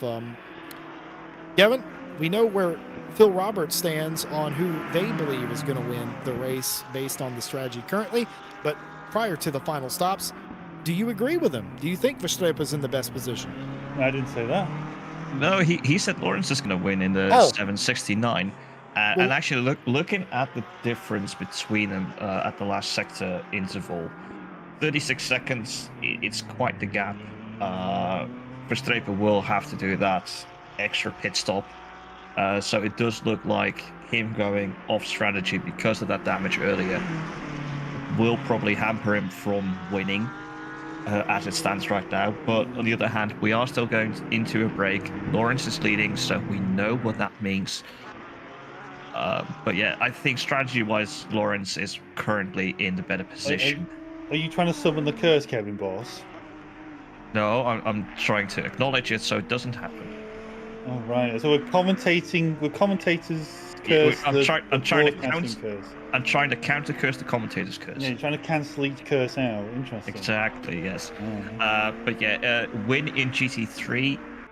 As it stands, it does look like Daly will probably have the legs on Rybecki and Budu, especially Budu being 82 seconds behind Rybecki. In Porsche Cup, yeah, also with Bottage and Dalton, that looks like 75 seconds ahead of P2 there. That looks done and dusted. In TCX, yeah, there's from what I see on my tool here, there's a lap between Les Stevenson and Jamie Hunt. So something there is a lap. There is a full lap. He's lapped. Yeah, so something really bad has to happen there for that to go wrong. But we have seen it happen, so we're not cancelling that out. But yeah, I actually think everyone who's currently leading, as long as they keep it on the road safely, they will win. I am curious about something, the way ACC works, and I know that if you're more than a sector behind, it can tell you that you're a full lap down, and I'm just trying to figure out where. There's the 46, that's Les Stevenson. So where's the 303 in relation? They're right behind to the them. 46. So they are, in fact, they have just literally just lapped them. A lap down. Okay, so I was wondering if they were. It's also, Jesse, with the broadcasting tool, which I also have open, it shows a more direct correlation between the cars.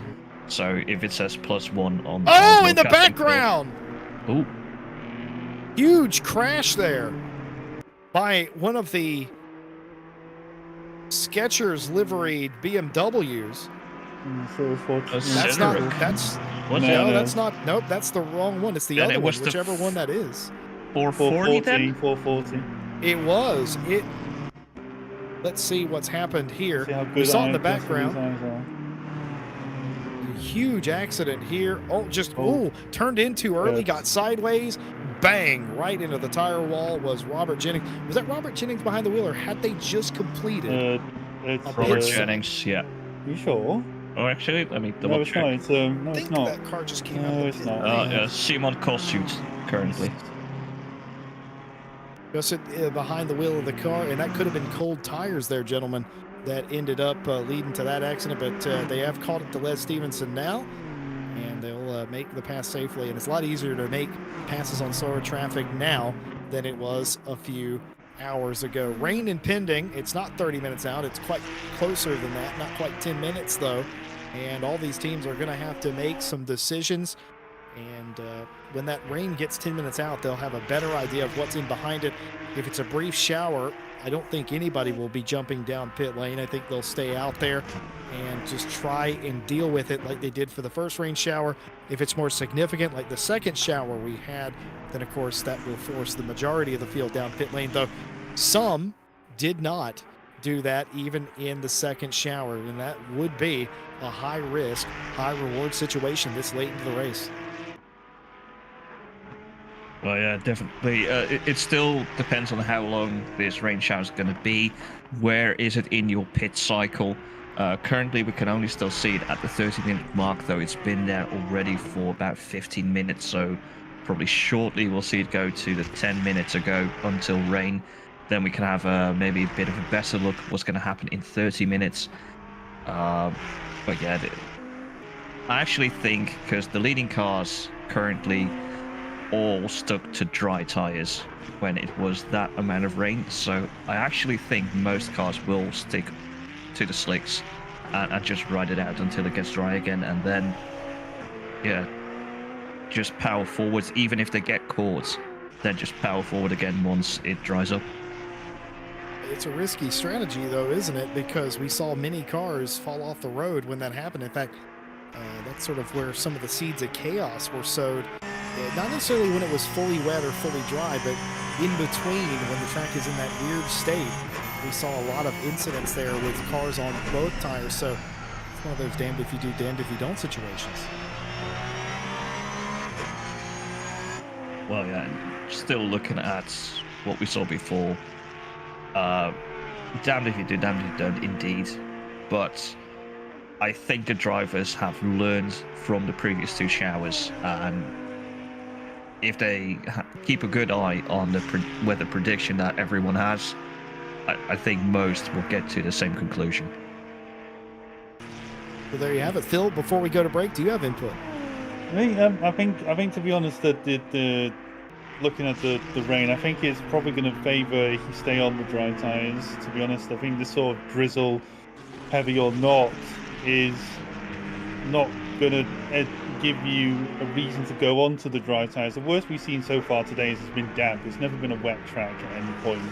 So usually that's the sort of case where I don't think you're going to gain enough time pitting onto wets, and then because it's not like F1, you lose 30 seconds in the pit lane changing tires. So I don't think it's worth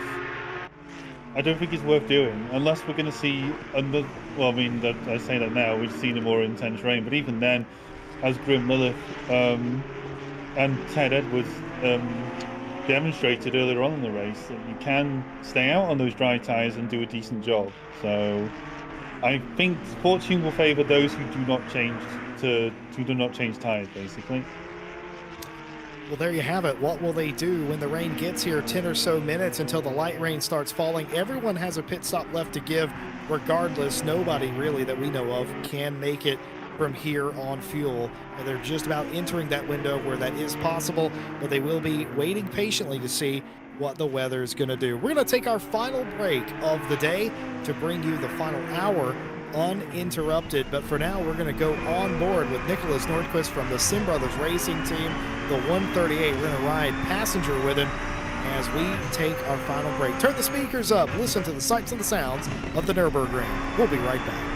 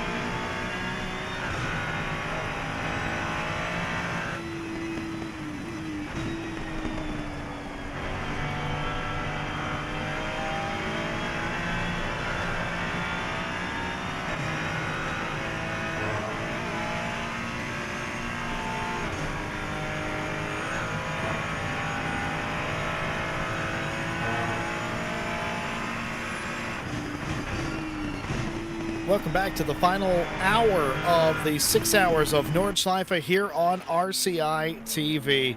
We are joined by Juraj Svinček for the second time, but quickly before we get to that, Martin Lawrence and Christoph Estrepa have both been down the pit lane on the same lap to not be out-strategized by each other. I didn't quite have that one in the cards, but the gap will remain about the same regardless. They have made their bed.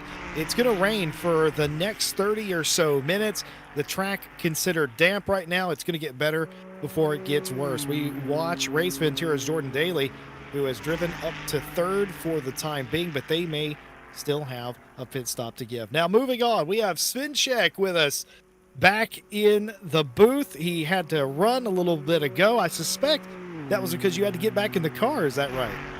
Yes, it was because of that, but mainly my mate was calling me that his game crashed, so I'm driver one, so I had to join in, and so I couldn't, give the car back to him. When we joined, I needed to drive for a little, so we, fueled a little less, put there some fastest laps, and just crashed it after that. But it's lovely to drive around here. Just not very happy with those, not very for wet tires options. Conditions. There you go. I mean, how you been? It's been a while since we've talked to you. So, what you been doing? How you been? Yeah, just life, I was racing just some other, not really big stuff because I wasn't really into it, and life was happening. So, yeah, this is actually my first race, official race on Nordschleife, and it's been out for a month or two, month one, whatever. So my first race on Nordschleife and in this beauty. I've noticed, nobody else can see this, but I can see this, that you have Svinček in quotes. Have we been pronouncing your name wrong for the past 4 years? No. Well, at the start, when I joined the RCI, that was like Friday Championship Season 2, really, really long time ago. Yes, you were saying that wrong, but I found this as a good solution so everyone can pronounce it properly. Oh, you've done that. You've done that to help people pronounce it. Yeah.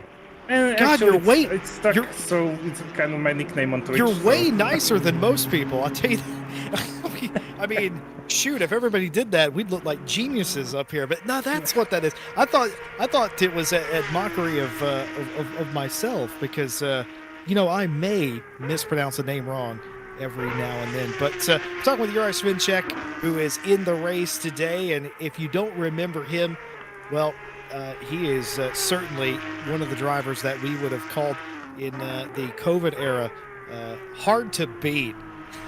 The Backstreet Boys reunion tour era. Jesse Oh, Lee. yes, the Backstreet Boys reunion tour era would have absolutely been hard to beat. I mean, how are you finding your way around the Nordschleife today in the wet weather? I know when we were coming back, you mentioned you're not particularly fond of the rain. You said Raining Club International, which is also an old joke. So do I take it you don't like the weather? Look, I don't mind when it's this kind of rain and not raining at the same time. It's just in this Cup car we are arguing mostly about which TC option to use on these conditions, and we still didn't find the proper one. So yeah, it's tough. It's tough on this because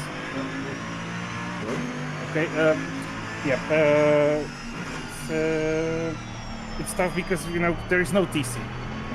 So you cannot really pick slick tires because you're going to be all over the place, and there's a lot of bumps. So when you go over the bump, it immediately spins you out. It just doesn't want you to be on the slicks. And we know it's not the optional strategy to go on the wets, but it's the least like the strategy of survival, basically. And I don't like that.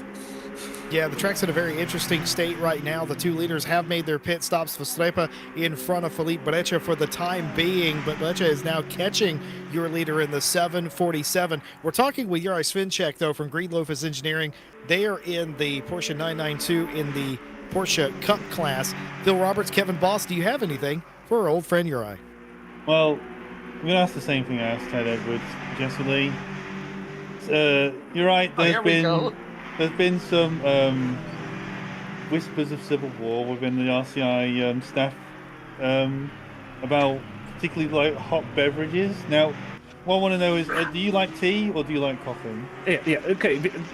Good that you mentioned that. I wanted to get on this question before when I was here on the first time. Go for it now. I think this your poll is very skewed because you're basically asking just British persons. I like tea. I used to live in UK. Oh, did you? And the yeah, of course. But the Yorkshire tea, it's the kind of only option. So everywhere. Oh, do you prefer a different tea? Yeah, I don't really like black tea. That's well, Yorkshire tea is black. I mean, Yorkshire tea is black tea if you just don't have any milk. Yeah, true. I enjoyed the Yorkshire tea. It's good, but it's not the one I crave for. That's fine. I'm a sucker for. Yeah, I'm a sucker for forest fruit kind of stuff. Oh, so. Fruit tea. Okay, yeah, that's fine. Yeah, I really love that part. Yes. So, there isn't any option for that. Well, we need to refine it. We probably need to do like one of those multiple choice polls where people can like rank their favorite beverages and make it more complicated. Something like that. We need to have this answer. Right. What's your favorite beverage? I will actually just to butt in real quick. I will say, at its time, the Lipton lemon is pretty good. When you got a cold, Kevin Boss. Or even just to chill. Okay. You know what, Kevin? I'm with you. Oh God, we're further fracturing the broadcast here. I'm with Kevin on this. I agree with that statement. Well done. You're regardless of what kind of beverage it is. What is your favorite beverage? Like beverage, beer, of course. Hot beverage. Okay, there you go. That's a real answer. I appreciate that. Yeah, but when it comes to the hot beverage, it's mostly the tea. I don't really. I used to drink coffee, but it's I don't drink coffee anymore. So fair enough. So it's tea for me, and I'm usually prone to do forest fruit stuff and stuff like that. I had some really good green tea. That's good. It's very tasty. It's just kind of dries my mouth. I don't understand how, but Oh, the good stuff sorry. tries your mouth. Sorry, just to intercept. We're now going down to Dottigahoa, where now we see. Oh, There there is was a touch! Oh, Bridge has gone off into the grass. It's been a touch. Verstappen's retaken the lead. I didn't fully see what actually happened there, but after Breccia did come past Verstappen, they had a touch, and Verstappen's now back in the lead. We now look at the replay. Oh, he's pit maneuvering Yeah. a little bit. It's just a little pit maneuver. I think just from this angle, it looked like there was still a bit of room there, so there might have been a little bit of netcode there. But yeah, that was a bit too close for comfort. But we're still seeing through turn one. It's still Breccia against Verstappen. There's a different viewing angle from it, and yeah, just wasn't quite open there, and they make contact on the way up to Tiergarten, but that I don't think is day done, but that's going to be significant damage. Don't worry, the replay does that sometimes. It's fine. The world is still there, I promise. Verstappen back out in front for the time being, but that was as close as it could possibly be. Is this perhaps another angle? Nope, this is a completely different incident. This is in the touring car class. Raphael Huell, a little bit of bump drafting, pulls out at the final moment under the bridge. Just a little bit of contact there. That's a couple of TCX drivers having a little bit of fun. The top two still nose to tail as they go around the track. Kevin, did you have anything for Mr. Svinček? My mind's been fully pulled out of that interview. I was just so encaptured by that overtake just now. I've lost anything I wanted to say.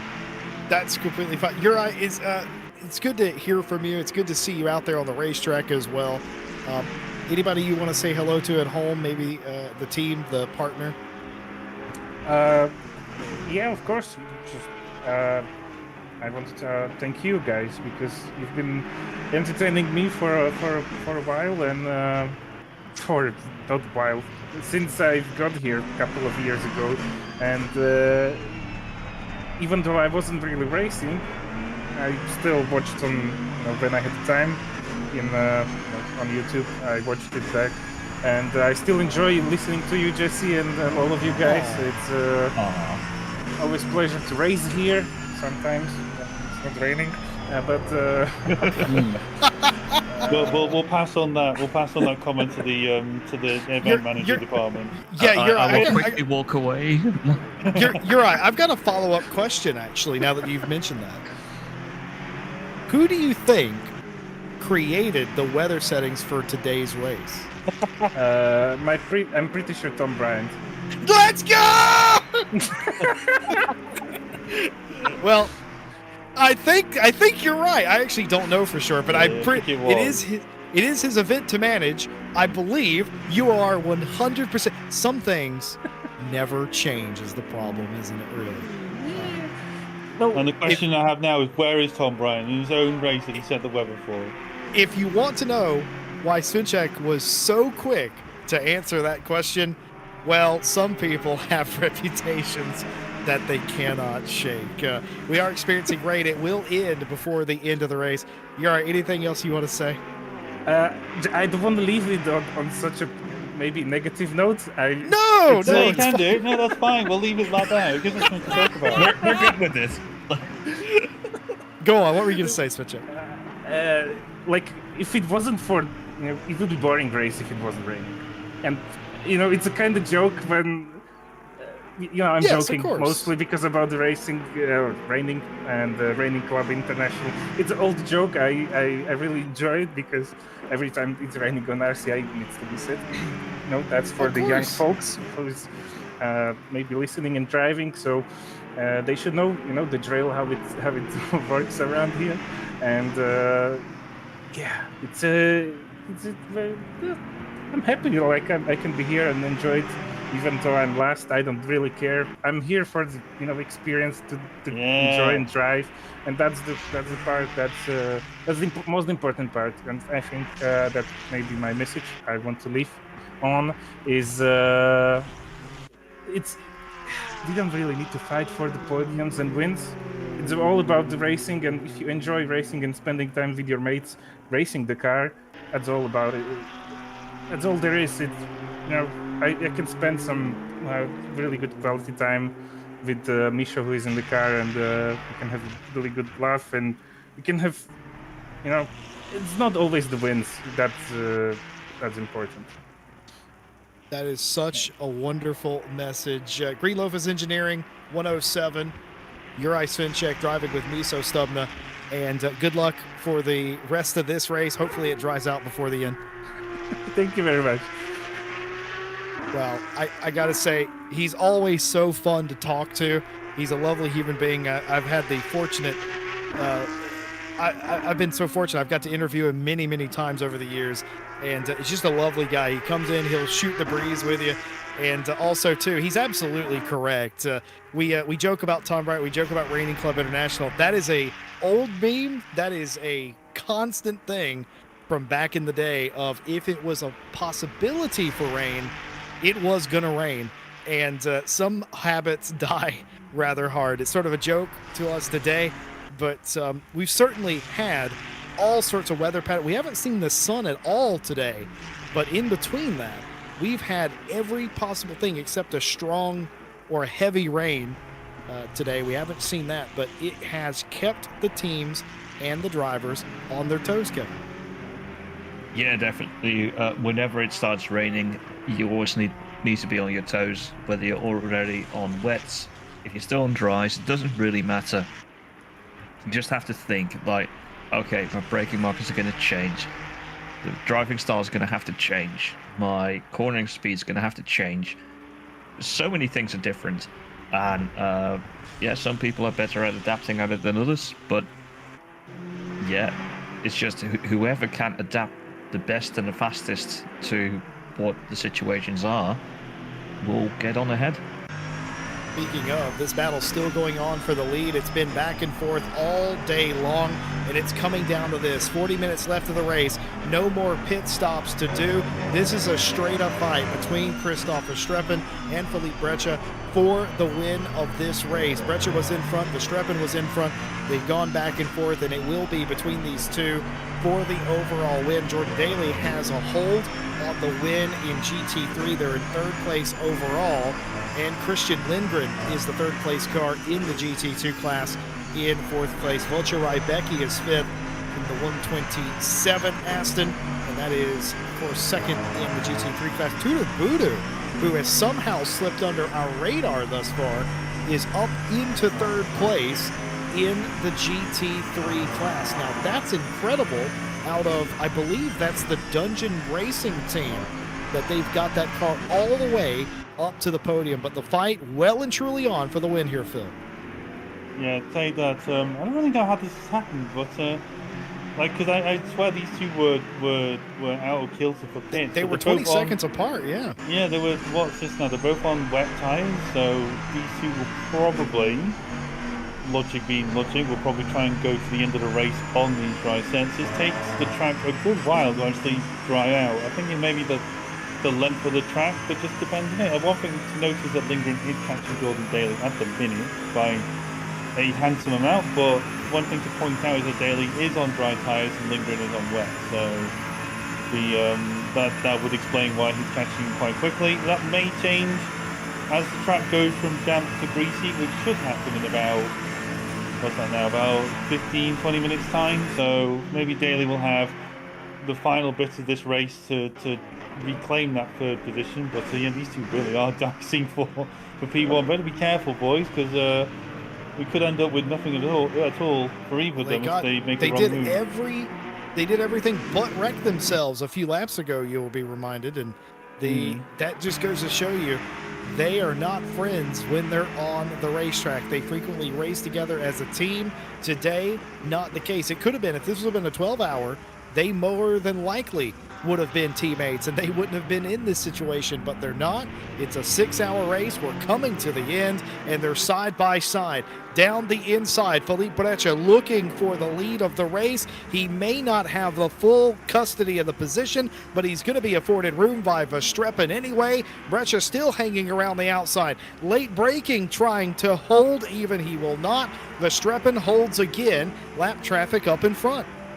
Yeah, one thing to point out with these two was that they are now synced on pit stop timers. That's John Dalton's, I think that's the lead lead car in front there, the 688. I thought he was with Seb Brunier, but he's not. John Dalton's with Tom Pottage, obviously. So I've got my notes a bit mixed up with that one. But yeah, that's John Dalton ahead of the two class leaders. It should be getting out of the way quite easily. There we go. That's nicely done from John. John, I'd say our resident Lords savant, should we say? I remember we did a cast for the Nordschleife before it got released in ACC when we did the AMS2 race. Yeah, Yes, AMS2. And I must admit, John was impressively good at just knowing exactly where we were from the various TV angles, and some of them were, no offense to AMS2, but some of them were very difficult to tell where we were, and John still got them nailed. So John knows this track like the back of his hand, I'd say. Well, I'll also say, like, I've just been having a look at the pit stop times for both Verstappen and Breccia, and the reason why Verstappen was able to gain up on Breccia is because his pit stop was almost 24 seconds faster. So, looking at most of the pit stop times, they're either like 1 minute 30 or like 1 minute 10, looking at the whole grid.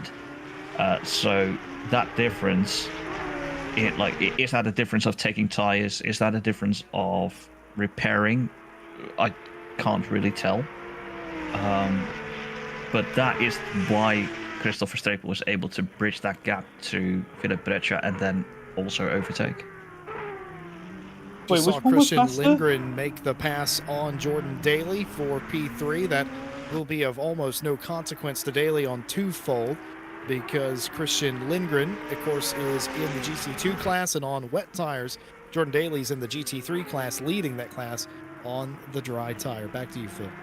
I was just going to ask, because I was a bit confused by Verstappen was faster by 20-odd seconds. There's probably damage then, I'm going to guess, that Breccia had?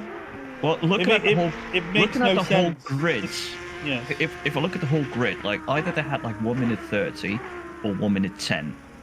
And I'm not too familiar with the Nord's pit lane. How long? No, but what I mean is they're both pitted. Like Verstappen pitted with an hour and a half to go, right? Yeah. And he must have been on dry tires, so that means he's already pitted. They both got 17. They've both driven 17 minutes of their stint, right? So they both have no pit stop left. Okay, so correct, they're both. Yeah. So I'm trying to get what's happened to Breccia that's made him lose that advantage. He must have had damage because they both must have swapped tires to get to where they are. Is my only sort of conclusion, unless there's some magic like ACC thing that I've missed out on. Well, the thing what I'm trying to say is that there is like this 20-second difference. So is that damage or is it fuel, or fuel with tires? It's like maybe Verstappen did not take tires. That could be a thing. You can fuel up a car you fuel up a car, and I don't think you waste any more time by fully fueling a car by design than you do like changing tires. So I'm gonna say it's more than likely it is damage repair or something like that. But that's still 20 seconds. That's a lot of damage to have repaired that we didn't pick up on. Like what do you call it? The connection or the RCI sports car having, or the second one anyway, or the 769. Yeah. Well, you just saw it live there. The last place position swapping hands. It's not last place. We had 30-some cars start this race, so only 28 of them remain. But that was a swap of the not last position. Raphael Huell, who has had a race that it's hard to say if some of these teams have enjoyed it as much as we have, because they have been in the wars, so to speak. But Huell able to make the pass on Miguel Martins on the Grand Prix Strecke, but that is not upset Martin's progress here. He's not lost a whole lot in this section of the racetrack, meaning that he's still on it. So it could just be a difference of strategy there coming into play. Siderock and the entire 424 team still has the quickest lap of the race. That likely will not change unless it changes on the last lap of the race based on how the weather pattern has ended up affecting us today. So off gets Apex might end up being the fastest lap recipient. Of course, this is a one-off. This is not part of any other championship. This race merely to celebrate the release of the Nordschleife. Yes, perhaps a little bit later than some, but sometimes it's hip to be square. Phil Roberts. An interesting Huey Lewis on a news reference there, Jesse Lee. But The best band ever. But let's continue that. So Christoph Verstappen is probably saying, I'm not sure I'd be happy to be stuck with Breccia, but as you can see in his rearview mirror, that's the case. So I'm not sure how well that reference really works, but I went with it anyway. Jesse Lee's just going to continue giggling at me, but yeah. So a very wise man once told me the power of love is a curious thing. It makes one man weak and another man sing. And I don't know if they're singing, but I know they're in the same voice call together. I've actually just had a peek. They are in the same voice call, which helps me explain the contact a few laps ago down the Dodger Hood. That was an incident, and knowing both of them, it was, oh, did I pull over too quickly? Or, oh, sorry. It was kind of that, and that was all it was. It was back to racing. There would likely have been, one car would have asked the other, are you okay? And once they got that confirmation that, yeah, we're fine, they have continued to race. This is a battle. This is head-to-head. There's nothing more pure in all of motorsports than what you're witnessing here. Two drivers that have trained as teammates in the same car, on the same strategy now. Is it a bit different with the fuel weights and the tires? Maybe, but everything is reset here, and this is a battle. Hopefully, for our sake, for our enjoyment, and everyone's at home as well, this is a 30-minute long battle to determine the winner of the 6th hour of the Nürburgring. I was gonna say, hope it should be. These two drivers are fair. Breccia and Verstappen, very clean drivers, very fast drivers, I must admit as well. So we'll see what happens there. It's probably just a genuine mistake on the main straight, I'm going to say, Jesse Lee. We saw Verstappen just give up that time he gained through through that incident there. But Breccia looked really confident in these conditions at the minute, and also through the long straight. I thought the previous lap when they were coming up, I thought he was going to do like a Kevin Estra, but Verstappen did leave him the room to come through on the on our right as we come through this corner now. I don't think Breccia's got the slipstream, but I don't think he's got the top line to try and reach him before then, because we're having to put both feet on the brakes for this next section now, just to make sure we stop for Tiergarten. And the Verstappen goes a bit wide. I think Breccia's got him.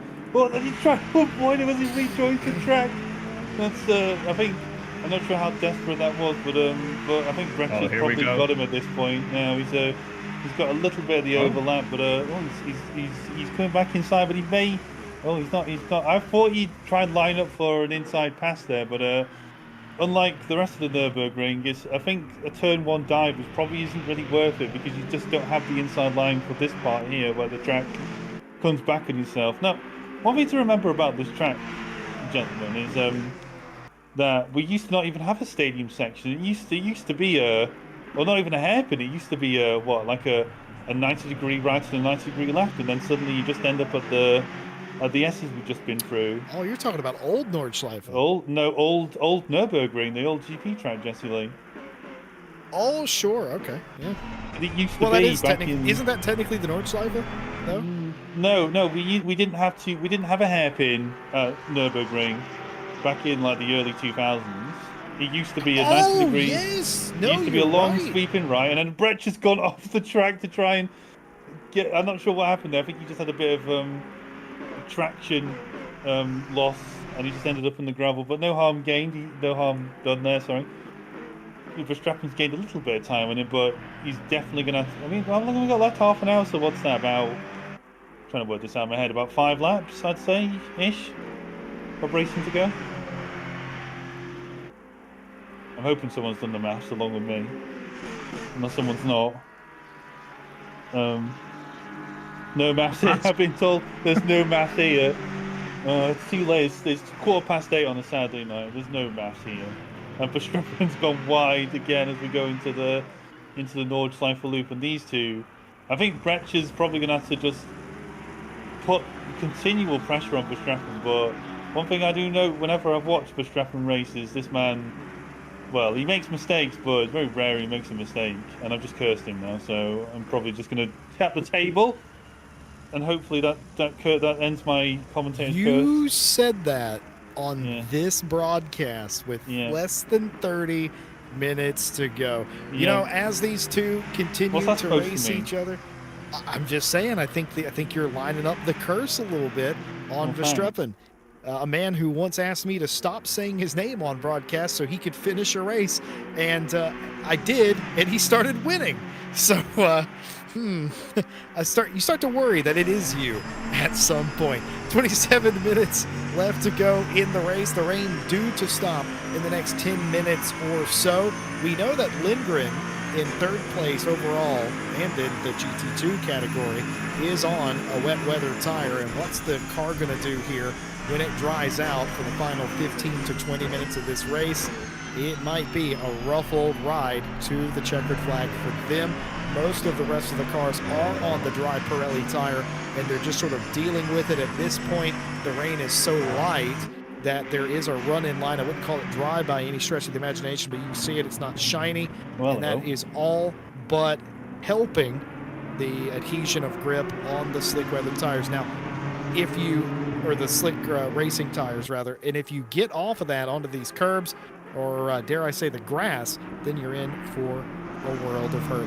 Before we get too far to the end, I just want to thank RCI's partners that make this race and every race possible, starting out with AK Esports. For more on how they can help you with your esports series and championships, visit akesports.it. Driver 61 can help you get better at racing on the Nordschleife in the wet. They offer one-on-one driver coaching and full-on racing schools.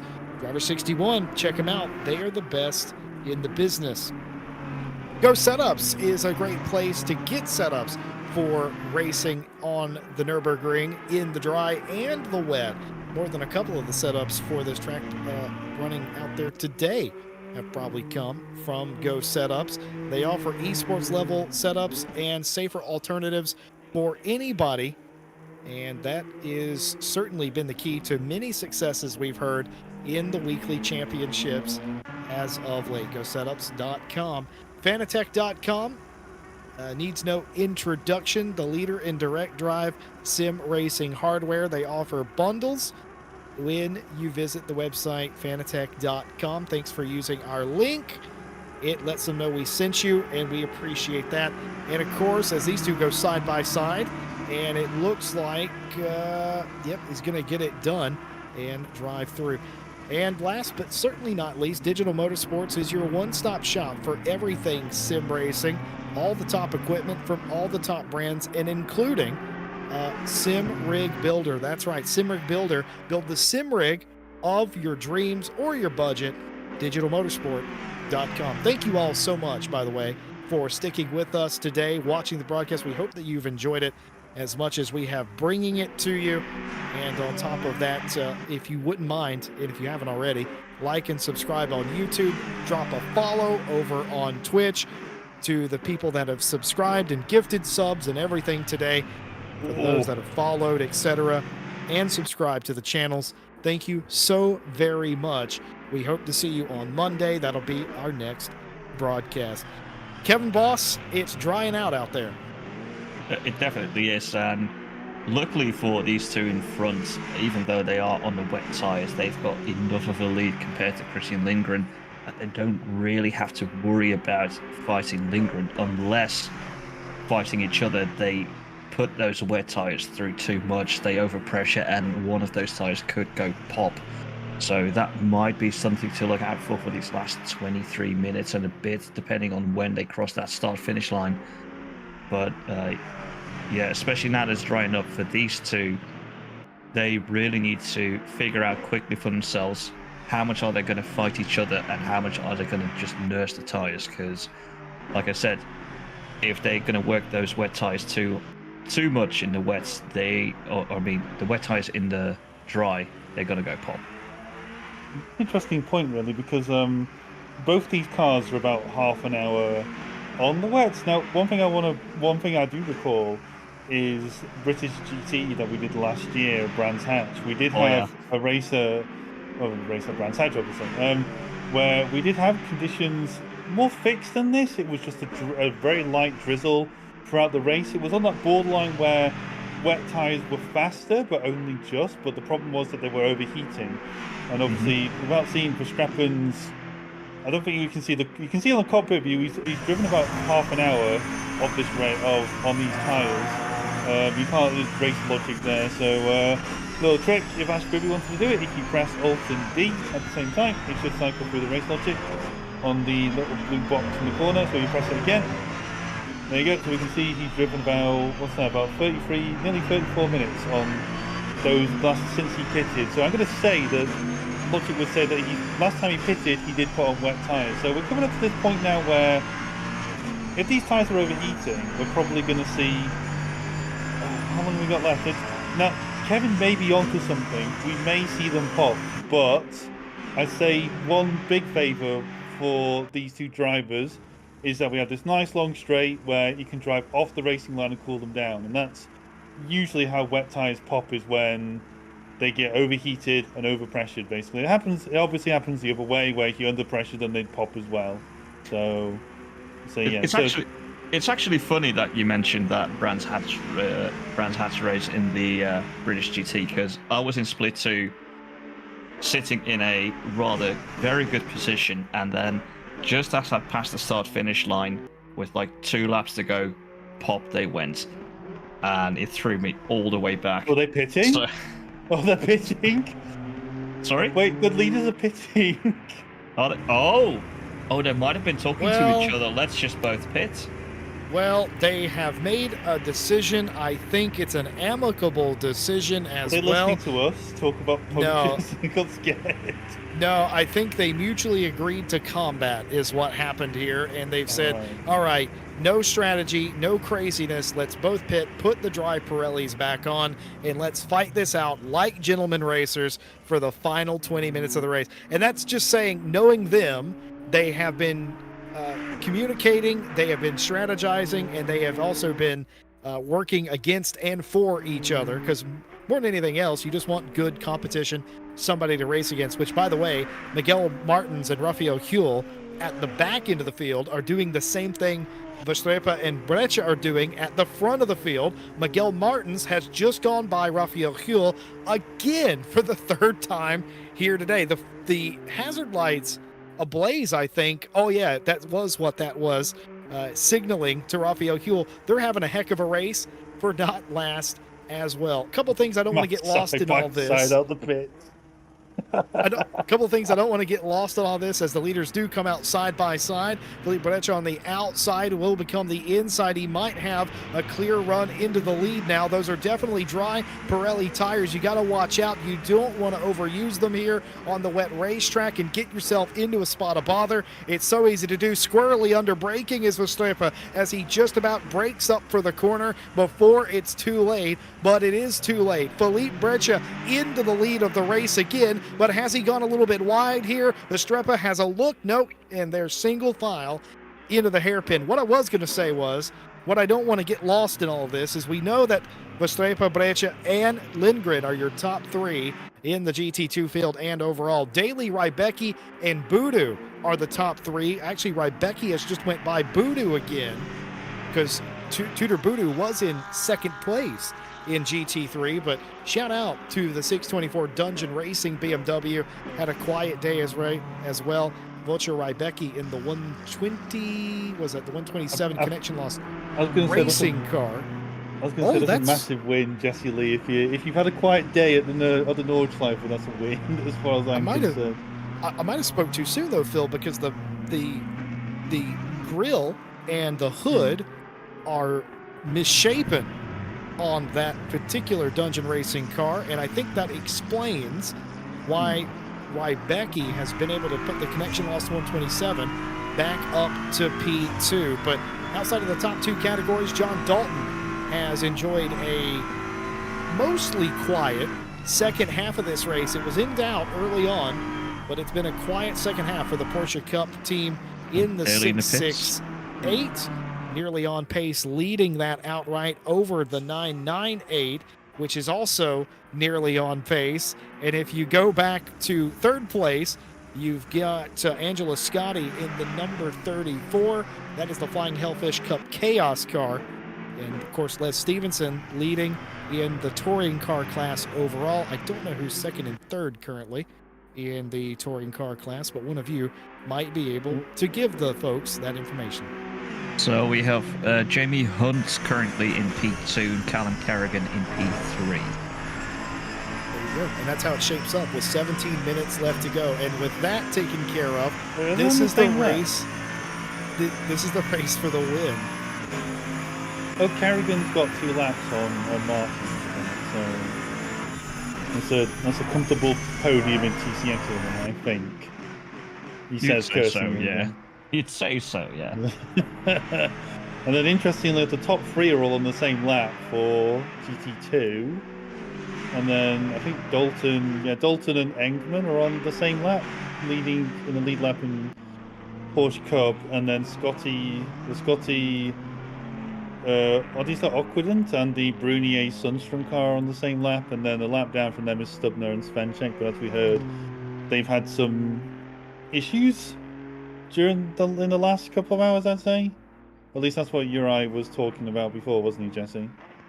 Yeah, you know, I'm looking at that Les Stevenson car. He warned us before we went to live pictures today. He warned us about that race car. I don't see anything. I mean, it's a drop in the hammer car. Yeah. But I think it's really cool. It's got the scribbled out Dacia logos on it. It's the BMW logo. We've been through this. I think that's very cool. I thought it was going to be worse. I was made to believe that my face was on that race car, and I don't think it is. Well, all right. Let's see if we can find it. Let's not. I mean, we can. Well, Here's the thing about Ash. Yeah, He's the broadcaster. Anyway. Here we go. So let's take a look at this car. What does it say on the sides? Well, it's got the Fat Stig, Sir Hot Stint, Track Limits Tom. That's brilliant. That's definitely a BMW logo. That's definitely not anything Croatian. Nothing else. And we can't see anything on this. The car's so dirty. Or not Croatian. Focus face has been all rubbered up. Yep. So This is completely normal. Unless it's on the front. Well, the front has a Dacia logo on it. No. I did say Croatia instead of Czech, and I do apologize to both nations. What's on the roof? It just says we miss Tom.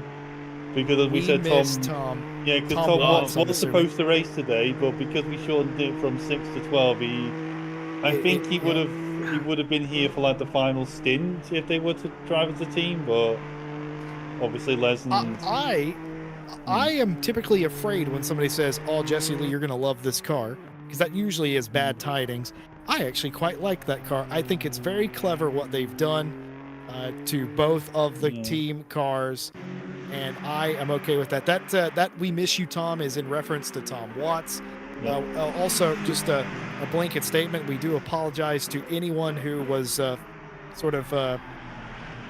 scheduled out of today's race by virtue of shortening it by 6 hours. But a reminder, it was a community vote, and democracy rules. You can only blame yourselves.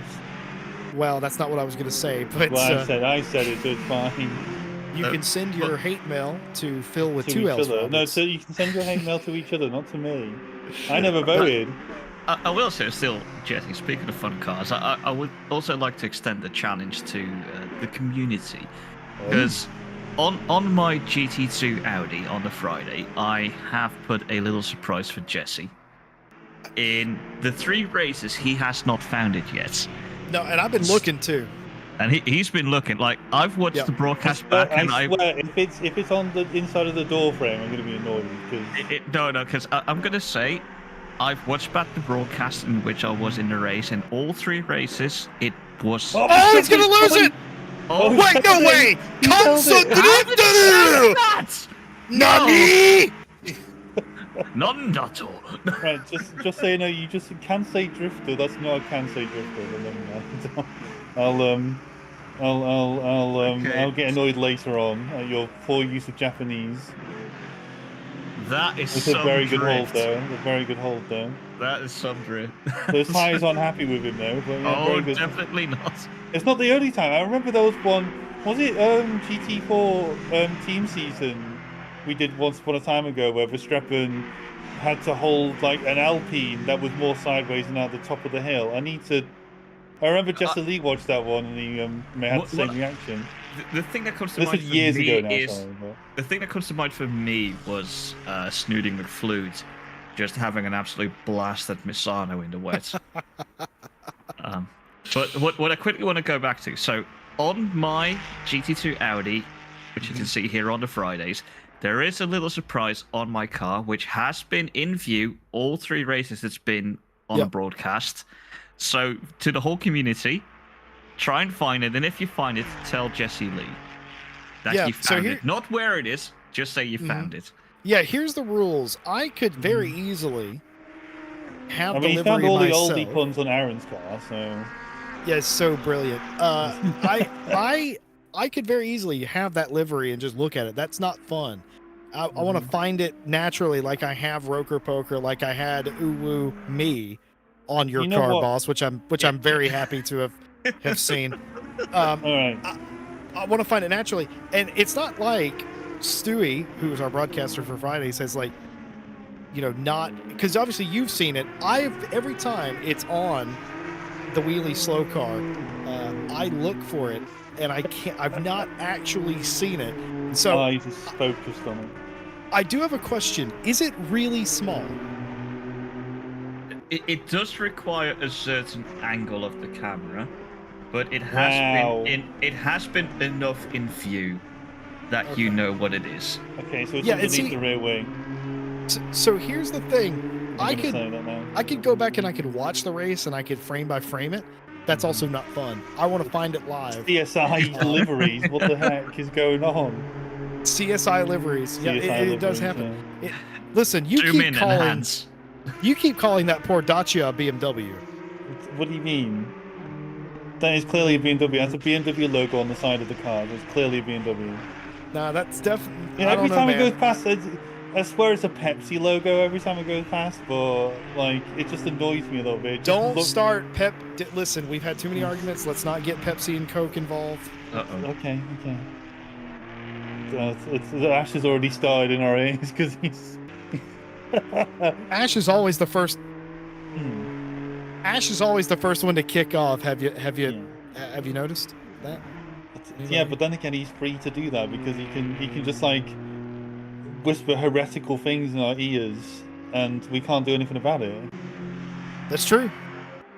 We can't really respond is the problem to it. It's awful. And we have to like phase him out and talk over it when he's talking.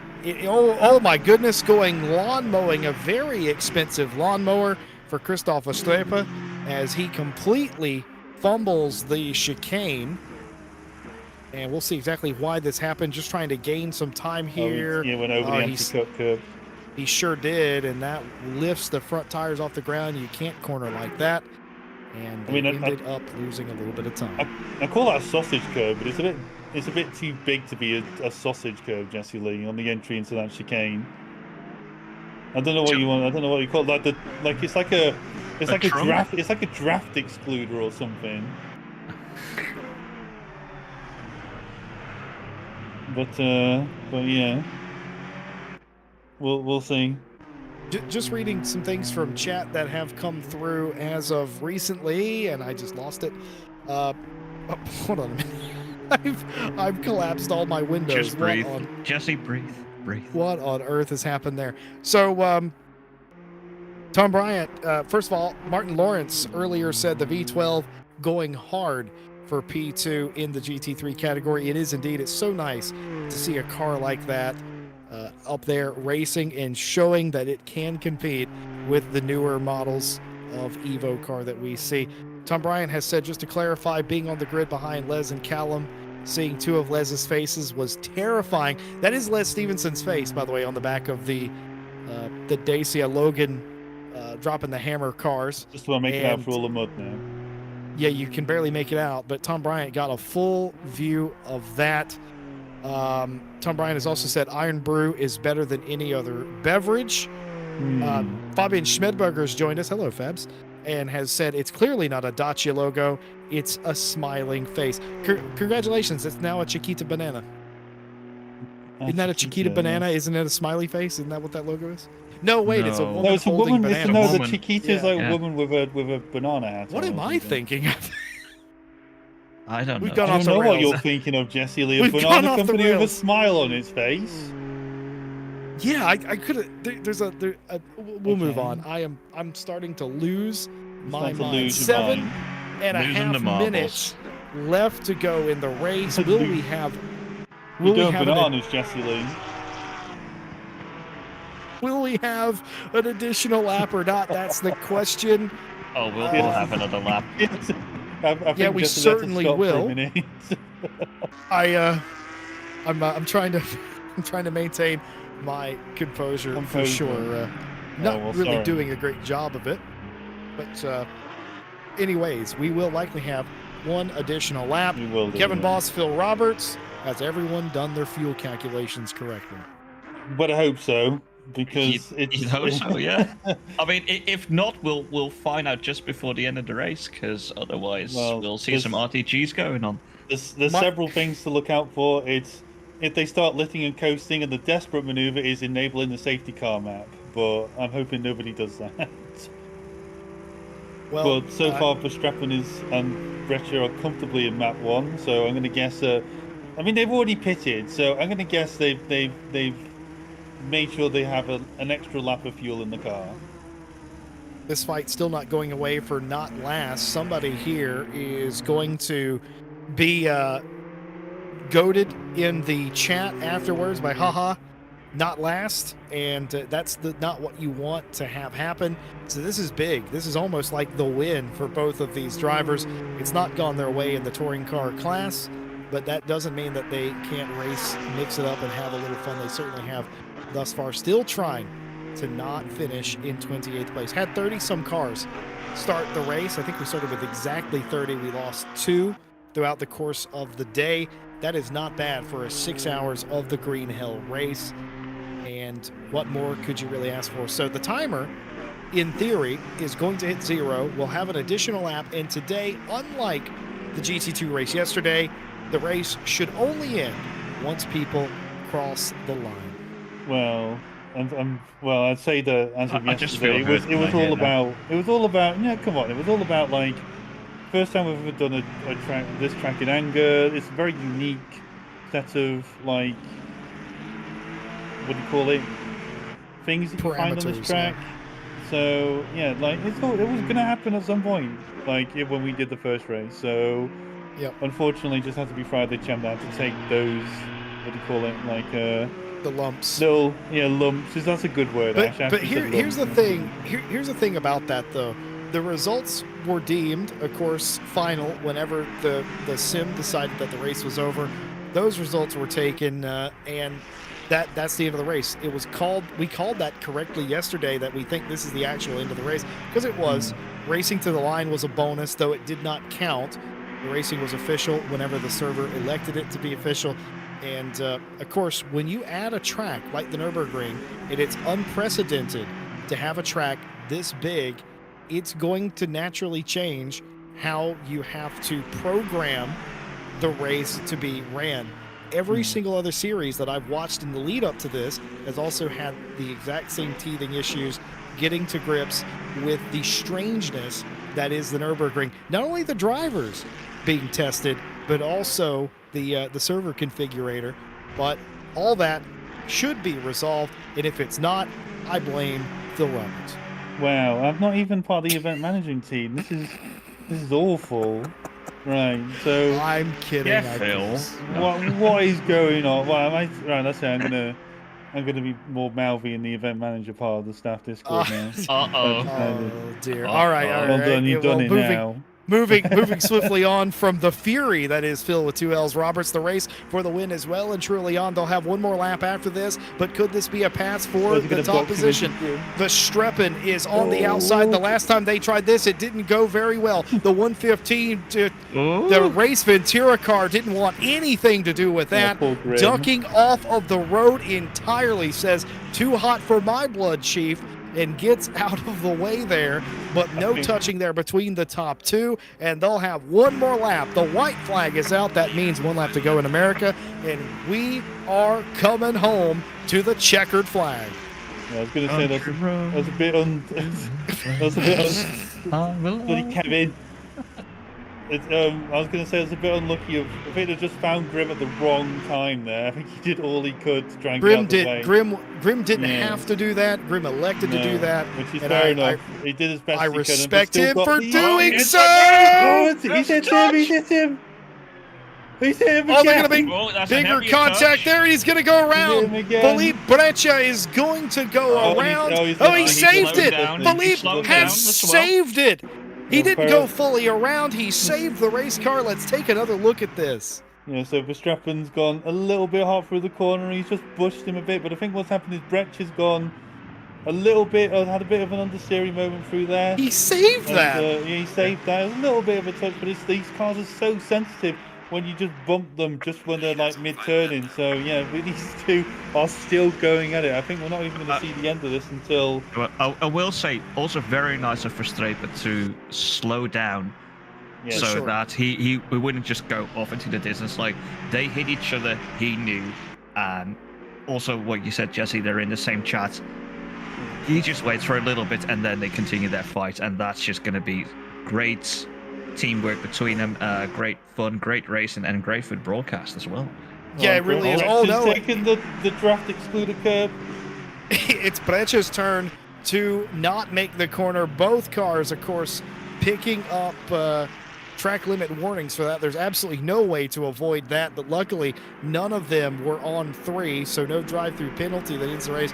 But Kevin, you're right, and to that point, Phil, is these drivers, they're actually competing against each other, but at the same time, they're not angry at each other when they make contact like that. It's a mistake. It's easier to forgive when you race with each other on a week-by-week basis, and to know that they're so far out in front and there's no malice behind it, you can immediately put that out of your mind and get back to racing. I'd say that part of the issue as well is just how these, particularly around the Nordschleife, it's very difficult to, well, I'm not trying to put this, it's very difficult to make a clean pass. There is going to, because of the nature of the track, very tight, you know, there is going to be points where you are going to have like little like panel bashing, and that's perfectly fine. Like I said, like nothing's happened really with Verstappen and Breccia, just, you know, just a bit of hard racing really, and yeah, so Verstappen now is trying to run away as best he can. That gap there was created by Breccia's own error going across the track, and this is Budu now. He's caught up with, has he caught up, or is he, I'm not sure, this is catching up, or if we've just been overtaken by the 424. This is for P8. I'm trying to think where we are. P7, sorry. Yeah, this is P7 in overall, but in class this is for P3. So Rybacki has managed to run away from this duo. This is for the last podium spot in GT3.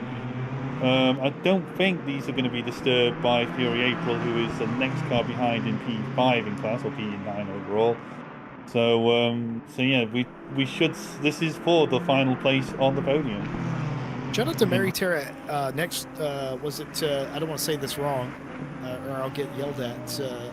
Let's see, it's a 314. It's next round racing. I always get that wrong, so I do apologize. But shout out to that entire team, Fury April, all over there in the car right now, as it gets quite close to each other there. But also Nicole Fox, Jake Howling, a part of that 314 team. They've had a solid return up inside the top 10, and it's nice to have them on a grid. But meanwhile, just in front of them, Sideruk and Budu continuing to fight over the final GT3 podium spot. This should be a mostly fair fight. Budu seems to have a little bit extra grip than Sideruk has currently, and you can only hope that this ends amicably at some point. The other problem with this, Kevin, these cars aren't coming to get the checkered flag. They've got an entire extra lap to run.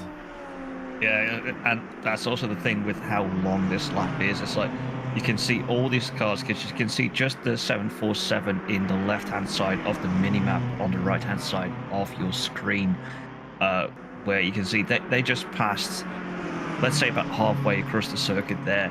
So a lot of those cars that are in front of them will have to do an extra lap unless they slow down. So especially this fight here, which is very close, as is the fight for P1, that's gonna keep on going for another lap, as we just see a move on the inside. Voodoo sticks it into the carousel.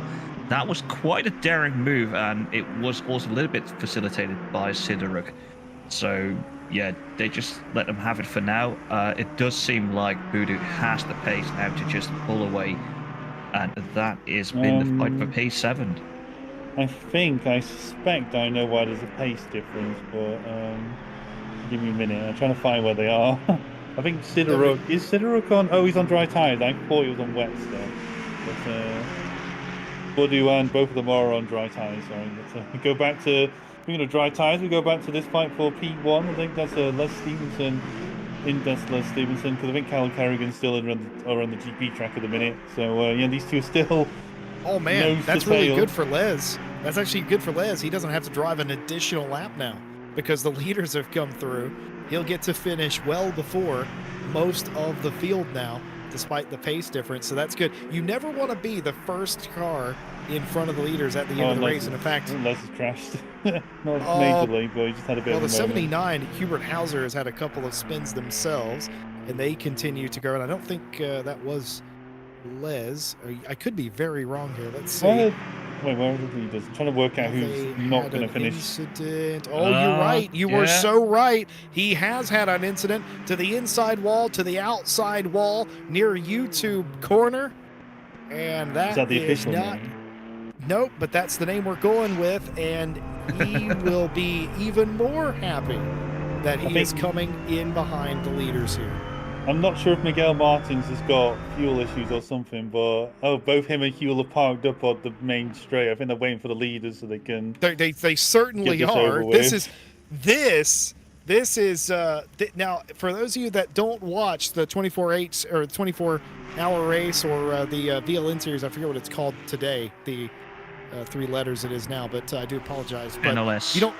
NLS, thank you very much. If you don't watch the NLS series, it's actually somewhat common. They don't park on the circuit, but they trundle around the racetrack to try and not have to do an entire extra lap, 8 to 12 minutes of work, depending on your class. So very common tactic there, and they're off the racing surface. They are no bother at all. They may be a little bit of a bother here to the leaders who are coming to get the end of the race. Down the Dangerhua one more time. Verstappen in front of Breccia. Verstappen drafting the very slow touring cars there. Was that actually a hindrance to him as Breccia's right to the back of him? Breccia pulling out to the right, up to the top part of the hill and under the bridge, and the race down to Tiergarten. Who's going to win this? They're side by side. Will they touch? They do. A little bit of a touch. Now into the Tiergarten, still side by side. Verstappen out in front. Another lunge. Here comes Breccia. Breccia's up on the curb. Another touch. They're exiting into the Nordkerk. Here it is, the race to the line, side by side, and it's going to be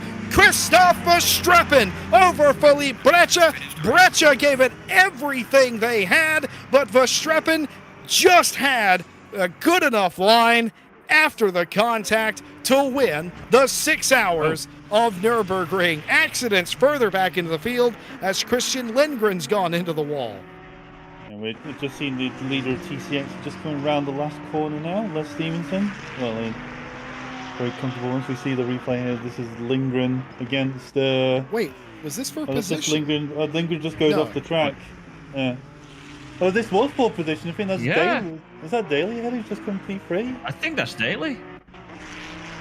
That is Daly. Daly. Daly snuck onto the podium overall. Oh. Christian Lindgren throws the car off the road there at the end. It'll make little matter to him. He, of course, would have liked to have 3rd overall for bragging rights. It won't matter. He'll still be 3rd in class, and that's nothing to be ashamed of. Jordan Daly after the day they've had leading early, the long road back to the podium. He's going to win it in his class, something that a few hours in, I think we would have all agreed was something of a pipe dream. It was possible, but was it likely? Not really. Not only are they going to win their class, they're going to get back to an overall podium too. I was going to say another. Providing they make it. Would also like to point out full credit to Les Stevenson. Done all 6 hours by himself and wins his class. You can just about see him there in P23, first overall in TCX. I think the only other confirmed winners now in their classes, John Dalton 668 and Tom Pottage finished P14. That's first overall in the Porsche Cup class. Joined on the podium by Van Friedland's 716 and the Engman Mornson 998, nearly on pace car in P16. That should be P3 or P3. Oh no, Van Friedland's in GT3. Sorry, so that's 998 in P2, and then maybe Angela Scotti in P3 in class. That's who's that one now? That's this P16. So that's Engman's car. That's P2 in class, and that's Jordan Daly P3 overall and P1 in GT3. I think that's the last winner last class winner to come across the line, so long as nothing happens through Tiergarten. But I'm going to guess Jordan Daly is probably going to take his time through here.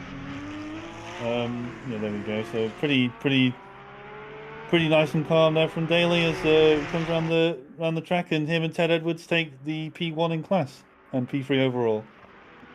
Reactions from chat, very interesting indeed. The ending procedure here is quite jumbled up, of course. Many cars on different laps, but the gist of it is once the leader has taken the checkered flag, everybody else can, and that's exactly kind of what we were talking about. If you're right in front of the leader, you have to do an entire extra lap. That's why we saw a couple of the cars park up. They didn't want to have to do an extra lap, but here's Christian Lindgren. They're going to bring home the KTM in third in their class, fourth overall. An excellent job done there.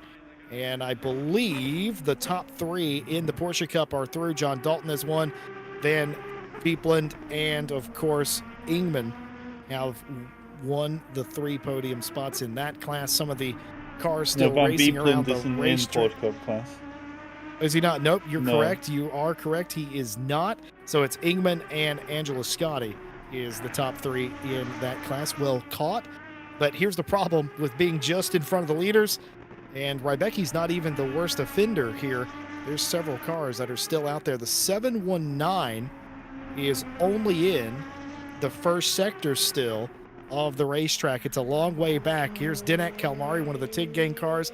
They're just about to exit Sector 1 of the Nordschleife. It is a long old road home, but everybody will get there sooner rather than later. I was going to say another shout out there, Jesse Lee. We can do a nice little segue here. 127 in P5 overall at the minute. P2 in class. It should be a fairly comfortable P2 in class, maybe. It's Rybecki currently 11 seconds out in front of P3, which is Budu.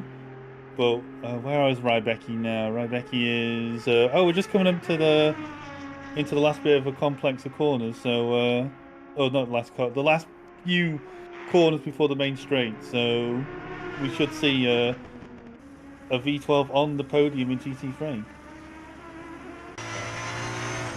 People driving the wrong way and getting disqualified. Oh no! I think they're going back up the Grand Prix pit lane is what's going on there. Well, we're here with John Dalton. John Dalton, the winner in their class. Is Tom Pottage? Yes. Yes. Okay. Just making sure who I'm conversing with. So we have John Dalton and Tom Pottage for Nearly on Pace, the winning 668 car. John and Tom, talk us through it. What was it like? Early success, you fell back, and then you had to gain it all back again. But in the end, it looked like a comfortable victory. Yeah, it was pretty chaotic from the get-go. I mean, we had a pretty good start, avoided all the incidents in turn 1, turn 2. Kind of drove away a little bit. And then a small mistake happened with the GT2, put me into a wall, about 29 seconds of damage. Steering bent, pushed on the lap, pushed on the rest of the stint. Didn't really lose much time in total. So we brought it back round, fixed it, swapped drivers again. Then obviously the rain and the heavens opened. So flip-flopping on and off dries and wets with Tom between us. Small mistake for myself again later on in the stint, 7 seconds of damage towards the end. And I think Tom had a couple of near spins as well. So yeah, all in all, I would say what entered as a bit of a fun entry with the nearly on pace boys, it turned pretty serious when the number 34 of Angela Scotti and Matthias Aquadont kind of had some serious pace in them, and then kind of halfway through, I think second stint, we both realised that the 992 has a bigger fuel tank, so it can essentially do 2 to 3 laps more per stint, which would have had us had they kept it obviously on the straight and narrow. Well, I think that's a brilliant analysis. Tom, you got into the car and you inherited a little bit of a mess as well. What was it like driving the car, mixed conditions? You're in the middle of battling for your own class positions, but also the faster traffic's coming through. How do you deal with that for 6 hours? Yeah, I think at the end of the day, just trying to keep it out the walls was all I could really do, and just hoping that that was enough in the end, because I don't think we've had the overall race pace over the other Cup cars, but I think we were just able to minimise our losses. I got to ask the both of you, this is my final question to both of you. Did you think once you had lost the lead that you would ever see the lead again? No. Yeah, no way. No, we thought Scotty and Aquadont had the pace overall for the whole stint, and then again they were pushing too hard, caught the wall at Hatson back, and then again caught a GT2 in similar fashion. I think Scotty got back in and was actually catching quite quickly, and then they unfortunately over pushed again and binned it. So had they had less mistakes, they easily would have had us. Boss, do you have anything for our winners in the Porsche Cup class nearly on pace? Yeah, for me, like, John, I went into your stream early on before I joined the comms box, and I knew about your slight troubles, and to see you guys pull it back to a win was, just great to see. So, how much did you think that you were able to do anything after what happened at the early start?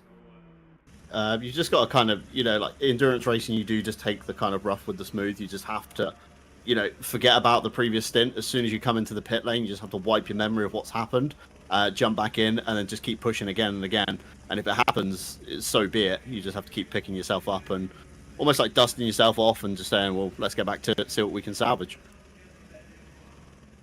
Yeah, that's a good way to look at it. Tom, for you, anything different? No, just echo what John said, really. Like you guys said, just the right mentality to keep pushing on. So congratulations on the win in the Porsche Cup class. Look forward to seeing you both again on track. Cheers. Cool. Cheers, guys. There you have it, ladies and gentlemen. Nearly on pace. The 668 prevails in the end. And I'm going to tell you, if you tuned in at the end of hour one, that might have not been the result that you thought you were going to get. From the winner in Porsche Cup to the winners overall, Christoph Nordschleife and Philippe Brecha have both joined us.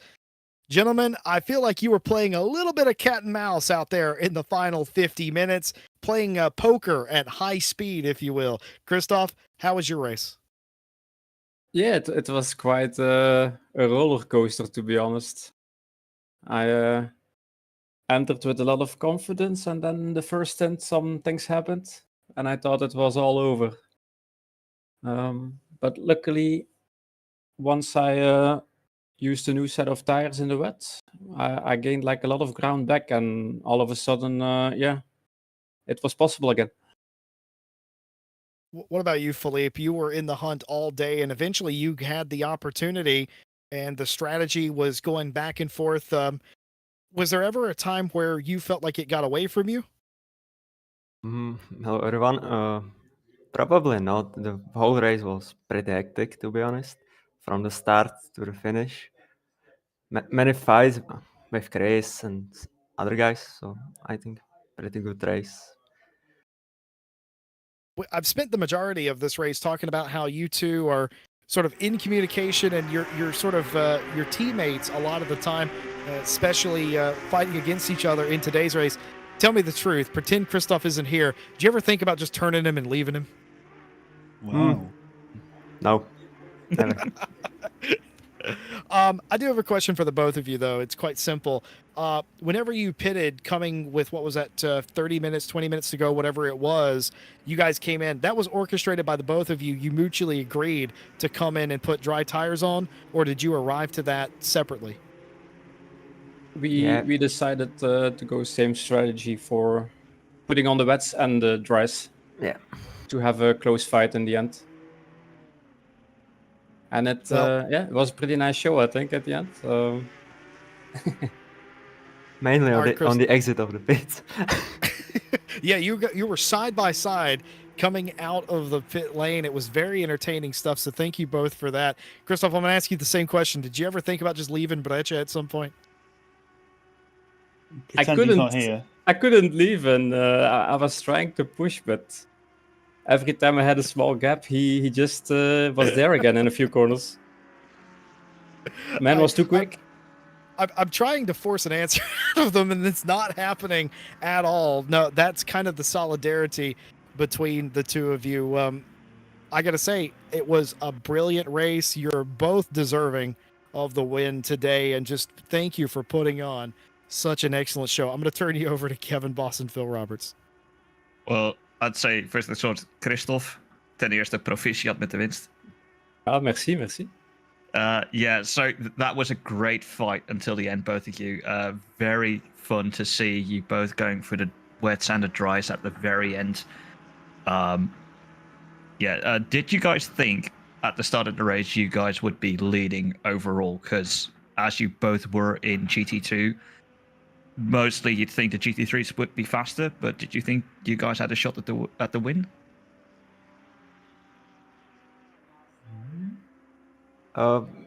Chris said before the race, win overall or nothing. So You did say that. I was there. Yeah. I really wanted it, but I didn't know if it was possible. I know the car is very strong in race conditions. The acceleration is insane, and it is super stable. So I knew there was a lot possible, but it was all wait and see to see the pace of the GT3 cars. Yeah, that was all from me. Well, I'm glad we left me to last because I got the most hard-hitting question of all. Uh-oh. So, as we've been alluding to during the whole cast, there's a bit of a civil war going on in the staff team at the minute. For the love of all that's holy. So, Christoph, Philippe, I need to ask you, what is your hot beverage of choice? A hot beverage? Yes. Just a coffee, mate. It's just coffee. Philippe, do you have any preferences? probably not. No preference. Okay, he's neutral. He's like Dude, Switzerland. I love these guys because you can't break them. I've tried to get them to admit that they thought about leaving each other out there, but they're not. They stand strong and they put on a hell of a show today. Christoph, Philippe, is there anybody you want to say hello to out there? Hello to Martin, probably. Where is he in the interview? Let's go. Where is that man? He had heart attack after the last lap. So I hope you're not serious about that. no, but, I hope not. But his heart rate was like 210 RPM. How does it feel? My final question to both of you, 1 and 2 in your class. I'm interviewing you together as a package deal, so I do apologize for that. But how does it feel after such a hard-fought race and you guys mutually agreed to come in and pit and have a good race to the end? I think you've more than succeeded, the both of you. How does it feel to be that close to each other around the Nürburgring for that long? It's the nicest thing possibly, I think. Yeah. Well, there you have it. Folks, Christoph Ostrepa, your winner here today over Philippe Breccia, but it was so close. Side by side, door to door, coming to the checkered flag. Your winner and runner-up here in the GT2 class and overall, Verstappen and Breccia. Congratulations and thank you both. GG, Yeah, bye thank you guys. Yeah. From GT2 overall to the GT3 winner, Jordan Daly, I've got to say, Ted Edwards is with us. I've just realized as well. My apologies, indeed. I didn't see him. He starts with a T. He's down there. Well, He's That's like a my ninja. bad. He He sneaks really in. is. Yeah. That is my bad. But for Daly and Edwards, who won this thing, there was certainly a time in today's race where you thought it wasn't on in like 4th or 5th place in class. Yeah. Yeah, definitely. I found some walls. I had some PC issues as well with stuttering, so we had to switch. Oh, fun. Yeah. So Daly Yeah. basically drove most of the race today. So it is all down to Daly. I was going to ask Daly, how's your back? You know, it's all right. I during my pit stops, I stood up for a second, Fair enough. give myself a little stretch, give my legs a wiggle, and got back in, ready for it. And It lift was Ted one off of your those. shoulders, yeah. No, he's still there. That's how Ted got in. We didn't Dear, see him dear. because he was on Daly's back. Came in. My other question to the two of you is, it was hard fought. There were many different leaders in the GT3 category. It was like every time we looked away for a second, something changed. You were one of the early unfortunate trips to the wall and down the pit lane, but somehow it cycled back through with your pace and your ability to get that win again. My question, though, is how much does it mean to you to fight back from adversity like that? Does it mean more than if you would have led the entire way? I mean, it is always quite nice to have to fight back through. Do you know, it puts a different spin on it, bit more of a challenge. Because I think in the first stint, I managed to get quite a gap from anybody, even the GT2. So the pace were there, even in the wet, keeping on the dry tires, the pace were there. So it's one of them. But yeah, I'd say I've overall in the end probably enjoyed it more having to fight back through. Yeah. Yeah, I feel like we shouldn't have won this. It should have been Grim and Harry, but Harry unfortunately hit a curb, which pushed him into the grass, and then they hit a wall, and they got more damage than I think we ever did. They had to tow, so they were leading, and then unfortunately they had an incident, but they drove really well. That's what I want to say from this, and I don't think we should have won. Even with Humble winners. even with Daly's amazing Very driving, because humble, Daly yes. did drag me across the line. He did very Kicking well and today. screaming. Exactly. Fair enough. Humble winners today in GT3 Race Ventura. Speaking of Race Ventura, Ted, how's it feel? It's a pretty big win, whether you feel like you earned it or not, or deserve it or not. It is a win. It will go down in the record books as a win for Race Ventura. And as owner driver, how's that make you feel? It's been a long time since we've won something, so it just feels good. And around a hard track, and the weather was difficult at times for everyone. So it feels good. Anybody else have anything for our winners in GT3 Race Ventura? No, not from me. I just want to say, yeah, good fight back after the early little bit of misery, having to go back to the pits for repairs. But yeah, still winning in GT3. Good job. Congratulations. Yes. Thank you. Anybody you two want to shout out to? Wives, partners? Yeah, I'll shout out to both Speed Juice and Noise Floor, one of my teams, which we're a mix in Race Ventura today because we have a few drivers from both, but we're in Race Ventura. Thanks to Race Ventura, all the boys who are within the Discord chat, and the missus for keeping me supplied through the whole race. Let's go. Yeah, you know, it's just been a good laugh, as every endurance usually is. But yeah, that's who I'm thanking. Same for me for Katrina. She kept me fed and watered, bless her. And yeah, obviously, I gotta say thank you to Harry for making the liveries, for the cars and for driving with us, for driving with Grim. So, yeah. And you guys for putting all this on once again. Well, thank you Aw. very much. It's an absolutely brilliant drive back to the top. It was a hard fight back to the top as well, but Race Ventura has won it. Jordan Daly and Ted Edwards, your winner here in GT3. Congrats, guys. Thank you. And from GT3, we'll talk to the winner in Touring Car. The poker himself, Les Stevenson, has joined us. And what a win it was. It seems like the same story for every class. You led early, you got knocked back into the field a little bit. You had to overcome adversity to get back out in front. But once you were back up there, Les, you never let it be in doubt again. Thank you, guys. And yeah, well chuffed with that. I'll be honest with you. Yeah, I had a little bit of a slip up. The catheter fell out. You know, I had to, had a bit of an issue in the wet conditions. And man, I've done 4.5 hours straight on my own, but to do 6, that was a bit of a task. And to keep the concentration, yeah, it certainly was a workout. And to keep the concentration, it just, in the end, it was impossible. But no, it was a great battle with Huell.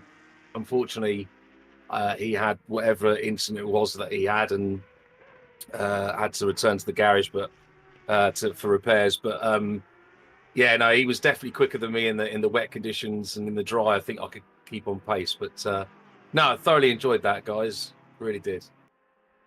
Well, when you warned me about what your car looked like today, I was my mind was a flurry with different thoughts of what it could be, but never was it what it actually was. I thought the "We Miss You, Tom" on the roof was a very touching tribute, written in crayon nonetheless, and that was a very best writing utensil.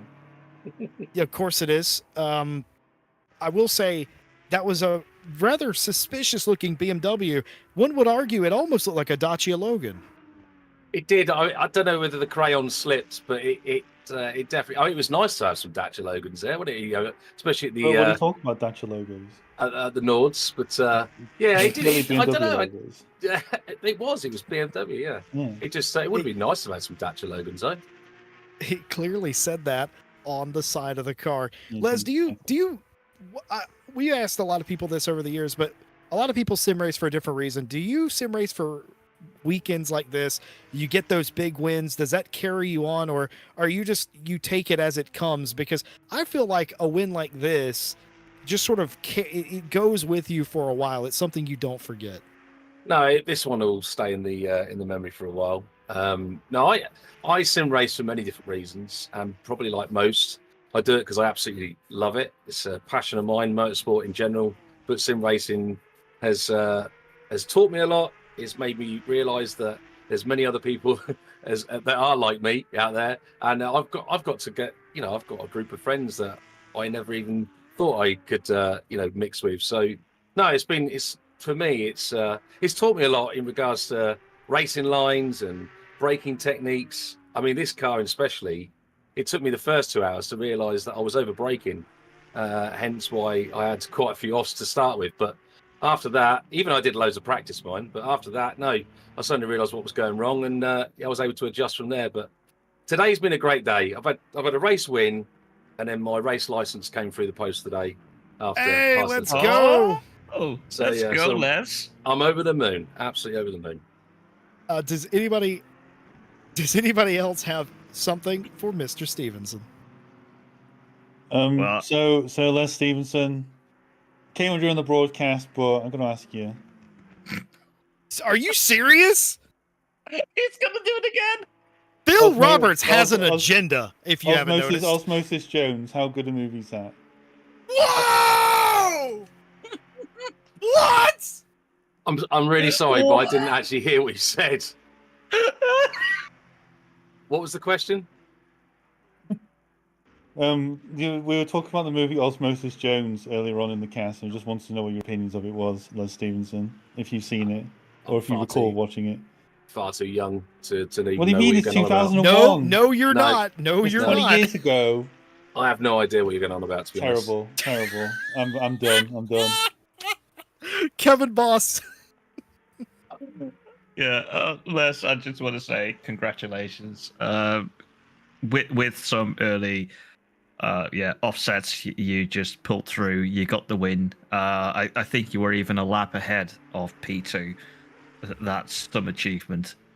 So yeah, just congratulations. And do you want to shout anyone out? I definitely do. I want to first of all say thank you very much to Callum Kerrigan for doing the liveries once again.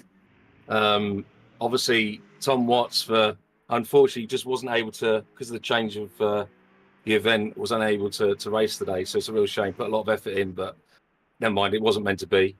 And then obviously my wife for allowing me to do what I do, and lastly my mate for stepping up to the plate and picking up my daughter from work because I was unable to go and collect her as I was doing a solo. Well, good friends you have. Incredible. That is Thank you. absolutely incredible. Les, thank you for coming in and talking to us. Congratulations on the win. Folks, your winner in the touring car class, it may have said BMW on the side, but you cannot convince me that was not a Dacia. Regardless, the winner is dropping the hammer and Les Stevenson. Congratulations. Thanks, guys, and thanks again for doing the broadcast. What a great job. Thanks, guys. Absolutely our pleasure. Well, Miguel Martins and Rafael Huel have been waiting incredibly patiently. Guys, we very much appreciate you waiting. My question to the both of you is, do you know why we've called you here? Now I feel like I've been called to the principal's office. No, nothing of that sort. I genuinely have no idea. So it's all for good reasons. I'll tell you. So you may have not noticed this because you were a little wrapped up in your own fight, but there was a fight going on for the win of the race, and the juxtaposition between watching the fight for the overall win and having to constantly go back to watch you two overtake each other again and again was some of the most enthralling racing I think we've seen in quite a long time. I just want to say thank you very much for never giving up, not throwing in the towel, and actually putting on some very interesting side-by-side racing in your own class. That was a class act by the both of you, and we appreciate your you not just pulling over and giving up. I think the both of you, if we gave away a Spirit of the Race award, the both of you should have it. And obviously, unfortunately, that is because the race didn't quite go as planned, but I just wanted to personally congratulate the both of you on a fantastically ran into that race. It was very interesting to watch. Well, thank you, Jesse. It was a great race to be a part of. Bit of a shame on my end from RTGing at the start. Just spent 5 hours out clapping on my own, and then, well, we had the opportunity at the end of me and Calf just being close to each other. Raphael, your perspective of the race? I was going in with some good hopes because obviously I knew that I was quick in this car, and I showed that in the first stint, I think. It all went wrong. Like, I want to say 2.5, 3 hours in, I did the same mistake 2 or 3 times, which caused some severe damage. So, not my best, I'd say, but in the end, it went from proper sweaty race to a really fun one, fighting with Miguel. Well, I think a lot of times that's sort of what it's about. Just having somebody to race against. Miguel, you were right. You were not last. Neither was Raphael. Neither of you were last, of course, because last is a card that didn't finish the race. So you actually, neither of you were last. You may have been last on the road, but that's not the point. You kept your foot in it, and I assume between the two of you, it was good-natured fight. Oh, no. Knives were drawn. Oh. Knives were drawn. Oh boy. Oh my goodness. He's got a knife. He's got a knife. He's definitely done some interesting moves, especially with me. I crashed a lot at Schwedenkreuz, which just going a bit wide on the grass. Yes. And there's a big wall after that. And yeah, Miguel decided to send it on the inside in that exact corner. So yeah, of course, where else? My cheeks were clenched. On the straight. Gentlemen, I appreciate you coming to talk to us and being very patient. I'm going to turn you over to Mr. Boss and Mr. Roberts, who may have a couple of questions as well. Why you laugh then? I had a serious question. I think before we get to the serious questions from Mr. Phil Roberts, I think, yeah, just seeing you guys fight, like, even though you said at the end, nice routes, and you made some interesting moves, it was just great to see. Did you guys, because we saw both of you stop at the end, just before, like, at the Dottingerhoe. Did you guys have a feeling that you would both stop to not have to do another lap, or was it like, did you guys give turn signal to just go to the right, or how did that happen? Because we saw you both stop, and it's like, are they talking to each other? Yeah, we were talking to each other, and also on that last lap, I don't know what happened to the track, but like for 2 times I went wide on the brakes. Just it felt like there was oil on the track, and so I hit the wall 2 times. My steering was bent. Like, for me, it was over. I was just pulling over to wait for the leaders to go by. But just end it. Didn't want to do another lap. Yeah, fair enough. This is a very long lap. But yeah, for you, Raphael, it was also you didn't want to do another lap, or you're like, you'll stay with Miguel. Yeah, I knew the situation that he was in with all the damage, and if I were to have kept going, I would have done another lap, and I don't think I had that in me. Because I too had damage, and it was just a fight to keep the car on track. Yeah, it had been 6 hours, and because Calf returned to garage, he was double stenting those tires through the wet. I can't imagine that they were fine. Well, the more we hear, the more I'm like, wow, congrats guys for finishing that race, and especially in the way that you did with fighting each other, even though like you stopped for the leaders to pass them through. But yeah, up until that point, that was some great racing, and yeah, congrats for that. Thank you. Yeah, thank you. Now here, what are you? From the Kevin, important questions. What are you doing, Kevin? You're making it. Oh, you know what? Right? Terrible. I can't believe you're playing up a serious question, Kevin. It's not fair. No, but right? it is important. Right. So I know what's coming. So a famous philosopher once said, "It's hip to be square." Would you agree? Of course. Nice. Yeah, of course. Yeah. Yeah, that's it for me. Well done. Thanks. Miguel, Raphael, thank you so much for taking part in this 6 hour. Thanks for rolling with the punches, waiting for the interview, and we do apologize for that. But on top of that, thanks for being into the race and being that shiny beacon that we always talk about in these broadcasts of not quitting, not giving up, because you never know where you're going to find yourself at the end.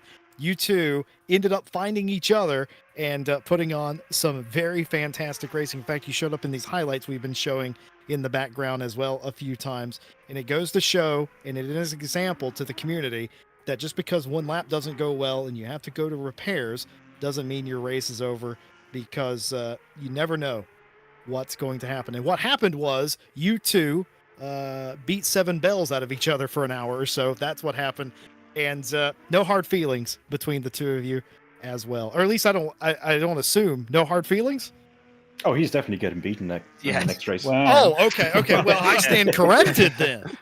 Next Friday, champ, I gotta watch out. Yeah. You're going to have someone behind you. Guys, anybody you want to shout out, say hello to out there? Not really. Just, Flying Hellfish, Jamie, all the other people in the team that did a great job, doing the 6 hours and finishing, doing a good job. And Stan Dreamcatcher. All right, that's it. What about you, Raphael? Yeah, definitely the team.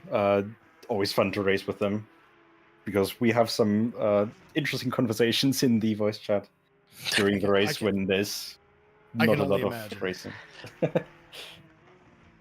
Well, congratulations to both of you. Not last, the lot of you, and some good memories to go along the way as well. You've certainly made our day as well. Congratulations on making it to the finish.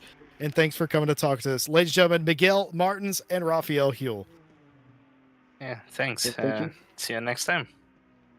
Indeed, indeed. Well, if that wasn't enough racing for you, we're live again on Monday, the start of the Jag versus V12. Let me try that again. The start of the Jag versus V12 races. You have two options, the Jag or the V12. Pick a side and sign up today. There's still spots left and still time to get involved before the end, or before the start, I should say, of race number 1. That'll be broadcast live here on the RCI TV channel. And of course, we'll be live again on Thursday for more iRacing content, and then Friday for the continuation of GT2. Will Miguel actually look out for Raphael Huell? We'll see the next episode then. And in 2 weeks' time, the World Tour returns, Circuit of the Americas. You can sign up for any championship we have mid-season by going to racerci.com. Kevin Boss, Phil Roberts, final thoughts on what we saw today.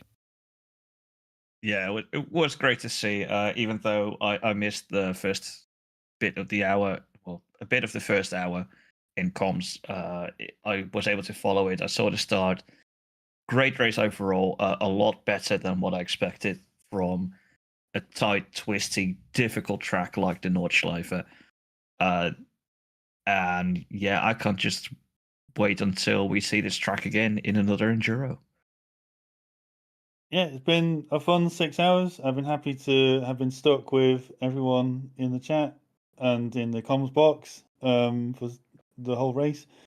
It has certainly flown by. It started out light outside my house, and now it's dark. So yeah, it's been it's just been great. The racing's been good. There's been a fun cast. I hope it's been fun for people to listen to. And yeah, hopefully we're back here soon for another Enduro. Hopefully the case. Thanks for all of you that have stuck around all day. You are the real ones. A big thank you to Ash Bibby, who's put another 5 pound in the till, says 5-star racing. And I think that absolutely encompasses what we saw today. So thank you, Ash Bibby, for not only broadcasting all 6 hours, but as well your 5 pound donation that goes back into the server cost. That'll pay for servers for some race. Maybe the next one of these one-offs. We will have to see. So we appreciate that and all of your continued support. Kevin Boss with the subs, anybody who's donated, subscribed to the channel, or liked, anybody over on Twitch, of course, that has followed. We appreciate you as well. And with that said, it's just about time to turn the lights off. We'll see you on Monday for Jag versus V12. In the meantime, on behalf of the entire broadcast team, I've been Jesse Lee, joined by Phil Roberts, Kevin Boss, and Ash Bibby behind the cameras, not to mention a litany of drivers, interviews here today. Thank all of you for your time as well. We'll see you next time here on RCI TV. And until then, have a good night.